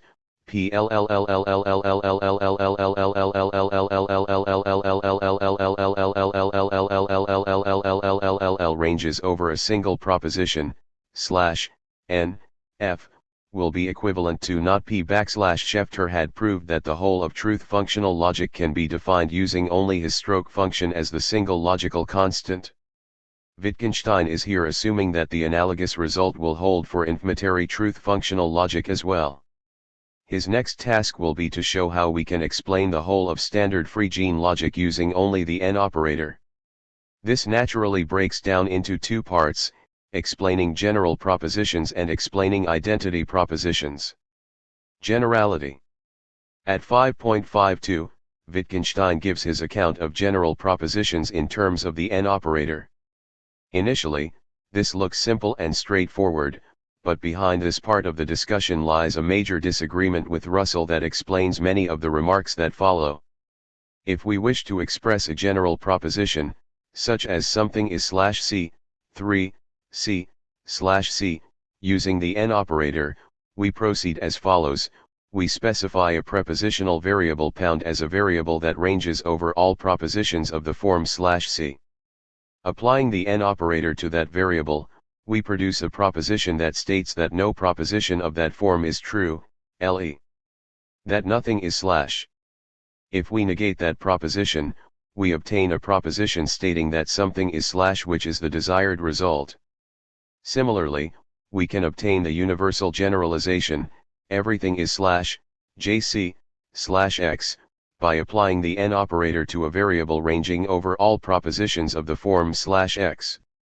33 Russell, however, more than once presents an argument that convinced him that a truth-functional account of general propositions was impossible, and that would therefore invalidate Wittgenstein's account in particular.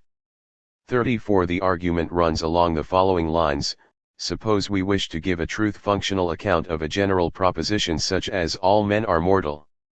Then, if we assume that Tom, Dick, and Harry are all the men there are, the only way in which we could give such an account is as a conjunction: Tom is mortal and Dick is mortal and Harry is mortal.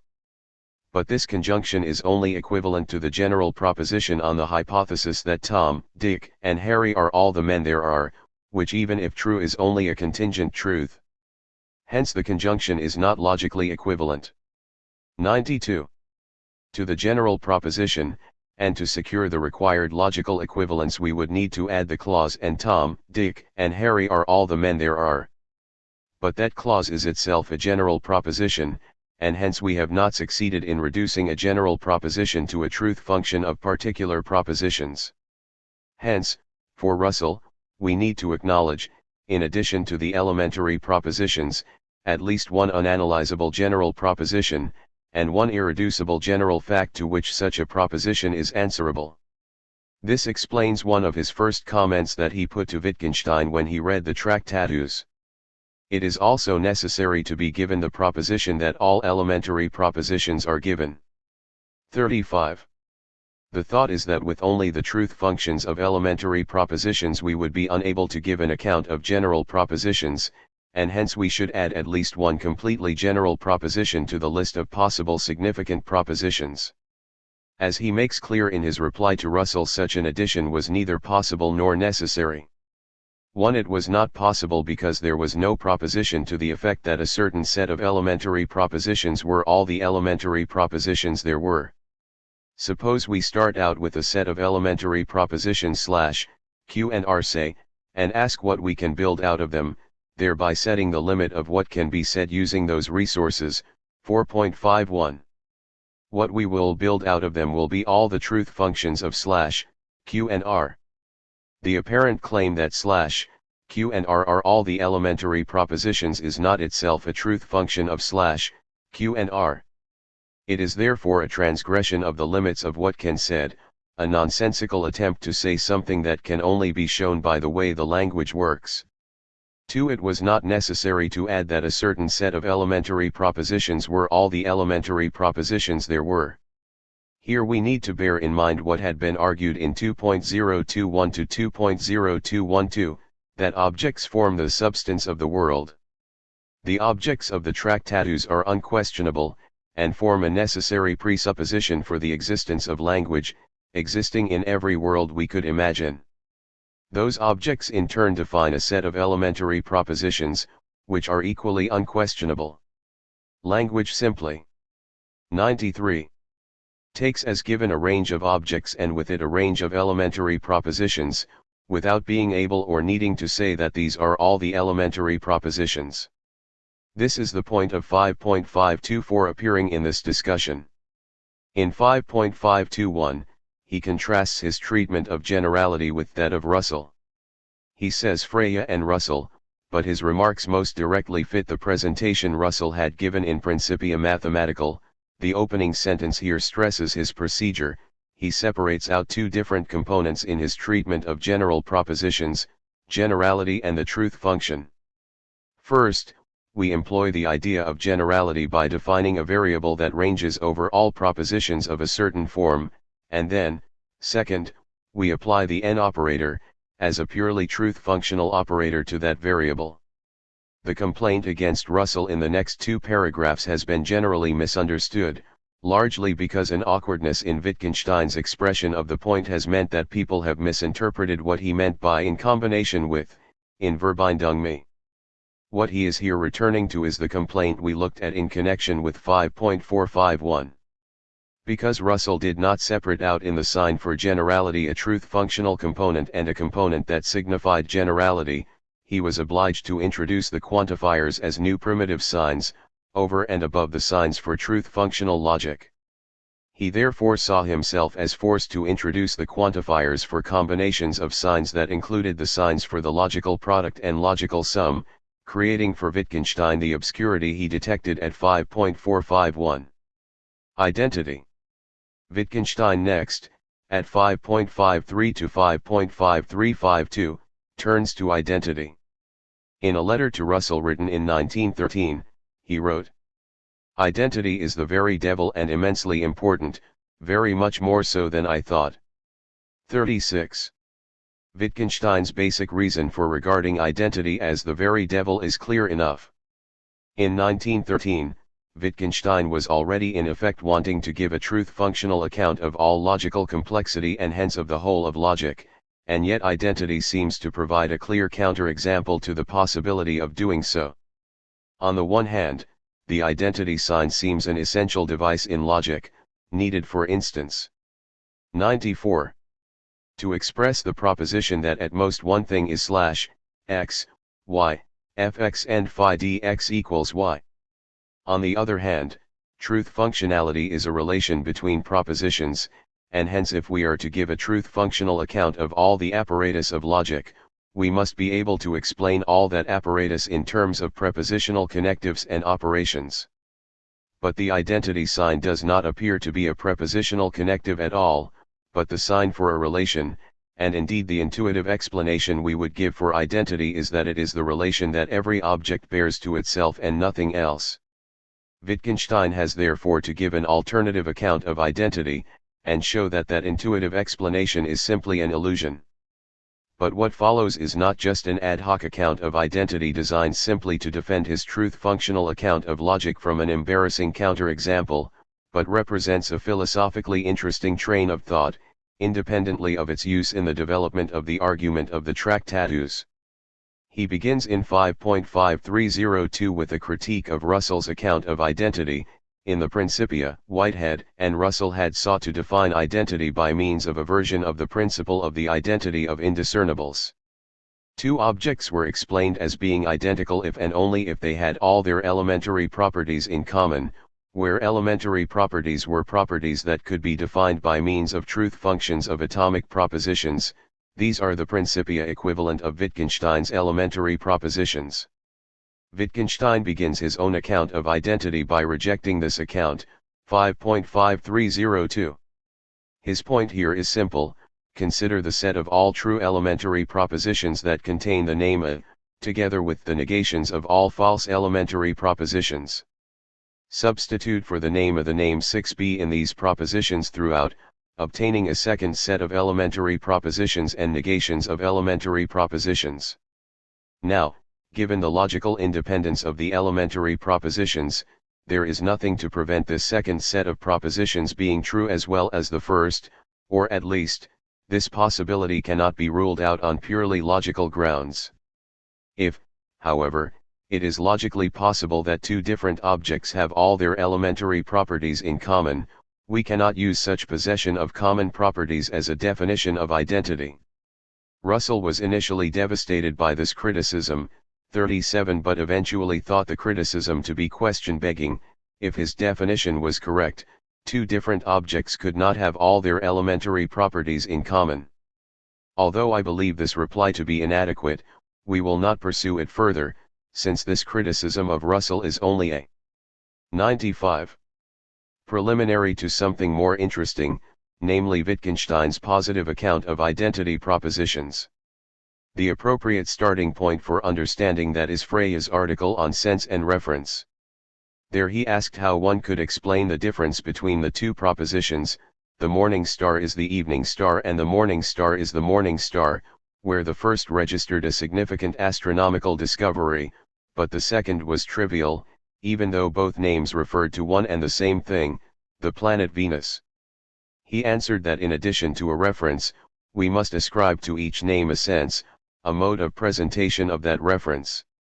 Russell, and following him Wittgenstein, glossed that reply by saying that in such cases at least one of the two names could be regarded as an abbreviation for a definite description, so that, example, the first of these two propositions could be regarded as equivalent to, the brightest heavenly body in the morning sky is identical with the brightest heavenly body in the evening sky. In this way, every significant identity proposition could be regarded as a proposition in which at least one side of the identity sign was either a definite description or could be regarded as an abbreviation for one. Then in his article on denoting, Russell offered an analysis of such a proposition along the following lines. Suppose we consider the proposition, Scott is the author of Waverley. This may be considered to be equivalent to, Scott wrote Waverley, at most one person wrote Waverley, and, whoever wrote Waverley was identical with Scott, W, S, and, J.C., 0, W, J.C., and W, dx equals Y, and, Z, W, Z, dz equals S. Because of the logical properties of identity, this last clause included by Russell is redundant, and we may consider the analysis, Scott is the author of Waverley equals W, S, and, J.C., 0, W, X, and W, djcj. This gives us a way of bringing out the informational content of any significant identity proposition. At first sight, however, nothing has been achieved, since both the left-hand side and the right-hand side of this definition use a sign for identity, so that we are explaining identity in terms of itself. But there is a significant difference. On the right-hand side, unlike the left-hand side, the identity sign only occurs within the scope of quantifiers flanked by two variables. What that means is that if we can give an account of that use of the identity sign, where it is flanked by variables, we can extend that to an account of every use of the identity sign, since every significant identity proposition can be analyzed along the lines indicated into one in which only that use of the identity sign occurs. 96. What Wittgenstein is proposing is, then, that we replace the use of an identity sign by a convention for reading the variables in quantified formulae, 5.532, whereby we only permit different substitutions for different variables. This has the effect, example, that we may not infer f, 0, a, from the formula, x, y, f, x, y, \, but only f, hashtag, b. Given this convention, Scott is the author of Waverley will now simply be analyzed as W, S, and, J.C., Y, W, J.C., and W, J, without any need for an identity sign. What is usually expressed in the form \x, Y, F, J.C., Y, will under this new convention be expressed as \x, Y, F, X, Y, and, X, F, X, J.C. In this way, as Wittgenstein says, it is possible to dispense with an explicit identity sign, 5.533. If we adopt this convention, then certain apparent propositions, such as everything is identical with itself, will not be capable of being expressed, 5.534. But since the convention has been argued to be a possible notation capable of expressing every significant proposition for which we ordinarily use some form of identity sign, these apparent propositions have thereby been exposed as pseudo-propositions, as nonsense. If, however, they are nonsense, Wittgenstein has provided strong grounds for his claim that identity is not a relation, 5.5301. If the identity sign were a relational expression, then all of the propositions Wittgenstein lists in 5.534 would have to make sense.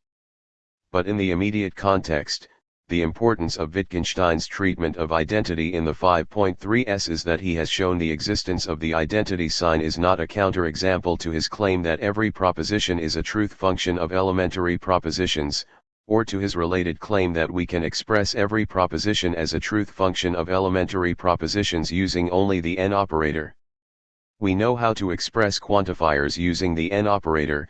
We simply adapt the explanation of the way in which that is done so as to incorporate the new convention for reading variables. Intentionality. The topic that Wittgenstein addresses finally in the build-up to the general form of proposition is what is called intentionality. There are various ways in which a proposition occurs as a component of a larger proposition, where it appears impossible to give a truth functional account of that occurrence. The most familiar examples of this are given by the use of psychological verbs, such as A believes that / Do such propositions not form a counterexample to his claim, 5.54, that propositions only occur in other propositions as bases of 97. Truth operations. Wittgenstein's reply is brief to the point of obscurity, but his idea is clear enough. What we must spell out is what he means by its being clear that A believes that slash is of the form slash says that slash. Here we must bear in mind his account of thinking at proposition 3 and following. For Wittgenstein, for A to believe that slash is for A to have in mind a picture, a prepositional sign that represents that slash. His claim is then that the claim that A believes that slash is tantamount to the claim that that prepositional sign dash slash says that slash. It is sometimes said that since for Wittgenstein slash says that slash is nonsense, he is here making the bizarre suggestion that statements assigning beliefs to people are all nonsense. 38 But here we need to bear in mind the distinction between sign and symbol. 3.32. When we say of the prepositional sign in as mind that it says that slash, that is to be compared to the reply we would give to someone who asked of a sign in a foreign language what it said, when we say it says this way to Moscow, which will be a straightforward empirical claim on anyone's account. It is only if we try to say of the symbol in A's mind that it says that slash, that we are talking nonsense on Wittgenstein's account. When, however, we spell out what it is for slash says that slash to be true, as Wittgenstein says, 5.542, it is a matter of correlating the names in slash with the objects those names are to refer to, not of correlating slash itself with anything. Hence in the fully analyzed form of A believes that slash, the proposition slash, will not appear. In this way, it is only in the apparent form of the proposition that the proposition slash appears as a constituent of another proposition. What Wittgenstein says here is sketchy and highly programmatic, but the basic idea, which would need considerably more working out, is clear. Confronted by a case in which a proposition slash seems to be a non-truth functional constituent of a larger proposition, in the analyzed form of the larger proposition slash will always disappear, and we will only have an apparent counterexample to Wittgenstein's basic position. Solipsism and realism. 5.6 The limits of my language mean the limits of my world. This section concludes with what is undoubtedly the most difficult section in the whole book. For once, the difficulty cannot be blamed on Wittgenstein himself, the difficulty is not down to the 98th compression with which the ideas are expressed, but stems from the difficulty in Wittgenstein's wishing to bring us to see something which he contends is unsayable, the truth that he believes the solipsist to be after. 5.62. Because of this difficulty, the interpretation that follows is more tentative than most of the other interpretations I give in this guide. The first question is, why has Wittgenstein placed this excursus on solipsism at this point in the text, at the end of his technical development of the general form of proposition? The answer is that one of the main points of that development is that Wittgenstein is thereby implicitly setting the limits of language. The general form of proposition gives an exhaustive account of what can be said, and any putative proposition that cannot be represented as being a truth function of elementary propositions will be eliminated from the language, simply by not being included. The fact that this is the general form shows the limits of language. The next question is, who is the solipsist here? For this question we need to remember Wittgenstein's background, with his youthful enthusiasm for a form of transcendental idealism, and for Schopenhauer in particular. 39 We may begin here with Kant's statement in the Transcendental Deduction of the Categories, where he says, "It must be possible for the I think to accompany all my representations, for otherwise something would be represented in me which could not be represented at all, and that is equivalent to saying that the representation would be impossible, or at least would be nothing to me." 40 Without getting too involved in the details of the exegesis of Kant here, what this will amount to is that the world, in so far as it is a concern of mine, must be capable of being represented in a single consciousness, subject to the conditions of the possibility of its being experienced by me. In this sense, we may say that for Kant the world is my world. Kant will then go on in the Paralogisms 41 to argue that it is a fallacious inference to think that you have thereby identified an entity that is the metaphysical subject of experience, whereas all that I have really in thought is simply the unity of consciousness. So far this sounds like Wittgenstein.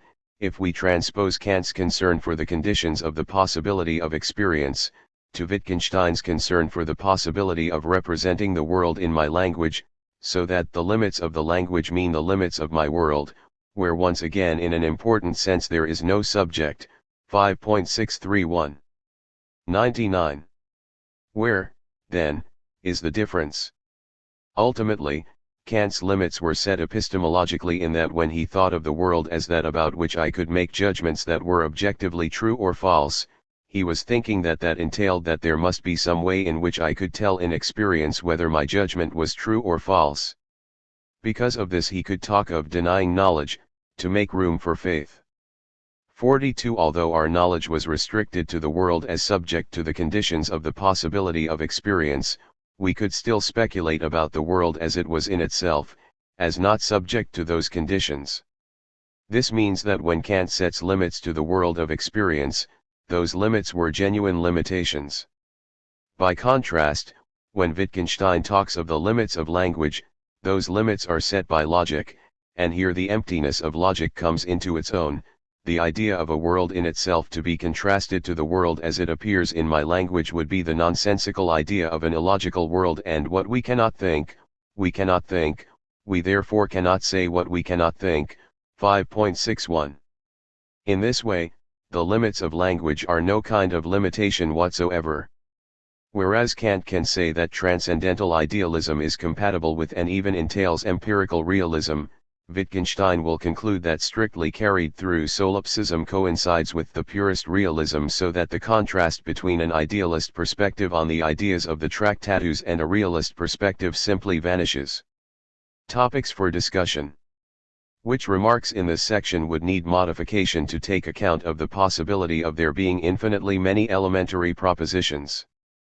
Discuss the disagreement between Wittgenstein and Russell over the possibility of giving a purely truth-functional account of general propositions. What is it that the solipsist is after which is quite correct? 5.62. Section 6. The general form of truth function is. Wittgenstein begins the section with a statement of the general form of proposition that he had argued for in the last section by giving a variable whose values would contain every significant proposition. He thereby implicitly defines the limits of language, any apparent 100. Proposition that could be shown not to conform to the general form of proposition would be thereby exposed as nonsense, as transgressing the limits of language. In this section he then surveys a range of cases of uses of language that, prima facie, appear from this standpoint to be problematic, either indicating how they would be accommodated, or else how they are condemned as nonsensical. He considers in turn, in the 6.1s, logical truths and falsehoods, in the 6.2s, mathematical propositions, in the 6.3s, scientific theories and causal propositions, in the 6.4s, statements of value, and in the 6.5s, metaphysics and claims about the world as a whole. Including finally the sentences of the Tractatus itself. The theme running throughout this section is 6.37, there is only logical necessity. The general form of proposition, which spells out the way in which we can give a systematic account of the truth conditions of propositions, leaves no room for propositions that are both necessarily true and yet make substantial claims about the world. We shall largely concentrate on Wittgenstein's treatment of logical truth and on the consequences of the general form of proposition for metaphysical inquiry, both because these are closest to the overall concerns of the book and because what Wittgenstein says about the other topics and ethics is highly sketchy and at most indicates lines of thought. I postpone looking at the implications of 6.54 until the next section. In the preceding section, we saw that Wittgenstein introduced the n operator as a truth-functional operator in terms of which it was possible to define every possible truth function of a set of propositions. Now, in proposition 6, he gives a formula intended to show how every proposition could be generated out of elementary propositions using only the n operator. This gives him the general form of proposition, indicating the way in which it is possible systematically to generate every proposition as a truth function of elementary propositions. He also thereby sets the limits of language. Cf 4.51 Proposition 6 gives the general form of proposition, and hence any apparent proposition that cannot be analyzed in such a way as to conform to Proposition 6 will be exposed as nonsense. In this section he will survey the phenomena of language, examining a range of cases that seem, in one way or another, problematic from the standpoint of Proposition 6. He will either indicate in such cases how the propositions are to be accommodated, or indicate that we are dealing with forms of words that are only apparently 101 propositions, but which in fact have a different use from saying something true or false, or expose the apparent propositions as no more than that and in fact nonsensical strings of words. At first sight, this might seem an impossible task since Proposition 6 is only concerned with how a proposition would look in its fully analyzed form, and Wittgenstein is quite clear that he does not know in any detail how the analysis would proceed. Unless we know how we would set about the analysis of any given proposition, how can we know whether or not a proposition could be made, under analysis, to conform to the pattern set out in Proposition 6? The answer is that we can have indirect reason to suppose that a given apparent proposition could not be made so to conform. The simplest of those reasons is that Proposition 6 leaves no room for substantial necessary truths. The only necessities that can be generated as truth functions of elementary propositions are the empty truths of logic that we shall look at in the 6.1s. For all their diversity, the propositions that Wittgenstein surveys in this section appear, on an intuitive understanding, to make claims about the world that, if true, are necessarily true, and yet appear not to be empty tautologies. One theme that runs through this section is then what Wittgenstein says at 6.37, there is only logical necessity. But before looking in detail at the different propositions that Wittgenstein will now comment on, we must first look at Proposition 6 itself. Wittgenstein unfortunately badly slips up in the statement of this proposition. As a result, a great deal of time has been wasted by commentators, either in trying to make what Wittgenstein says here work as it stands or in arguing that since this cannot be done, Wittgenstein's whole conception of the general form of proposition is incoherent. It is in fact relatively straightforward to identify his mistake, and to correct it. 43 Wittgenstein's notation at this point is intended as a notation for a series of forms, as he explained that notion informally at 4.1273 and explicitly at 5.2522. The account he gives at 5.2522 works perfectly for the case of his explanation of the natural numbers cited at 6.030, pound plus 1, which yields the series 0, 1, 1 plus 1, 14-1 plus 1, where the second and third terms of the formula give the rule for moving from one number to its successor. However, when he is introducing the notion of an operation, at 5.2521, he says, in a similar sense, I talk of the successive application of more than one operation to a number of propositions. Although he only notes it in passing, this extension is 102. Essential to Wittgenstein's purposes, since the whole point of his main operator, the n operator, is that it is not just applied to a single proposition, but to a whole range of propositions, even if that range is infinite in size. That is why Wittgenstein has to define the n operator not as an operator that is applied to a single proposition to yield a further proposition, but as applied to a prepositional variable to yield a proposition. What Wittgenstein overlooks, however, is that this means that his notation for a series of forms is not designed to cope with such an operation.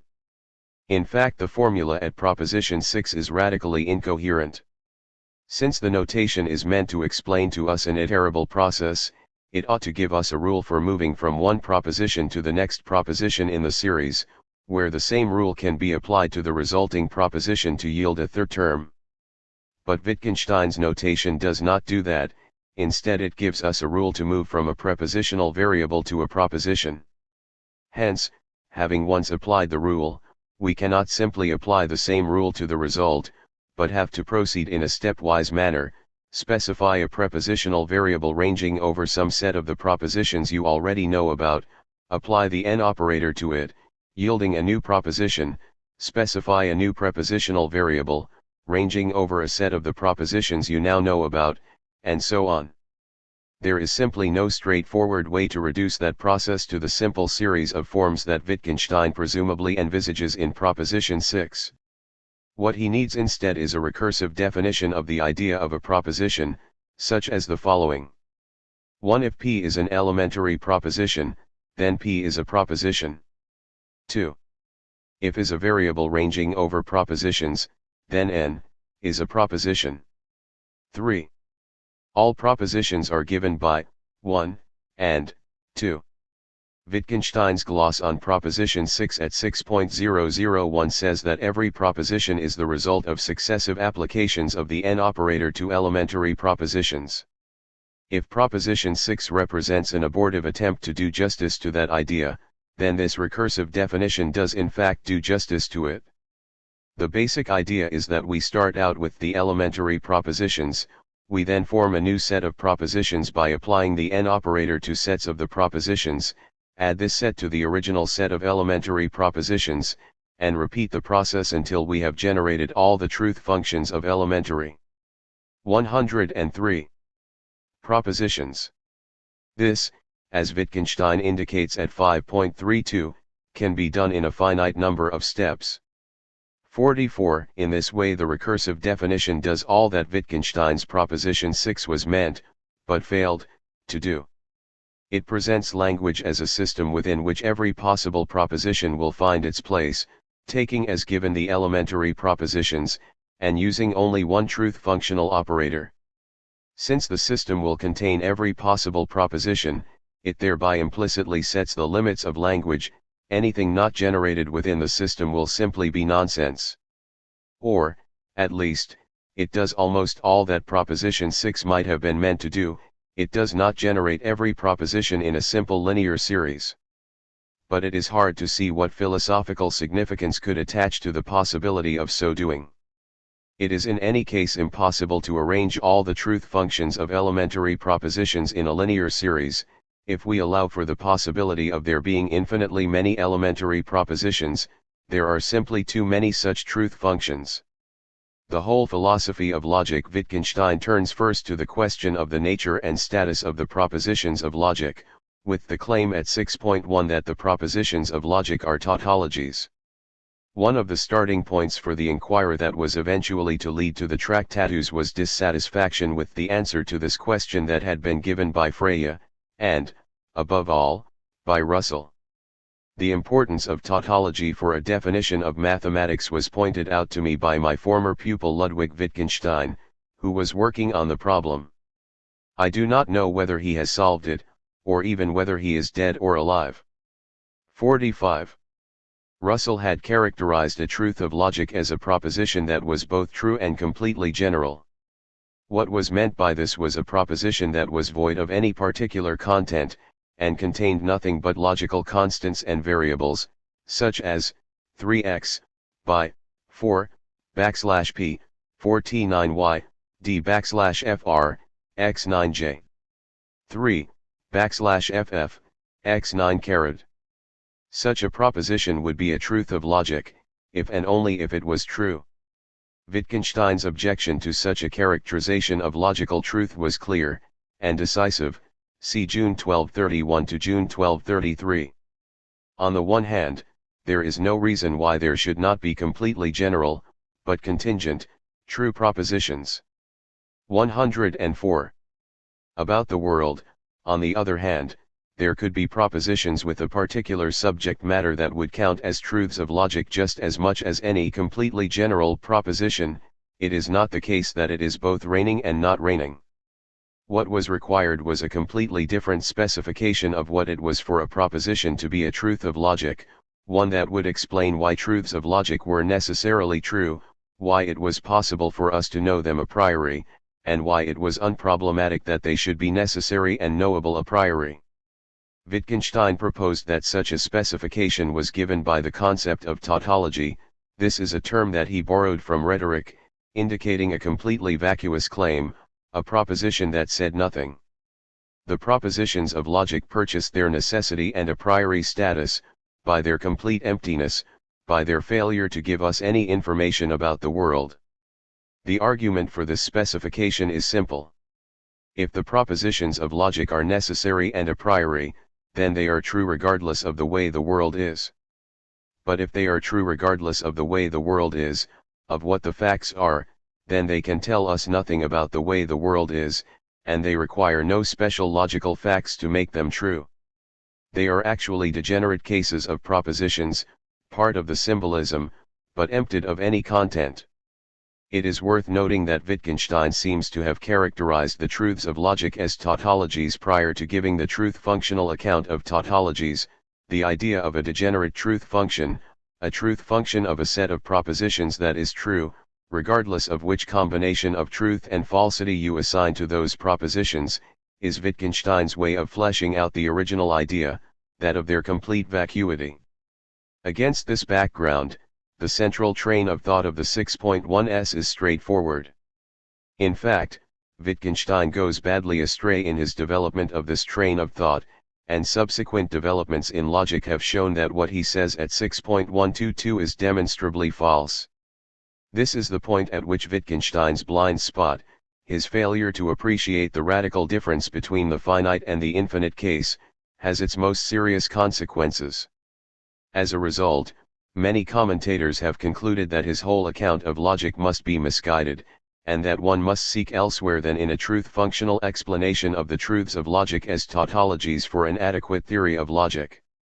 But that is far too simplistic a reaction. Although the mistake in 6.122 is serious, and has serious repercussions for some of Wittgenstein's later remarks, the main argument of 105. This section remains intact. It is simply that Wittgenstein draws an over-hasty conclusion from that argument. At 6.113 he claims that what is peculiar about a truth of logic is that you can tell that it is true from the symbol alone, and that that of itself contains the whole philosophy of logic. The argument for this runs along the following lines: the propositions of logic are necessarily true. That is to say, they are true regardless of the way the world is. It must therefore be irrelevant to look at the world to find out whether or not they are true, cf 5.551. A proposition of logic stands in no representative relation to reality, its representative relations to reality cancel one another out, 4.462. If, however, the truths of logic are nevertheless true, then that must be because they are true in such a way that it is irrelevant to look beyond the proposition to settle that they are true. But that can only be so if the proposition is itself constructed in such a way as to guarantee its own truth value, hence the symbol in which the proposition is expressed must contain all the information to settle the truth of the proposition. This fact may be disguised in our everyday language, in which it is not humanly possible to grasp immediately the logic of the language from it, 4.002. If, however, we were to construct a sign language governed by logical grammar, by logical syntax, 3.325, the logical form of the proposition would be brought to the surface, and its underlying truth conditions made explicit. And that means that in an adequate notation we would be able to recognize the formal properties of the proposition by simple inspection, 6.122. It should be noted that he does not claim to have found such a notation, and in particular does not claim that the n-operator notation is such an adequate notation. It is only at the last step in this train of thought that Wittgenstein goes wrong. He illustrates his idea in 6.1203 in cases in which no quantifiers appear in the tautology, my italics, with a remarkably cumbersome notation 46 for prepositional logic, where you can tell that a proposition is a tautology by simply studying the notation. In 6.122, however, he claims without further argument that what he has illustrated in cases in which no quantifiers appear in the tautology must be true quite generally. However, in 1936 Alonzo Church proved that once you progress to the predicate calculus, that is systems of logic that contain formulae with mixed multiple generality, propositions of the form, 3jc, y, there could be no decision procedure for such a 106. Calculus, no universally applicable algorithm that would enable you to decide whether a given formula was, or was not, a truth of logic. Clearly, casting the proposition in Wittgenstein's proposed adequate notation and inspecting the resulting propositional signs, if this were possible, would constitute precisely such a decision procedure. What, then, are we to say? Clearly 6.122 cannot be allowed to stand. We have to pick our way carefully through Wittgenstein's train of thought here, sorting those parts in what he is saying here that remain highly persuasive from those which must be decisively rejected. Church's theorem does not affect the basic idea that in the case of a truth of logic, since consulting the world is irrelevant to determining its truth value, the proposition itself must contain all the information to settle that it is true. Nor does it affect the next step, that we may cast the proposition in a perspicuous notation which brings its truth conditions to the surface. We may even possibly say that within such a notation the propositional sign will display or show the fact that a proposition of logic is such. 6.127. What Wittgenstein overlooks is that once he allows the possibility of there being infinitely many elementary propositions, he has also to allow the possibility of quantification over infinite domains. If we then have propositions involving multiple quantifiers ranging over infinite domains, then even the most perspicuous notation may not be able to display the information that a given proposition is a tautology in a form that is surveyable by us.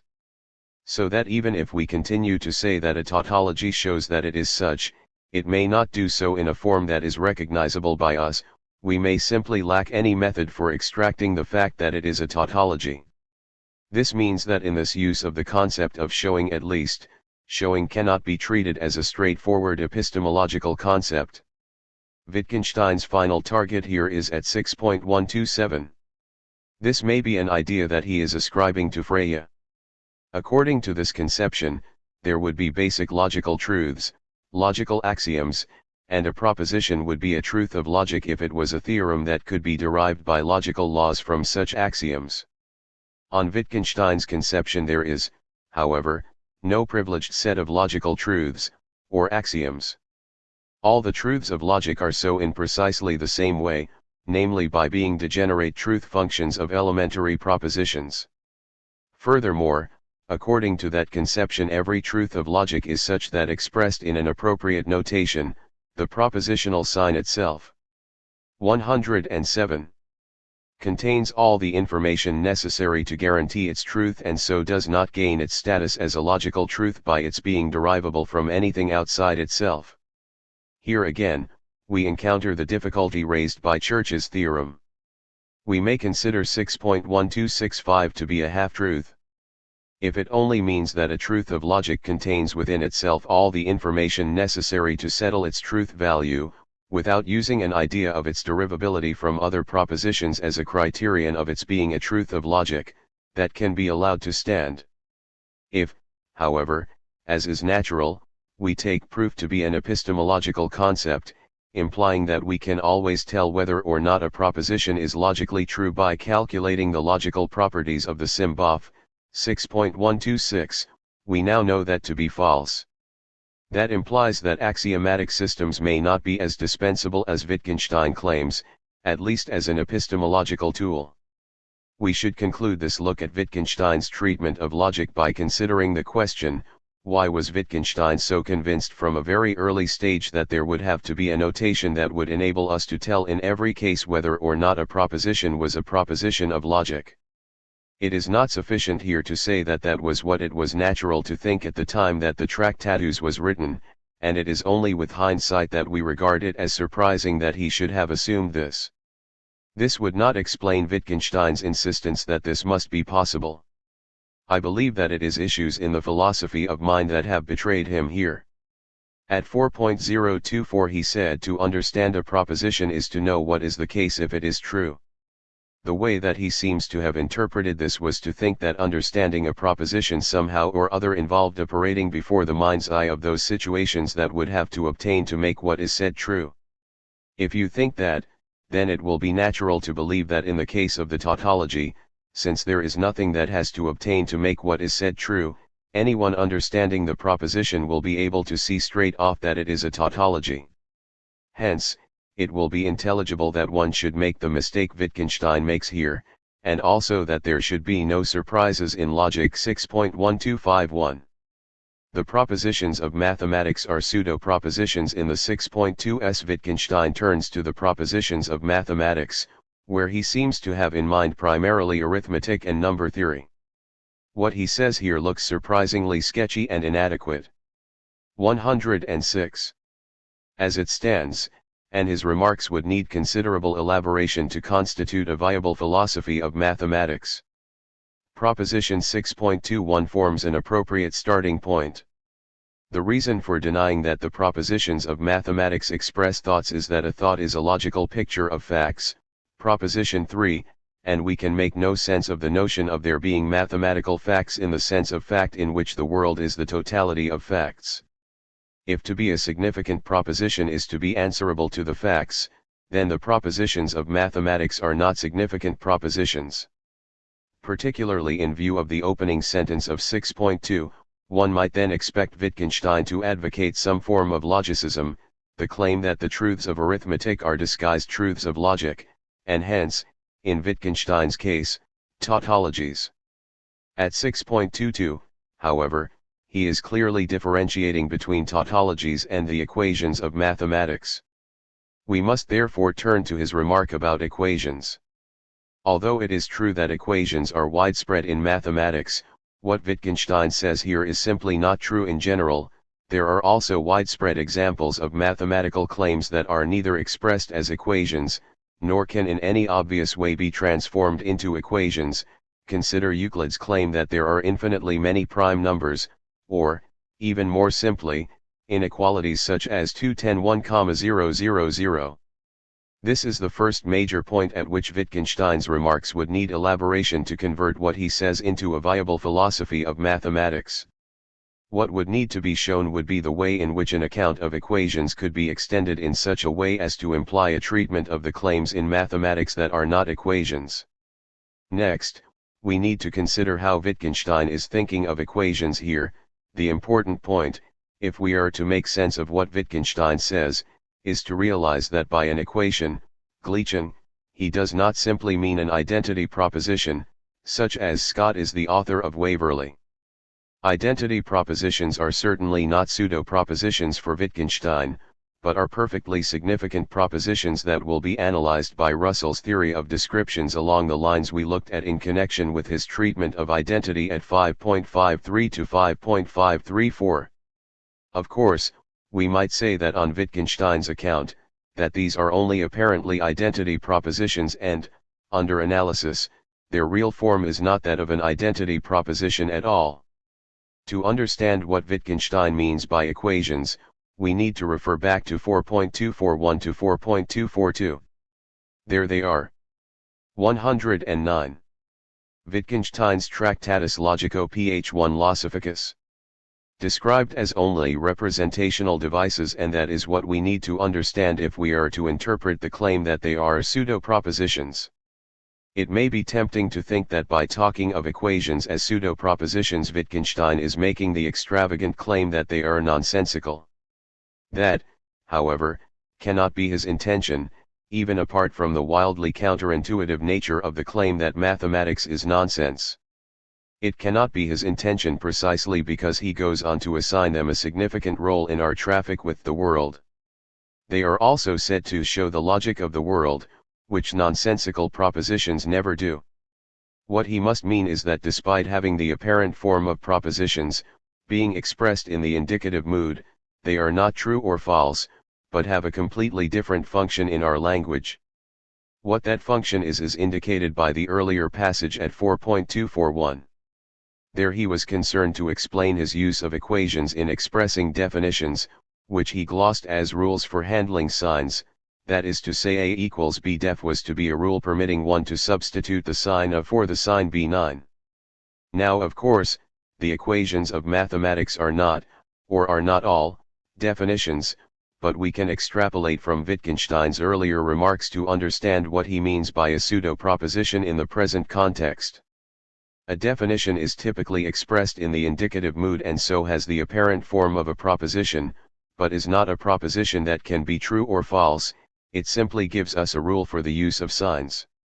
It is the expression of a rule and is not a proposition, in a way that is analogous to the way in which the sentence, bishops only move diagonally appearing in the rules of chess is not a proposition made true or false by the movements of bishops, but expresses a rule telling one how it is permissible to move bishops when playing chess. So too definitions, and by extension the equations of mathematics, are rules for the manipulation of signs. 7 plus 5 equals 12 is now being seen as a rule permitting one to substitute 12 for 7 plus 5 when the latter occurs in a proposition. So that from the proposition, there are 7 books here and 5 books there, one can move to, there are 7 plus 5 books here or there, and then the equation permits one to rewrite that as, there are 12 books here or there. The spirit of Wittgenstein's remarks here is that for him there is only applied mathematics or at least applicable mathematics. The equations of mathematics show the possibility of inferring one empirical proposition from another, by performing the kinds of 110 manipulations of signs just illustrated, and it is only in so far as they have that role that they have any significance whatever. 6.211 Scientific necessities. In the 6.3s, Wittgenstein turns largely to natural science, but also to ways of thinking about, example the will. 6.373 What unifies this section is that Wittgenstein is addressing those places where in science and elsewhere it is part of our everyday pre-philosophical thinking to talk in terms of necessities that go beyond logical necessities. The theme that runs throughout the discussion is 6.37 There is only logical necessity. Wittgenstein presumably had Hume in mind when he wrote 6.36311, we do not know whether the sun will rise tomorrow, and much of the rest of what follows is reminiscent of Hume. Wittgenstein's grounds, however, for the account he gives of science and causality are quite different from anything we find in Hume. In particular, the justification for 6.37 itself is the picture theory, cf 2.225, with the consequent reflection on the nature of logic that we have been looking at earlier in this section. We may break Wittgenstein's central claims here down into 3 stages. Metaphysical principles of science. He begins by looking at certain highly abstract principles that have been thought to be presupposed by science, such as a principle of causality or a principle of conservation. We may regard what he is doing here, 6.32 to 6.36, as dismantling the Kantian synthetic a priori, or at least such principles as those that Kant had argued in the analogies of experience were synthetic a priori truths. 47 The disagreement with Kant neither takes the form of claiming that such principles are not true, nor that they are not known a priori, but that they are in fact vacuous, and tell us nothing about the world, they are actually something purely logical. 6.3211 If a principle of conservation is left at a purely abstract level, there is something that is conserved through every change, then, for Wittgenstein, that tells us nothing about the world, but only something about the form of any possible scientific theory. 6.34 Every scientific theory will incorporate some principle of conservation, and if we are prepared. 111. To allow our account of what is conserved to be sufficiently complicated, some such scientific theory will be possible. It is only when we introduce the further demand that it should be possible to give a simple account of what it is that is conserved that we start to make substantial claims about the world. Simplicity. The position then is this: Wittgenstein is saying that the abstract claim that there are causal laws can be reconciled with any possible world that we could imagine. 6.362 Scientific method, induction, consists, however, in discovering the simplest set of laws that can be reconciled with experience. 6.363 Inductive inferences are not, however, deductively valid. Hence, Wittgenstein will conclude, there is no logical justification for assuming that the simplest law that can be brought into agreement with our experience will be true, and he will follow Hume in saying that the acceptance of induction has only a psychological justification. 6.3631. Scientific explanation. At 6.371, Wittgenstein describes the idea that laws of nature explain phenomena as an illusion. How are we to regard laws of nature, laws such as, say, Newton's laws of motion?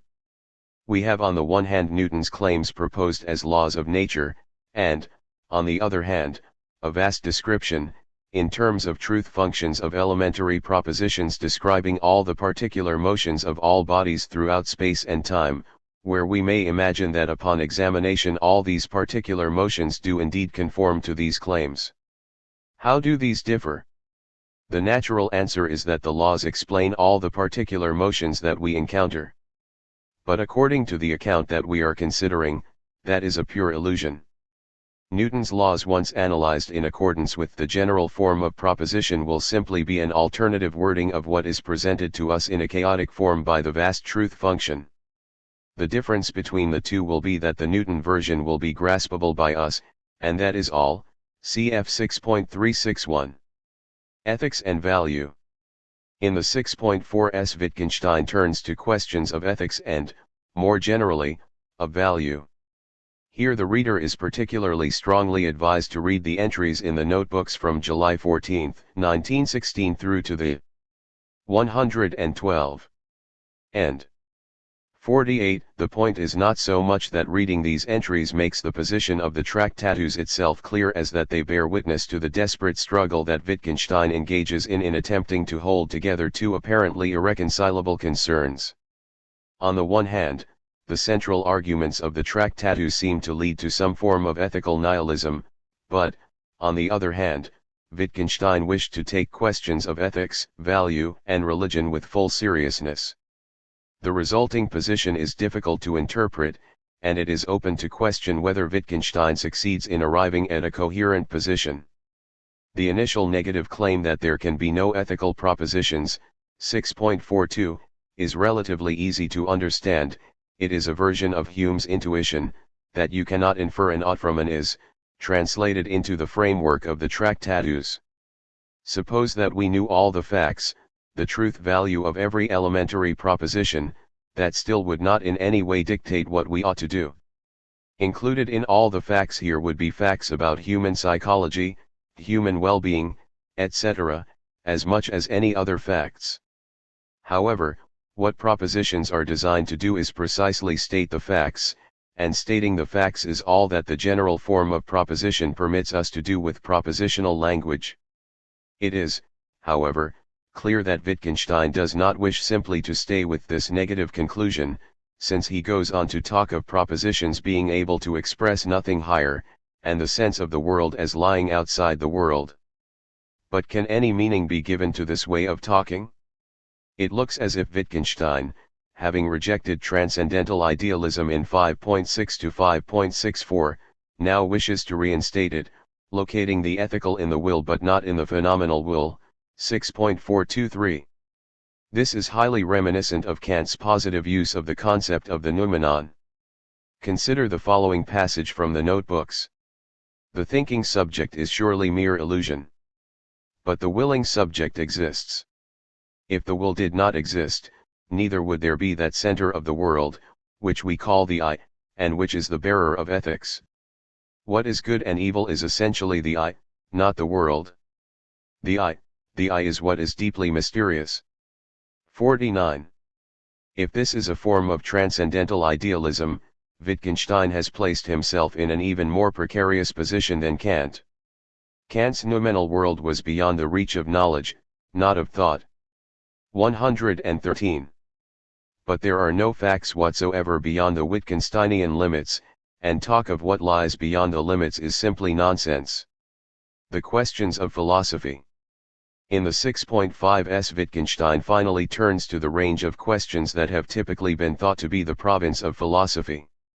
That is to say, there seem to be questions of great importance where we can see that no scientific investigation could be of any relevance in answering them, questions that would remain even if all possible scientific questions had been answered and we knew the truth value of every elementary proposition. 6.5 If an answer cannot be expressed, neither can the question be expressed. In the light of the fact that the general form of proposition gives us every possible proposition as a truth function of elementary propositions, then there could be no proposition that could answer a question that was not answered by any possible truth function of elementary propositions. Hence the main thrust of the 6.5s seems to be entirely negative. As with the logical positivists later, what Wittgenstein seems to be saying is that all one can do with such questions as, say, the question, what is the meaning of life, is expose their meaninglessness. We therefore reject all such inquiries out of hand. Matters are, however, not as simple as that. For in the middle of this discussion we have 6.522. There is indeed the ineffable. This shows itself, it is the mystical. The intrusion of this paragraph in what otherwise looks an unremittingly negative sequence suggests that a purely iconoclastic reading of the 6.5s may not have been Wittgenstein's intention. Another reading is at least possible. When Wittgenstein says, example, that the problem of the meaning of life is seen in the vanishing of the problem, that sounds initially as if he is simply saying that the question what is the meaning of life, is simply a silly question, is in fact a nonsensical question, and the question ceases to bother you when you realize that fact. But he also talks here of those to whom the 114 meaning of life has become clear, which certainly suggests that they have seen something, and what is more, something more than just that this is a silly question. On this interpretation, what they have seen is something that could not be put into words, but only shows itself, so that part of what they have learned is a recognition that they cannot say what they have seen. Although the question is indeed nonsensical, the asking of it registers a genuine intellectual worry, a worry that could not be appeased by giving a straight answer to the question, but by seeing something that could not be put into words. If that was Wittgenstein's intention, then, at any rate, as applied to issues such as the meaning of life, the difficulty is understanding what is supposed to show what cannot be said.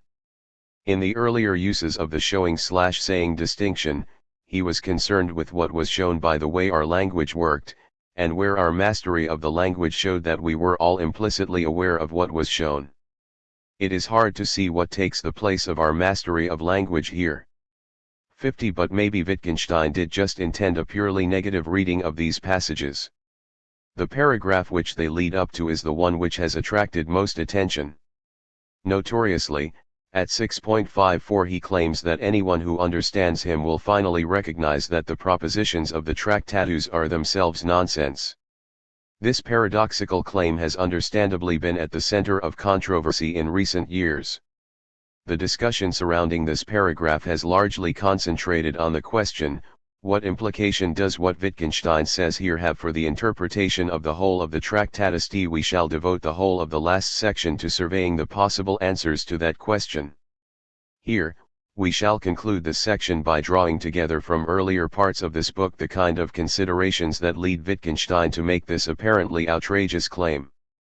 The conditions for the possibility of language. We may in the first instance think of the Tractatus as being a transcendental inquiry into the question, how is language possible, interpreted, at least in part, as the question, what must the world be like for it to be describable in language? CFEG 2.0211. If we construe the project of the Tractatus in these terms, we immediately run into a fairly obvious difficulty. Let us suppose that the result of our inquiry leads to the conclusion that for the world to be 115. Describable at all, it must be thus and so. A describable world must be one in which Q and R must all be true. Saying this would lead straight to a contradiction, since we can now form the following description: a world in which at least one of Q and R is false, which X hypothesis would be a description of an indescribable world. The fit between language and the world. The Tractatus is concerned with the way that language relates to reality, the way in which language reaches right up to reality, 2.1511, in such a way that, for instance, the particular situation now before me is such that it makes a particular proposition true. What we would like to do is to describe the situation now before me in such a way that it is clear that the situation fits the proposition If, however, we wish to specify the states of affairs that make a proposition true, there is no way in which we can do it other than by using precisely the same set of words as those we use in formulating X itself, or some logically equivalent set of words. When we talk of comparing language with reality, we are talking about something that we learn to do when we learn the language, and which is shown by the way that we do in practice compare propositions with the world. But any attempt within language to give an informative description of the relation we are looking for when we seek to verify a particular proposition is doomed. Formal concepts.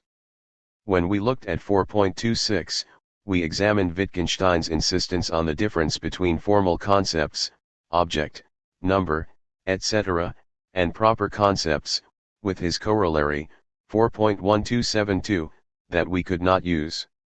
Is an object as a predicate on a par with genuine predicates such as is a table, and that any attempt to do so would result in nonsense.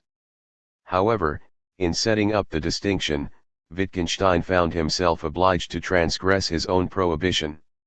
Such claims as he makes at 4.126 turn out on reflection to be nonsense on their own terms. 6.37. There is only logical necessity. The only necessary truths allowed for by the general form of proposition are the empty tautologies. The claims of the Tractatus itself can scarcely be considered as either contingent matters of fact, made true or false according to which combinations of states of affairs 116 exist, or as empty tautologies. They appear to be presented as necessary a priori truths, and therefore to fall outside the scope of the general form of proposition, and hence to be nonsense. Absolutely general claims. Suppose we start out with the elementary proposition Q and R and form all their truth functions. That will give us the limit of what can be said, if those three propositions are the only linguistic resources we have at our disposal. Given those resources, we shall have no way of expressing the idea that Q and R either are or are not all the elementary propositions there are. That implies that if the general form of proposition is as outlined above, we can form no proposition that is tantamount to saying of a given set of propositions that they are all the elementary propositions. Similarly, we will be unable to say that a set of objects are all the objects there are, or a set of facts are all the facts there are, or for that matter, that the general form of proposition is the general form of proposition. But it is vital to Wittgenstein's purposes in this book, if he is to set the limits of language, that he should work with the idea of a totality of facts, 1.1, and the idea of all the elementary propositions, 4.52. His exposition consequently continually strays beyond the limits of what can be said. What language has in common with reality? Finally, the one thing you cannot talk about on Wittgenstein's account is the one thing he has apparently been talking about throughout the book, the logical form of propositions that they share with reality, 4.12. In all these ways at least, Wittgenstein has apparently been saying things throughout the book which by his own lights cannot be said. The attempt to do so necessarily results in nonsense. In 6.53, he says that the only strictly correct method of teaching philosophy would be a process of Socratic midwifery. You yourself say nothing philosophical, but only attempt to bring the pupil to see that they had failed to give any meaning to some of the signs they had used, whenever they tried to say something metaphysical. In the Tractatus, he has, however, clearly departed from this method, and done something that is, on his own account, illegitimate. Where that leaves the way we should understand his book will be our next topic. 117. Topics for discussion. How damaging, if at all, is it to Wittgenstein's account of logic that there could not be a notation in which you could always tell by mere inspection whether or not a proposition was a truth of logic? Are scientific explanations explanations? Is Wittgenstein's account of the ethical tenable? Section 7. Whereof one cannot speak, thereof one must be silent. Although this section of the Tractatus contains just this one sentence, it is appropriate to devote a whole section to it, since it is the denouement of the whole of Wittgenstein's thought, and here we draw together the strands of the book that indicate the problematic nature of philosophy, and the central paradox that in the book Wittgenstein has at least apparently been attempting to say what, by his own lights, cannot be said, and hence that his own sentences are nonsense. This is close to the center of the present debate about the Tractatus, and in an introductory guide we do not attempt to adjudicate that debate, but to canvass the different options for interpretation that have been put forward. At the end of the last section, we surveyed the different themes in the book that lead Wittgenstein to castigate his own propositions as nonsense, and it is our final task to look at the implications for an understanding of the Tractatus of the fact that he does so. In one way, the upshot of the book, as presented in section 7, is straightforward. Having worked our way through the argument, we come to see that it is impossible to present philosophical doctrines, or, at the very least, philosophical doctrines that deal with those questions with which Wittgenstein is centrally concerned in the Tractatus. We may leave open for the moment whether this is because we have been brought to see something that can only be shown, the limits of language, the general form of proposition, the essence of the world, etc. And simultaneously realize that it is impossible to put into words what we have seen, and that any attempt to do so will result in our producing sentences that are nonsense, or alternatively because we have simply been brought in some way to realize that the attempt to talk about such matters is futile, and that even the talk of there being something that can be shown but not said has to be abandoned as an illusion. Either way, the problems have, in essentials, 118. Been finally solved. Preface, p. 29. We therefore desist from the attempt to construct philosophical theories, and content ourselves with saying only what can be said, the propositions of natural science, 6.53. But if in this way the upshot of the book seems straightforward, it is in another way profoundly puzzling. Wittgenstein has apparently constructed an account of language and the way language relates to the world that resolves all the semantic paradoxes. He has not done so by providing a straight resolution of the paradoxes, but by giving an account of the general form of proposition according to which the paradoxical sentences could not even be constructed, and are simply eliminated as nonsensical transgressions of the limits of language. But in so doing he has led the discussion to a point that is every bit as paradoxical as the original paradoxes. Once we have seen what the solution to the paradoxes is, we realize that, by the same token, that solution cannot itself be stated.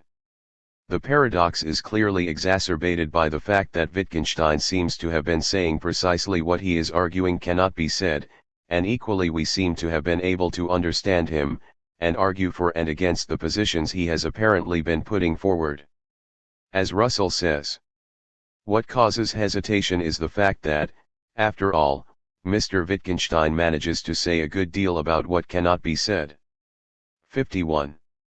We can present the paradoxical situation that the book presents us with by juxtaposing three quotations from it that apparently form an inconsistent triad. In the preface, Wittgenstein makes two claims about the Tractatus. In it thoughts are expressed. The truth of the truths communicated here seems to me unassailable and definitive. 52. At 4, we read, a thought is a significant proposition.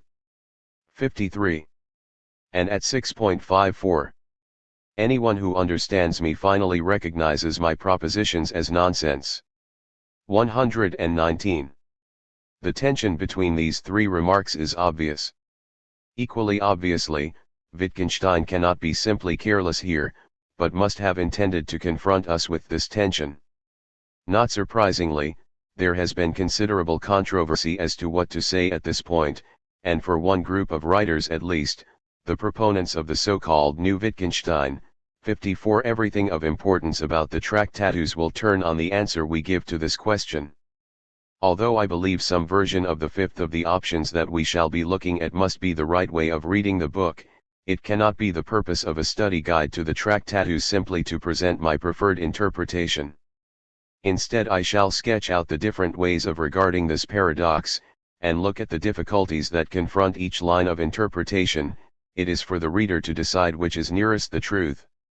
Each of the following approaches of interpretation faces considerable difficulties, and deciding one of them to be the right one is only a preliminary to the philosophical task of thinking through those difficulties. I shall first outline 5 possible reactions, of which the first 2 are in many ways the most natural, but negative responses. They both in different ways treat 6.54 as a reductio ad absurdum. What surer sign that an author has gone wrong than that an author has produced a theory that implies its own nonsensicality? Clearly, neither of these can be Wittgenstein's own position, but equally we should be interested not only in the straightforward exegetical question, what did Wittgenstein intend us to take away from the Tractatus, but the further philosophical question, how should we react to the book? The other 3 represent different strands in the straightforward interpretation of the text. I am deliberately not attaching the names of authors who have commented on the Tractatus to any of these, since I am presenting these positions as baldly and simply as possible. If we survey what commentators have actually said, there is considerable variety amongst the interpretations offered, and most will offer qualifications designed to overcome the difficulties that confront us at this point. So we may think of the following as tendencies or directions in which the correct interpretation is to be found, and most commentators will present accounts that are variations on one of the following. 1. Whatever Wittgenstein might himself have thought, 6.54 constitutes a reductio ad absurdum of the account of logic and language that he has presented in the body of the book. 120. 2. Rather differently, but once again implying that Wittgenstein has gone wrong, we may challenge Wittgenstein's conclusion that his account does in fact rule out his saying what he has been saying. 3. Although 6.54 was important to Wittgenstein, we may treat it as a relative side issue. There is much that we can profit from or discuss in the earlier parts of the book if we regard the final section of the Tractatus as little more than a rhetorical flourish. 4. On the contrary, 6.54 contains the whole point of the book, to which everything else has been leading up. The work has a therapeutic role. You are seduced into reading the work as though it is a theory of the relation of language to reality. Eventually, you come to realize that such a theory self-destructs, and that the propositions that you have been considering condemn themselves as nonsensical. You are thereby disabused of the urge to try to construct such a theory. 5. Wittgenstein is concerned throughout the book with the nature of logic and the relation of language to the world. One of his main concerns is to bring us to see that the answers to the philosophical questions that arise here are things that cannot be put into words, cannot be said, but that are manifest in our use of language. Hence, in apparently stating the answers to these questions, he is constantly forced to use sentences to which no meaning can be given. Through the use of these nonsensical sentences, sentences that are condemned as nonsensical by their own lights, he aims to help us to appreciate both what can only be shown, and why what can only be shown cannot be said. Once we have come to see what he is trying to bring us to see, once we understand him, we give up the attempt to say what the solutions to our philosophical problems are. 1. A reductio ad absurdum. Although Wittgenstein clearly went into all this with his eyes open, and indeed saw it as one of his main objects to confront his readers with this paradoxical position, whatever he himself might have thought, what we have here is as clear a case as could be imagined of a reductio ad absurdum. What could be more absurd than espousing a theory that would, once fully worked out, imply that theory to be nonsense? Despite the fact that this is a natural reaction that many readers may have, we shall look at it only briefly here. The main thing to say, 121, is that, at least as it stands, this is a shallow reaction. It should only command respect if it is accompanied by a serious attempt to rebut Wittgenstein's central arguments that lead him to the positions he has been advocating throughout the book. Here it should be noted that the arguments that lead up to Wittgenstein saying what he does in 6.54 are among the strongest arguments in the book. There are, on any account, many minor flaws in the Tractatus, and some of the ideas expressed, even if defensible, would not command widespread support.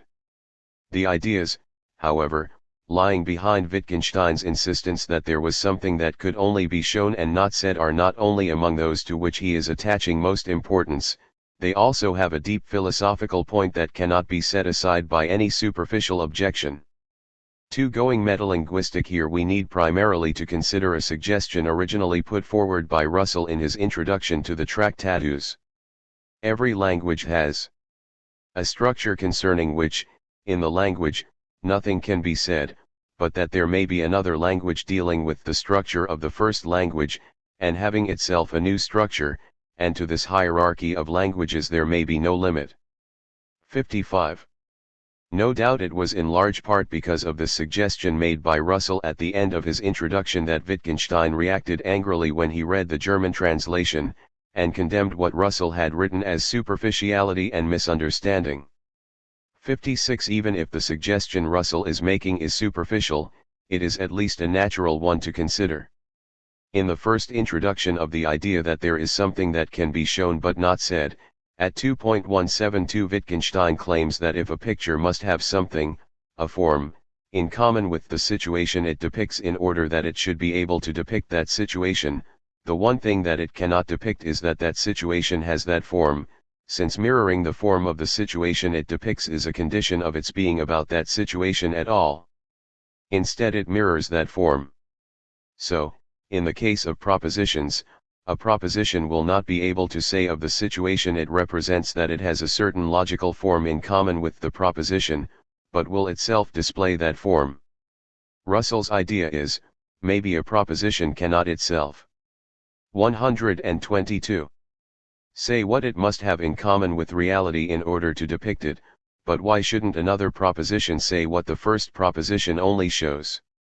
Generally, if there are certain things which it is claimed a language cannot say, because they are presuppositions of its being able to say anything at all, why shouldn't we be able to say those things in another language that talks about that first language? Wittgenstein only runs into his showing/saying difficulties because he tries to make a language talk about itself as well as the reality it is about. So we replace his way of talking by one that is explicitly about language. Whereas 7 is a number may, for reasons that Wittgenstein presents, be nonsense, it only appears to make sense because we hear it as saying 7 is a numeral, which is a straightforward empirical proposition saying what Wittgenstein claimed could only be shown. For Wittgenstein himself, this was just a prevarication that missed the point. I shall indicate here the reasons for thinking Russell's response to be inadequate. Do the metalinguistic propositions succeed in saying what Wittgenstein claimed could not be said? Do these metalinguistic versions of the problematic Tractatus propositions say the same thing as we were trying to say when we put forward the corresponding Tractatus propositions? To be sure, 7 is a numeral may be regarded as an empirical proposition, comparable to archaeologists identifying certain marks on a tablet, and saying, those marks are numerals, and we may regard the sentence snow is white is true if and only if snow is white as a significant proposition about the English language.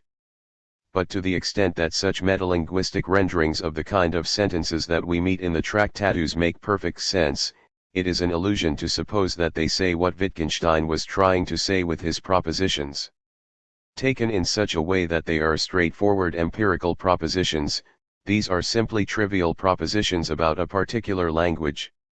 The reason that they can appear to do duty for Wittgenstein's propositions is because we hear them differently.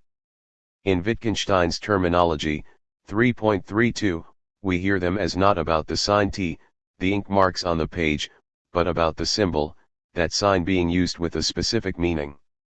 But if we take the proposition 7 is a numeral, as one in which we are talking of the symbol, then 6 is a numeral is itself a formal concept, and the sentence is just as problematic as the proposition we started. 123. With, and we have got nowhere. Taking a metalinguistic route will always only tell us philosophically irrelevant facts about accidental features of the signs used.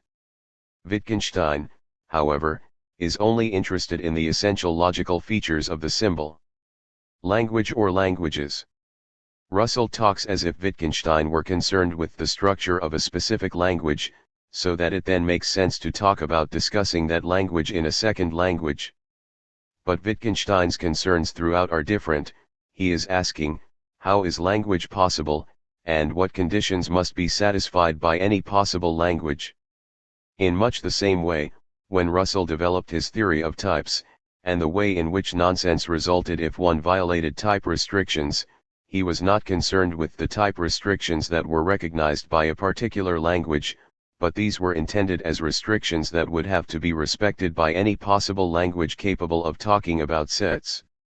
If we were to construct a second language to talk about a first, what was claimed to be unsayable in the original language would simply be mirrored as unsayable in the second. 3. Ignoring 6.54. Much of Frank Ramsey's best work was directly inspired by the Tractatus and discussions with Wittgenstein, although he wanted nothing to do with the idea that there were things that could be shown but not said. His essays illustrate how much philosophical insight can be derived from a purely straight reading of the Tractatus, if you completely disregard Wittgenstein's claim that his propositions were nonsense. Of course, Ramsey was aware that in doing this he was not straightforwardly interpreting the Tractatus, but simply profiting from Wittgenstein's ideas where he could. What his example suggests is, however, the possibility of an exegesis of the Tractatus that simply ignores 6.54. There have certainly been many commentators who, while not explicitly saying that this is what they are doing, have done precisely that. One may suggest a number of defenses of such a procedure. In the first place, it is so eminently possible, there seems no problem in discussing what Wittgenstein says, and arguing for and against it. Indeed, in the second place, there seems no coherent alternative to interpreting the main body of the book as if it all made sense. This is true, even for those who 124. Strenuously argue that the whole point of the book is to be found in the fact that its propositions are nonsense. It is only with hindsight that one recognizes these propositions to be nonsense. In the third place, there is strong reason to believe that there was a version of the Tractatus produced in 1916 that would have stopped at Proposition 6 rather than go on to Proposition 7, with the material now in the SIXS as later additions. There is much material in the SIXS that is considerably less satisfactory than the earlier parts of the book and much that is difficult to integrate with those parts. Whatever may be said about the passages in which Wittgenstein talks about ethics, a large number of commentators have simply ignored their presence in the book, as peripheral to what is truly philosophically interesting. Regardless of Wittgenstein's own evaluation of these remarks, why not treat the 6.5s in the same way? It is here that one runs into the chief difficulty with this approach. There is a major contrast between the remarks about ethics and the 6.5s. Nothing in the earlier parts of the book would lead one to anticipate what Wittgenstein was going to say about ethics, and indeed it is one of the sections that it is most difficult to reconcile with what has gone before. The ideas that Wittgenstein presents in the 6.5s, and 6.54 in particular, have all been carefully built up to, and emerge, as the natural consequence of the main discussion of the book. When we look through the considerations that I listed in the last section in comment on 6.54, we see that they all deal with issues that have been central to Wittgenstein's concerns throughout the book. Unlike Wittgenstein's remarks about ethics, in the 6.5s Wittgenstein is simply drawing out the last consequences of the key positions he has been arguing for throughout the book. If, as he has stressed, one of his aims in setting up the general form of proposition was to establish the limits of language, then that has the consequence that the propositions whereby he established those limits constantly transgressed the limits they were establishing, and thus fell on the wrong side of those limits, and hence were nonsense. It seems we can only ignore 6.54 if we fail to do what Wittgenstein did and do not think our position through to the end. For a therapeutic reading, there has been large interest recently in the kind of reading that we now have to consider. This is the so-called new Wittgensteinian reading of the Tractatus. 51 in sharp contrast with the preceding. 125. Reading, this makes 6.54 the key to the whole book. The book may be thought of as having two components, a frame consisting primarily of the preface and the 6.5s, 6.54 in particular, and the rest of the book included within that frame, where the frame gives guidance to one's understanding of Wittgenstein's whole project. We take with full seriousness Wittgenstein's claim that the propositions in the main part of the book are nonsense, and stress that by nonsense is meant nonsense, gibberish, and that the point of the book is achieved, when the reader finally understands Wittgenstein, not the propositions of the Tractatus, since there is no such thing as understanding nonsense, when the illusion that those propositions make sense has been dispelled. The book has a therapeutic purpose that seems to run along the following lines: the reader is initially seduced into reading the book straight, as an account of propositions and the way propositions relate to reality. This account finally falls apart and turns out to be nonsense in its own terms. Once the reader realizes this, they are disabused of the urge that led them to engage in the kind of inquiry they had apparently embarked on. They then see the world aright, in that they return to be content with our everyday language, without the wish to construct a metaphysical theory to underpin that language. The traditional readings of the Tractatus have been engaged in a kind of doublethink in which they somehow think it is both possible to accept the main tenets that the Tractatus apparently propounds and that the sentences expressing those tenets are nonsensical. We must take Wittgenstein to have been resolute, and that when he talked of throwing away the latter, he meant precisely that: abandon any attempt to find any meaning in the sentences of the body of the book. In particular, we must overcome the illusion that there is anything that can be shown but not said. This way of interpreting the Tractatus derives much of its apparent plausibility from the difficulties in giving a fully satisfactory version of the kind of reading that we shall consider next, which the proponents of this reading call the traditional reading. Without minimizing the difficulties that confront that reading, this reading has its own, to my mind, even greater difficulties. External evidence. At first sight, this reading can look invulnerable to attack, since any paragraphs of the Tractatus that seem straightforwardly to 126 contradict this interpretation, such as those in which Wittgenstein stresses that there is that which can be shown and not said, 4.121, 4.1212, 6.522, can simply be jettisoned as rungs of the ladder that must be thrown away. The overwhelming difficulty confronting the new Wittgensteinian reading is, however, the apparent impossibility of squaring it with all the external evidence constituted by the ways Wittgenstein himself talked or wrote about the Tractatus. It is hard to find any remarks that unequivocally support this reading, but a wealth of remarks that seem to contradict it. This is true whether we consider the notebooks in which he did preparatory work on the Tractatus, the ways in which he explained the book to Russell and Ramsay, the developments and modifications he made to the ideas of the Tractatus in the early 1930s, or the ways in which he subsequently attacked ideas of the Tractatus as ideas he had held earlier. Just to give one example, when he writes to Russell in response to Russell's questions about the Tractatus, when Russell had objected, it is necessary also to be given the proposition that all elementary propositions are given, he says. This is not necessarily because it is even impossible. There is no such proposition. That all elementary propositions are given is shown by there being none having an elementary sense which is not given. 58. This is incomprehensible unless Wittgenstein did indeed believe there was that which could be shown and not said. But it is not so much a question of this or that remark which it is difficult to reconcile with this way of understanding the Tractatus. It is the number and diversity of the remarks that are recalcitrant to being read in accordance with it. What is the frame? The interpretation rests entirely upon singling out some remarks as frame in which Wittgenstein addresses us in propria persona and contrasting those with the other propositions that are to be finally recognized by the reader as nonsense. In practice, the frame is not taken simply to consist of the preface and the 6.5s, but also to include other paragraphs such as 4.111.112 or 5.4733 scattered throughout the book. What is hard to discern is a principled account of why these remarks can be singled out, and why Wittgenstein 127 intersperses them, apparently at random, amongst the nonsensical propositions.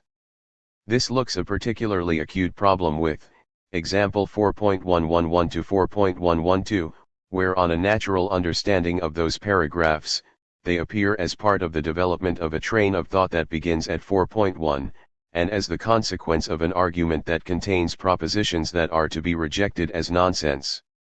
The answer to this problem had better not be that the remarks singled out as belonging to the frame are simply the remarks the interpreters find congenial. Equally, if we read through the sequence from 6.5 to 6.54, which is the sequence that can most easily be read as giving support to the kind of reading we are examining here, we find in the middle of it 6.522, in which Wittgenstein claims that there is that which cannot be expressed, but which shows itself. If, according to the new Wittgensteinian reading, the 6.5s are intended to give the reader guidance as to the way to approach the Tractatus, the sudden incursion of this remark, which must, on this account, be simply thrown away as nonsensical, seems to make the way in which Wittgenstein has organized the paragraphs of the book look crazy. It seems more sensible to look for an alternative way of reading the 6.5s. How is the therapy supposed to be achieved? However difficult it may be to fill in the details of the traditional reading that is being rejected by the new Wittgensteinians, it is relatively easy to sketch out the main outlines of the way in which, according to the traditional reading, the book is intended to work. Wittgenstein is wishing to communicate to us something that cannot be put into words, but that is shown by the way language works. To do this, he apparently says what cannot be said, thereby leading us to see what can only be shown. Once we have seen what he is trying to draw to our attention, we realize that it could not be properly expressed by the sentences that Wittgenstein had used, and indeed would be falsified by any sentences that purported to say what could only be shown. In fact, what has been drawn to our attention condemns precisely the sentences that had been used to draw it to our attention as nonsense. On the account we are now considering, there is however a gap in this account. We are shown nothing, and it is obscure what is meant to fill that gap. How are we meant to come to realize that the propositions of the Tractatus are nonsense? The only answer seems to be that these propositions, taken 128 seriously, are in some way self-refuting, or imply their own nonsensicality. But then there is just as much difficulty confronting this account as confronts the traditional reading in explaining what is meant by taken seriously when applied to sentences that have no meaning whatever, and equally by what it means to talk of such propositions as implying anything. But even apart from that, the fact that sentences are self-refuting or imply their own nonsensicality does not show them to be nonsense. At most, it shows them to be false. But even if a satisfactory answer can be given to those questions, the real question needs answering: how does the fact that the propositions of the Tractatus turn out, for whatever reason, to be nonsense have any therapeutic value? After all, self-refuting metaphysical theories, even theories that turn out to be nonsense in their own terms, are hardly a rarity in the history of philosophy. The verification principle in particular was dogged by the difficulty of giving an account of its own meaningfulness in the terms for meaningfulness that it itself laid down, and no one has ever seen any therapeutic role for logical positivism analogous to the role that is here being assigned to the Tractatus. A value judgment. Whether or not this is a difficulty depends upon the judgment one makes on what is of value in the Tractatus. It is, however, undoubtedly the main reason why a number of philosophers have not just rejected this reading, but reacted to it with hostility. On any reading, Wittgenstein makes a number of mistakes in the development of the Tractatus, but those mistakes are comprehensible given that he was struggling with some of the deepest philosophical issues. Anyone reading through the notebooks will be impressed by the intensity of his grappling to get clear about the nature of propositions and logic.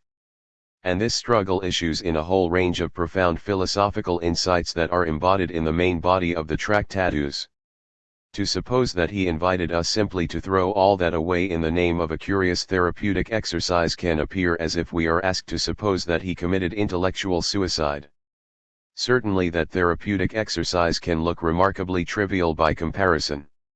It also seems remarkably ineffective. On his return to philosophy in 1929, he immediately wrote an article 59 in which he continued the kind of inquiry which the therapy would jettison, as if nothing had happened. What is more, he 129 continues that inquiry without even the constant hints throughout the Tractatus that there is something problematic about such an inquiry. 5. The traditional 9 reading. I call this the traditional reading, because that is the designation used by the new Wittgensteinians that we have just looked at.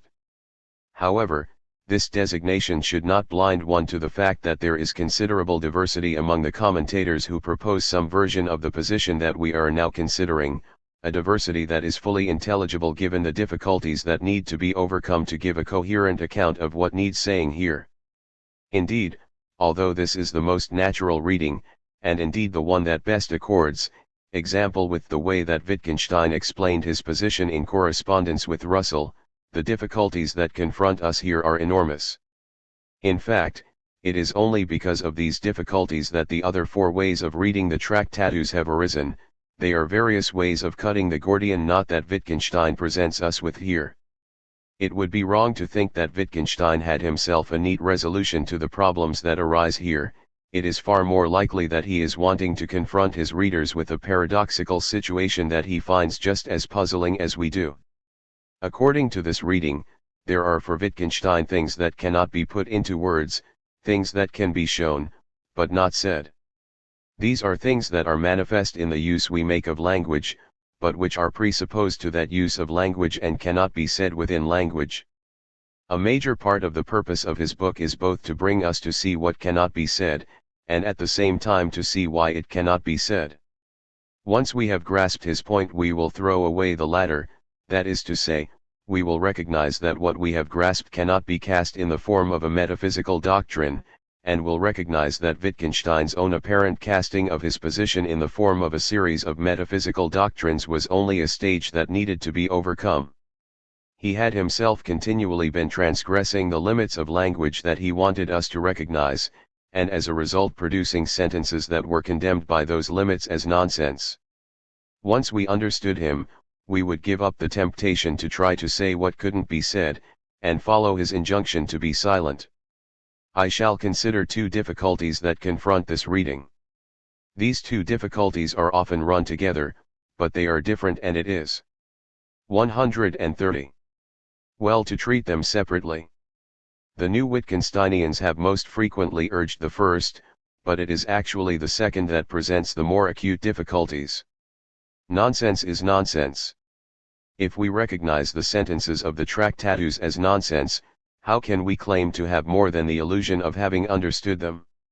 If we are resolute, to use the new Wittgensteinians' favorite term, we will realize that there is no such thing as understanding nonsense, and recognize that the only thing there is for us to do once we have understood Wittgenstein, is to reject the preceding sentences in which Wittgenstein had apparently presented us with an account of the way that language related to reality as gibberish, as only apparently presenting us with anything significant at all. The accusation is that those who maintain that we have been brought to recognize something by the body of the Tractatus, or at the very least that Wittgenstein was trying to bring us to recognize something thereby, are committed to the barbarous idea of there being significant nonsense. The accusation that those who espouse the traditional reading of the Tractatus are committed to believing there to be such a thing as significant or substantial nonsense, or at least are committed to believe that Wittgenstein thought there was such is, however, a somewhat malicious caricature. Certainly no one, or practically no one, is going to say that there is significant nonsense, so the accusation must be that that is what they are tacitly maintaining, whether they realize it or not. Here we need to keep firmly in mind the distinction between the meaning of a sentence and the use we make of it. The issue is not, does a nonsense sentence have a surreptitious meaning, but can we use a sentence that is confessedly nonsense to communicate something? The bald answer to the second question is undoubtedly yes, we can, under appropriate circumstances, use almost anything to communicate something, even pulling someone's nose. But that is too quick.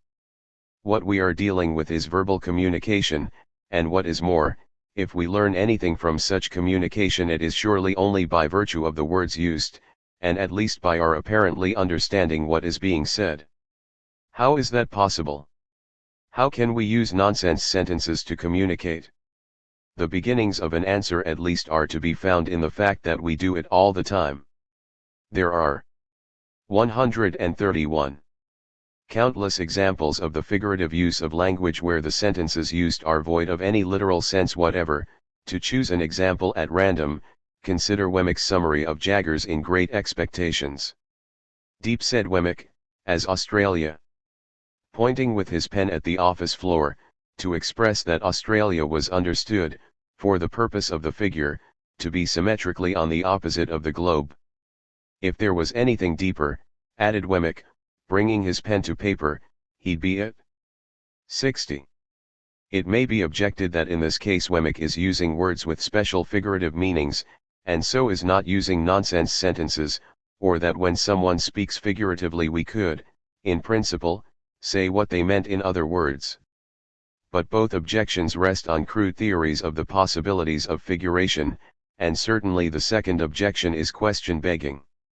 If the purpose of the use of figuration is to bring us to see something that ex hypothesi cannot be said, then of course we cannot give a literal translation of the figure. There is no good reason in general, let alone in this particular case, to suppose that when someone speaks figuratively, what they communicate is necessarily propositional in nature. But this is only the beginnings of an answer. There are countless different types of figuration, and a full answer would require a detailed account of how this particular unusual use of words works. It is perhaps helpful here to consider what Frege said in a somewhat similar situation to Wittgensteins. He had argued for the claim that the predicate is true was redundant, i.e. is true had precisely the same sense as and that as a result, strictly speaking, the word true cannot indicate the essence of logic. The word true seems to make the impossible possible. It allows what corresponds to the assertoric force to assume the form of a contribution to the thought. And although the attempt miscarries, or rather through the very fact that it miscarries, it indicates what is characteristic of logic. 61. Wittgenstein is trying to communicate what cannot be said, and as a result when he says what he does, his words fail to capture what he 132 wishes to communicate, but the way in which they fail, and the very fact that they fail, may be what serves to bring us to see what can only be shown, and why it can only be shown. What can only be shown? Although great stress has been laid by those who have opposed the traditional reading on the difficulty we have just considered, the far greater difficulty is the second one, which we must now consider. What precisely is it that we have been shown? One thing that it would clearly be wrong to say would be something like, if there are infinitely many objects, then we cannot say that there are, we have to be shown that there are. That is the second caricature of the traditional reading that we sometimes encounter in the writings of the new Wittgensteinians. But that is plainly absurd, and may be contrasted with Wittgenstein's own more careful rendering in correspondence with Russell. What you want to say by the apparent proposition there are two things is shown by there being two names which have different meanings, or by there being one name which may have two meanings. 62. Obviously, the question what are we shown, cannot be asking us to say what cannot be said, but it is asking for a characterization of the type of thing that is supposed to be shown to us. The difficulty is that the natural answers, either that our attention is drawn to a fact that cannot be captured in words or to an ineffable truth. 63, both seem to be ruled out by the whole project we have been engaged in. For the world is the totality of facts, and the limits of language are coextensive with the set of propositions that are made true or false by those facts. Stating the facts is precisely what language can do. Whatever it is that is shown, an additional fact about the world is the wrong kind of answer. It is this question that is the real challenge that confronts us when we read the Tractatus, and if we take Wittgenstein's arguments seriously, not simply as a question of exegesis of the Tractatus, but as a philosophical question in its own right. What seems attractive to say is that we are shown not an additional fact, but a pattern within the facts, but the difficulty is thinking through what is meant by talking of such a pattern without. 133. Making it an additional fact. Perhaps it was something like this that Wittgenstein himself had in mind, when speaking about internal relations and properties, which for him were a paradigm case of what could only be shown. He wrote 4.1221 An internal property of a fact we can also call a feature of this fact, in the sense in which we speak of facial features. Topics for discussion. Which of the above approaches to the Tractatus seems to you most satisfactory? How would you address the difficulties confronting that approach? Can we use nonsense sentences to communicate something? What kind of thing is it that can be shown but not said? At this point, having by now worked through much of the detail of the book, it would be profitable to read the Tractatus from cover to cover, asking yourself in particular how well such a reading squares with the answers you give to these questions. 134. Chapter 4. Reception and Influence. An account of the reception and influence of the Tractatus naturally divides into two parts. There is the influence of the book on other philosophers, but also the fate of the Tractatus in the later developments of Wittgenstein's own thought. Analytic philosophy. The first consideration is very general, and does not relate exclusively to the Tractatus. At the turn of the last century, a new style of philosophizing emerged, first in the work of Frege, but then that of Russell, the Tractatus, pp. Ramsay, G.E. Moore and later Rudolf Carnap, that has come to be called analytic philosophy and has dominated much of Anglo-American philosophy ever since.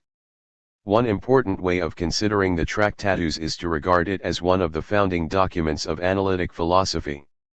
Analytic philosophy is notoriously difficult to define, and you can find virtually no philosophical doctrine that would be ascribed to by all philosophers who count themselves as analytic philosophers.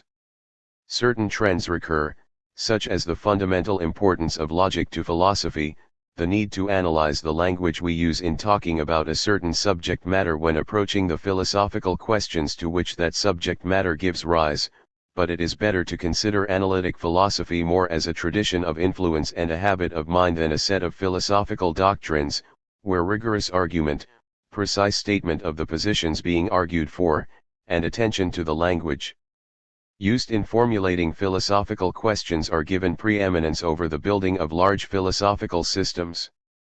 Although Wittgenstein could never be considered a typical analytic. 135. Philosopher. Part of the importance of the Tractatus alongside the work of the other philosophers I have mentioned is that it helped analytic philosophy to take shape in the way that it has done.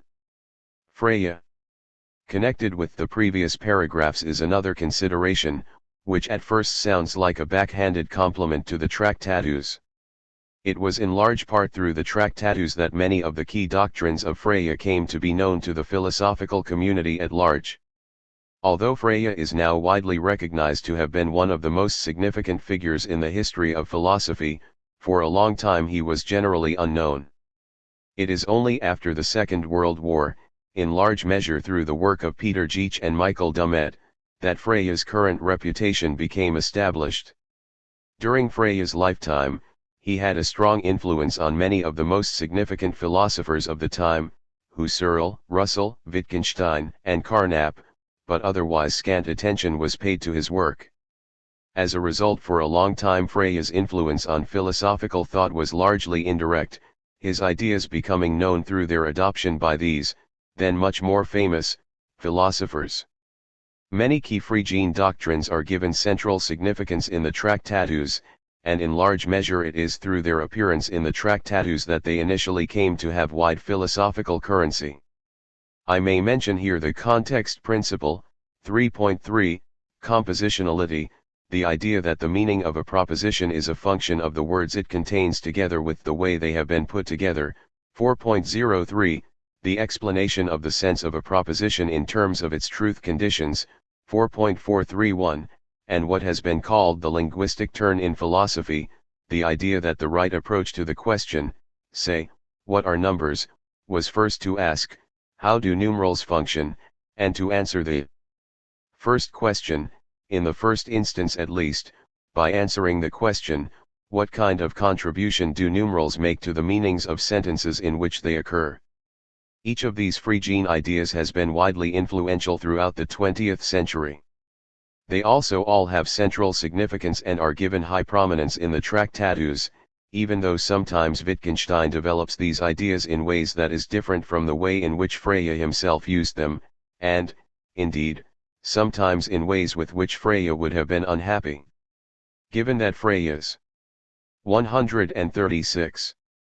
Work was for so long relatively unknown, it would be in large measure through the Tractatus that the importance of such ideas became widely known. Mentioning this may seem to belittle Wittgenstein's own achievement, but Wittgenstein was the first philosopher really to appreciate the fundamental significance of these aspects of Freya's work.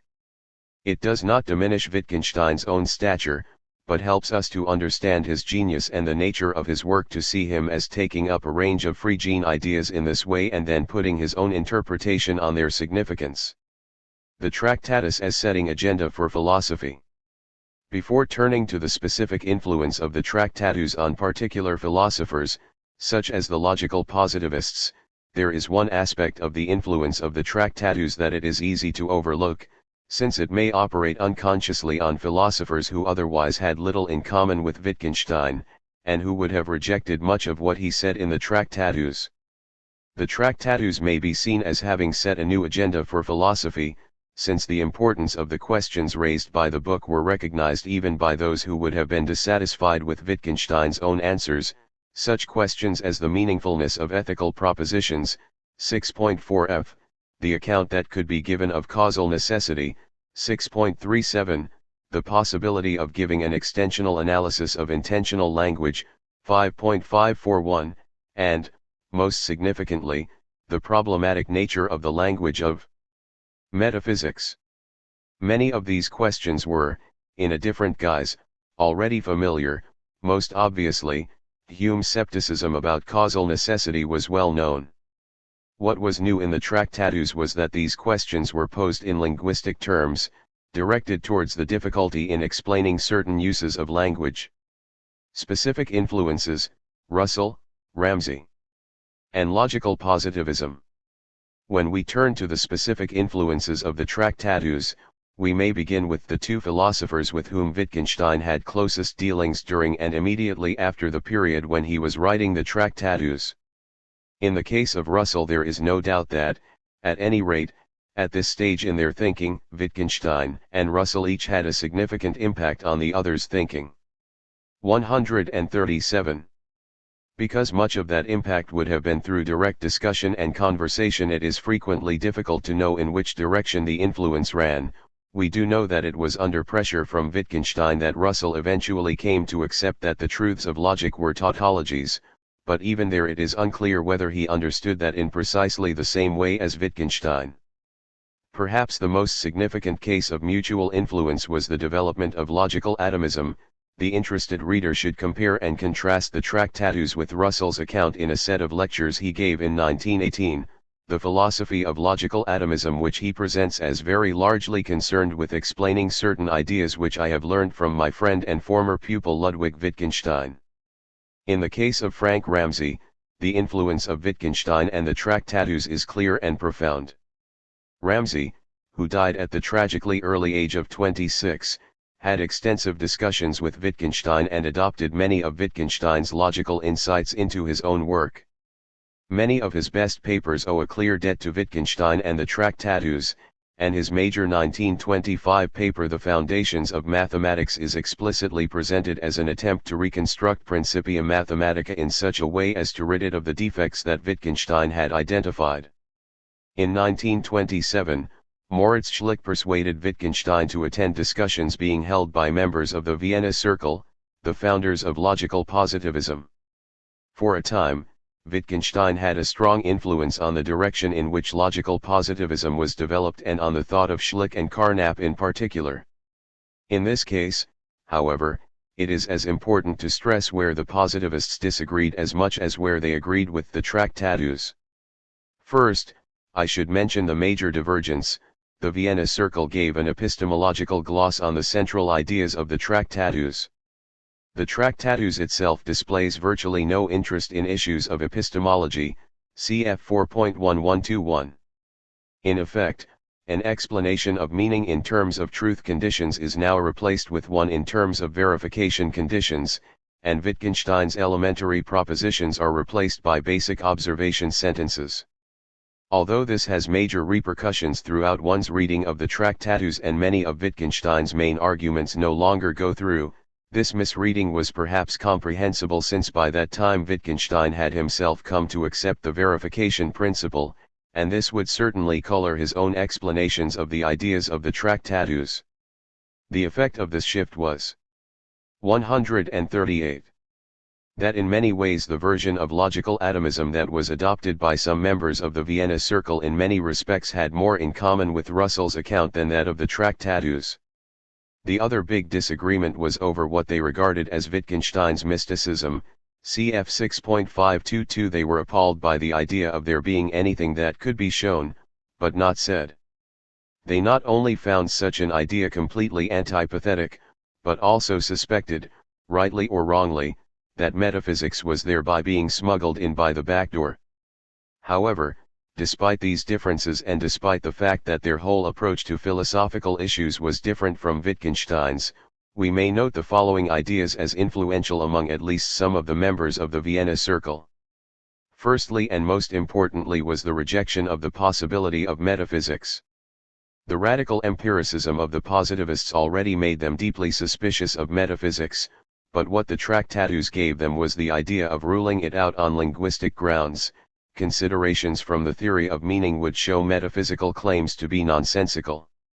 Coupled with this was the adoption of a conception of philosophy as analysis, in their case primarily the logical analysis of the language of science. The other two ideas that are worth mentioning are, 1. The adoption of an atomistic conception of language, the possibility of building up all complex propositions out of a range of basic propositions, though, as noted above, in their case, such propositions would be epistemologically basic, and, 2. The idea of the truths of logic as saying nothing, although this in their case was glossed as saying that truths of logic were true by convention, or solely in virtue of the conventions of language. The Tractatus in Wittgenstein's later philosophy. Wittgenstein's return to philosophy. In 1929 Wittgenstein returned to Cambridge, and his earliest writings when he was there, the article Some Remarks on Logical Form and Philosophical Remarks, clearly marked the beginnings of a transition in Wittgenstein's thinking. In the 1929 article he is primarily concerned with the color exclusion problem. The fact that this is both red and green all over seems necessarily false, but where it looks to be impossible to explain that impossibility using only truth functional apparatus. He is by then clearly rightly dissatisfied with what he had said in the Tractatus itself about this, 6.3751, and 139. Regarded it as impossible to give an analysis of such propositions that would reveal an underlying truth functional structure. At this stage of his thinking, he is striving, not to abandon the basic positions of the Tractatus, but to modify the Tractatus account in such a way as to allow for the possibility of elementary propositions that were incompatible with one another. In the philosophical remarks, matters are more complicated, and it is frequently unclear whether he is seeking to adapt the Tractatus account or to reject it for something entirely different. The color exclusion problem continues to exercise him, but a far more significant step towards a rejection of fundamental aspects of the Tractatus is his ceasing to believe in the possibility of a purely truth-functional account of generality and the quantifiers. If he was right on this, it would be a far more severe criticism of the Tractatus than his worries about the logical independence of the elementary propositions. This would strike at the heart of many of the most fundamental aspects of his earlier book. In particular, he would have to abandon his account of the general form of proposition, and the way in which states of affairs are characterized. As he says, too, he would now have to admit what he calls incomplete elementary propositions that would presumably no longer be answerable to the existence or non-existence of the kind of utterly specific states of affairs that formed the bedrock of the Tractatus account.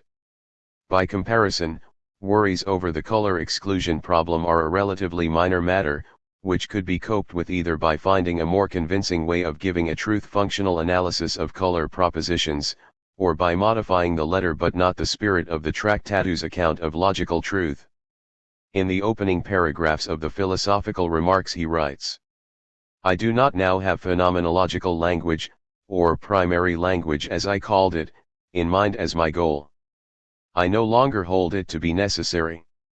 All that is possible and necessary is to separate what is essential from what is inessential in our language. 3. Although he refers here to phenomenological language for rather than the fully analyzed form of language of the Tractatus, these remarks would carry over mutatis mutandis to the Tractatus itself. These remarks, considered in isolation, would suggest that he is starting to do philosophy in a completely new way. Much, however, remains radically unclear, giving the impression that Wittgenstein is 140. At that stage floundering, uncertain whether he is trying to modify the Tractatus or to reject it and replace his earlier approach with something quite different, and if so, what? It is in the writings following the philosophical remarks, the philosophical grammar and the big typescript, that some of the characteristic positions of his later philosophy begin to emerge, and concern with the ideas of the Tractatus gradually move more and more into the background. It is in the philosophical investigations that he next confronts the ideas of the Tractatus.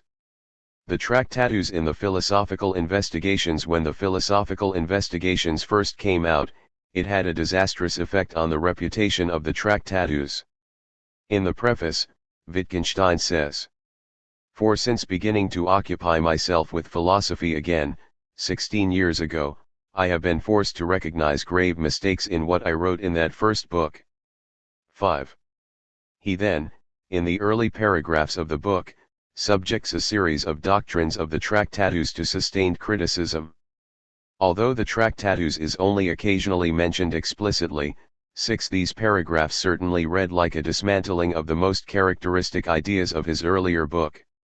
Because of this, the attitude arose that the Tractatus should be regarded as of largely historical interest.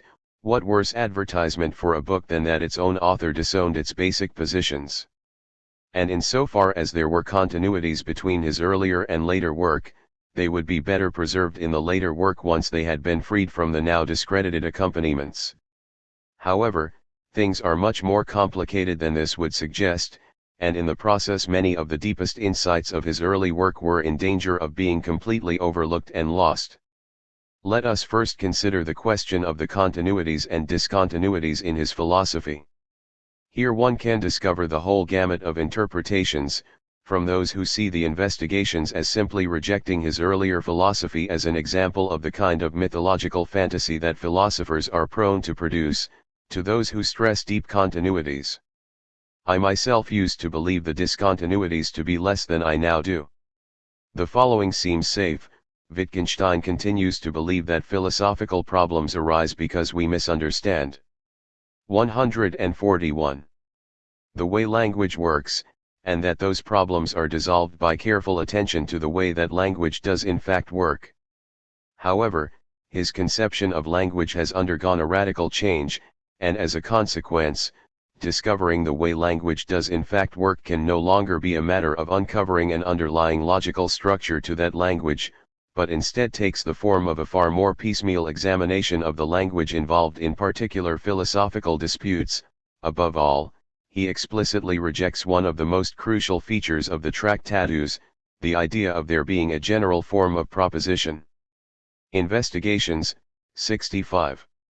On many other key issues, whether he still regards propositions as pictures, or holds that there is that which can be shown but not said, he is simply silent.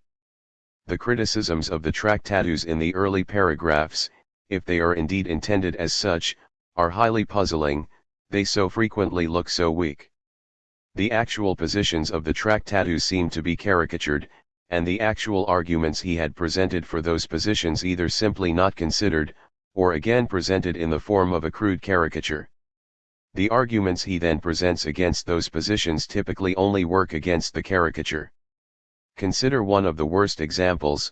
In 48 he presents a matrix of colored squares as an example of a proposition for which the account in the Theaetetus / and by implication, 46, his own account of an elementary proposition, is really valid.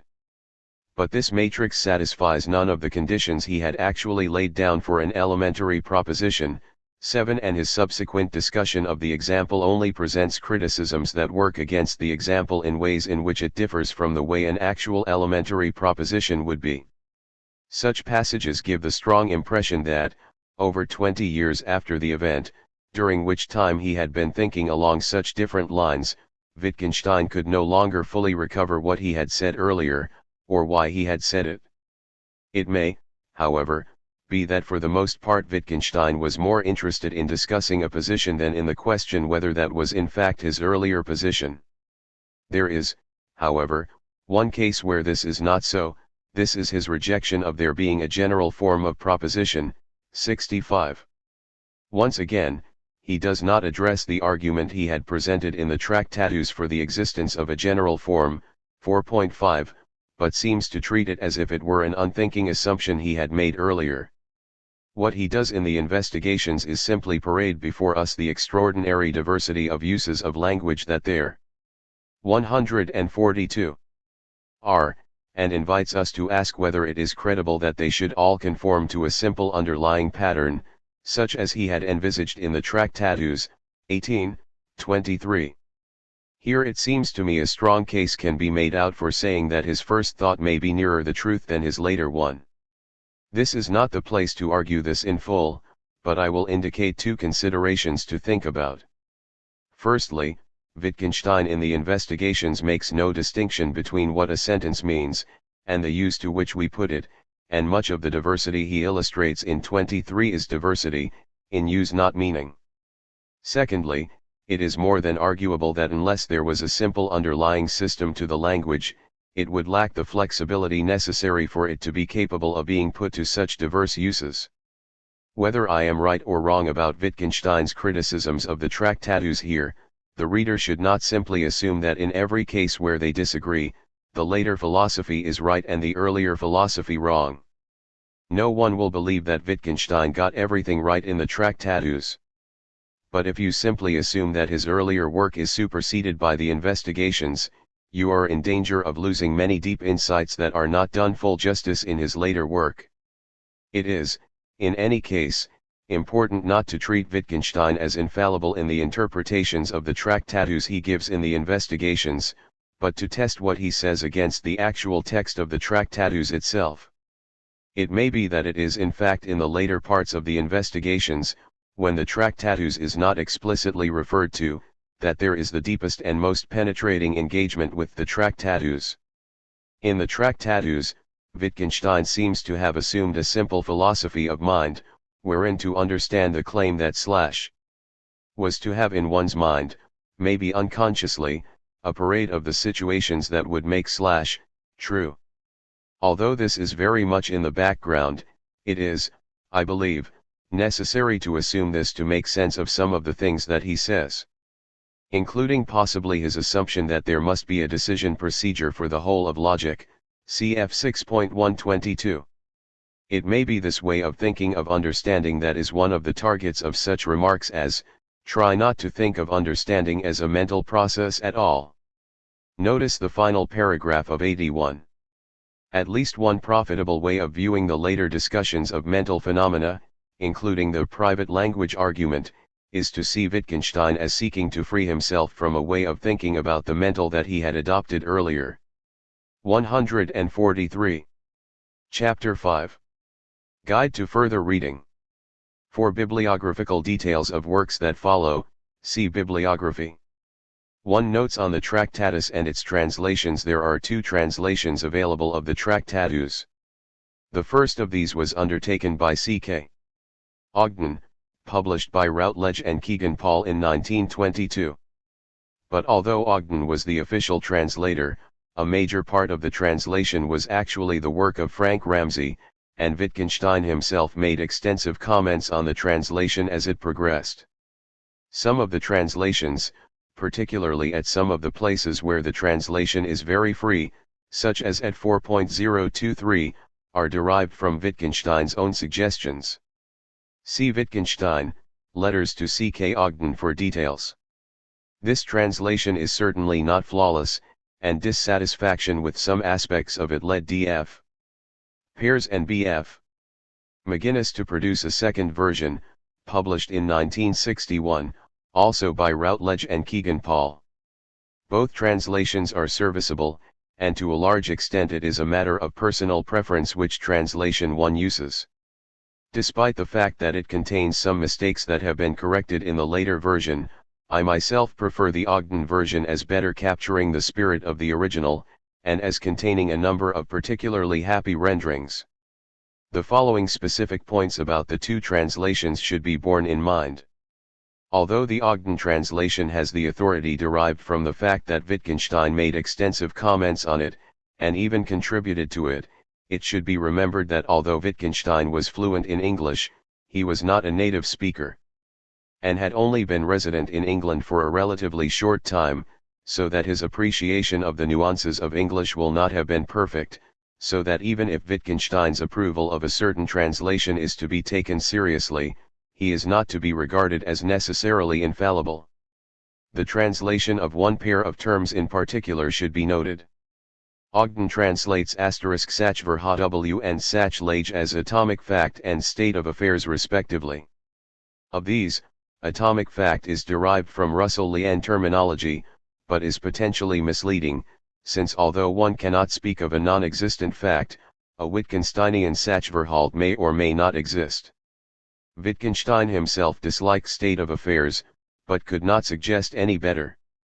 Pears and McGuinness by contrast translate Sachverhalt 9 and Sachlage as state of affairs and situation.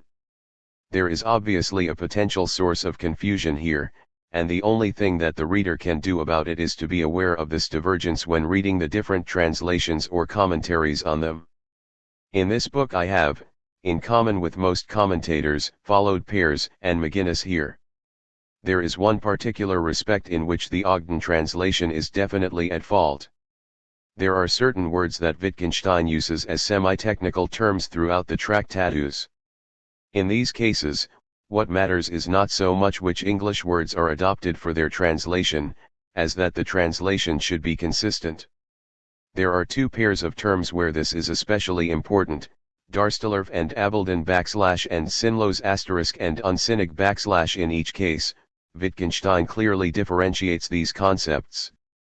See here 2.201 and 4.461.4611. Although Ogden uses the pairs of terms depict and represent and without sense and nonsense in these key passages, he does not adhere consistently to these translations, and will frequently translate Abeldorf by represent and both sinlos and unsinnig by senseless, with potentially highly misleading results. Thus at 6.54 has Wittgenstein claimed that the sentences of his book are senseless, which in the terminology of the Tractatus would imply that they were vacuous truths of logic, whereas the whole point of the book is the much stronger claim that they are simply nonsense. Therefore the reader of the Tractatus who is working with the Ogden translation should develop the habit of checking what word is used in the German whenever these words occur in the English. 145. In this book itself I have not slavishly followed one or other of the two standard translations, but either chosen whichever of the two seems to capture the original best, or given my own rendering.